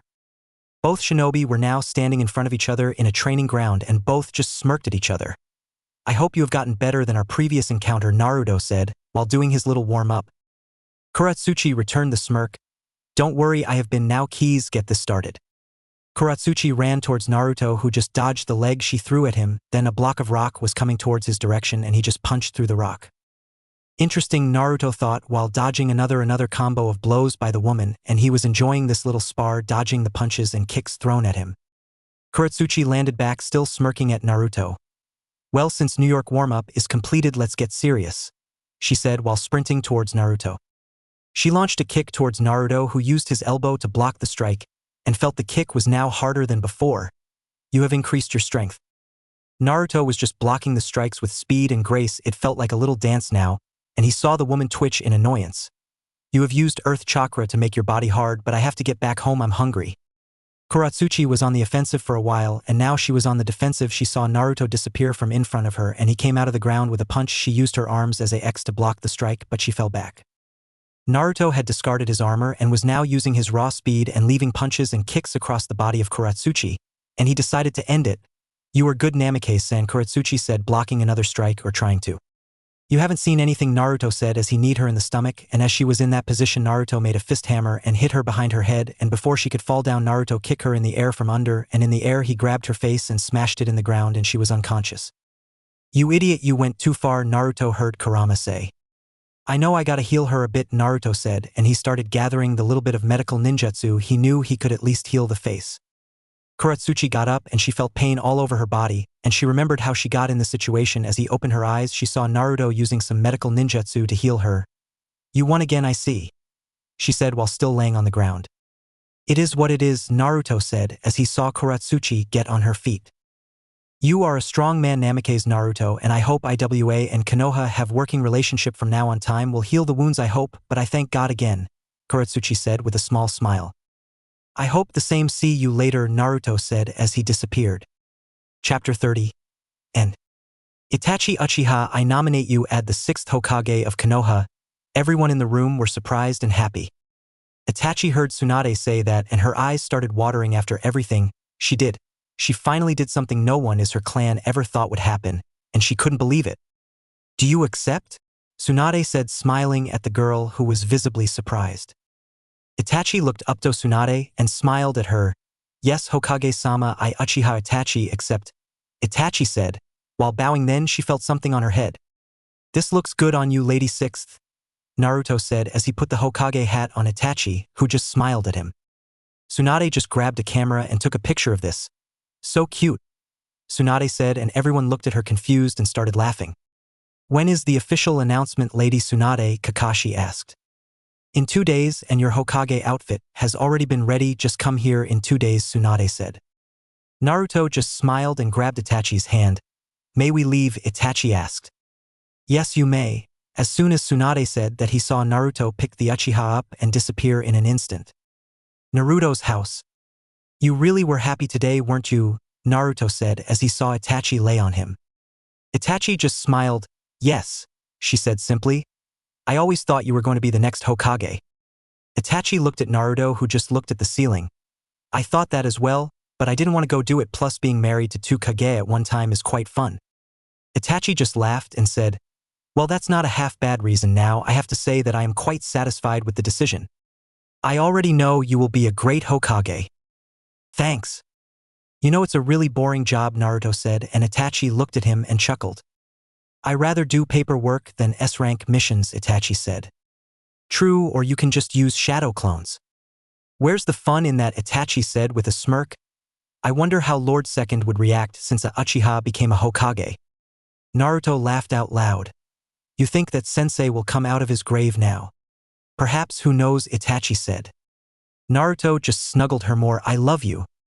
I love you too. 2 days later. People of Konoha, please welcome your new Hokage, Uchiha Itachi, Tsunade said as she saw the crowd jumping in joy. Itachi nervously started walking, but then she felt Naruto push her, and she nearly fell down. Asshole, Itachi muttered under her breath, but she had a smile on her face. Hee, Naruto said. Everyone saw their new Hokage stand and start speaking. People of Konoha, it's my great honor and pleasure to serve as your 6th Hokage, and I promise I always will protect this village, and I hope I have all of your support. We have faced many hardships, and now we shall try everything to achieve permanent peace, Itachi said. As she said that, she went back and saw Tsunade, Jiraiya, Kakashi, Sasuke, and Naruto looking at her and bowing towards her. Lady Sixth, everyone said. Itachi just smiled at it. Please get up and enjoy the celebrations. Everyone nodded and left apart from Naruto, who just hugged her. Thank you. Everything. Without you I would have just killed myself over time, and that would have left Sasuke alone, Itachi whispered as tears leaked from her eyes. Naruto broke off the hug and cleaned the tears off and kissed her lightly. You deserve it more than anyone. You sacrificed everything for this village, and you are finally getting the recognition that you deserved, Naruto said, as both looked down at the village. Itachi just held on to Naruto's hand and smiled. I'm glad. Both stood there silently before seeing the sun start to go away. I think we should leave, Itachi said as she smirked. Naruto returned the smirk. Let's celebrate properly, Naruto said as both her and Itachi disappeared. Naruto's house. As soon as both reached the house, they didn't waste any time and started making out. I was waiting for this all day, Itachi said as broke off the kiss. I agree, let's go in the room, Naruto said, and Itachi dragged him to the room, and when she turned on the light he saw someone.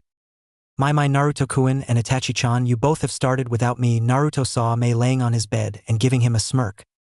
What br? Naruto said as he saw now both Mei and Itachi sitting on the bed. Naruto heard Kurama talk. What is it? Naruto said, didn't want to be disturbed at this moment. Switch with me.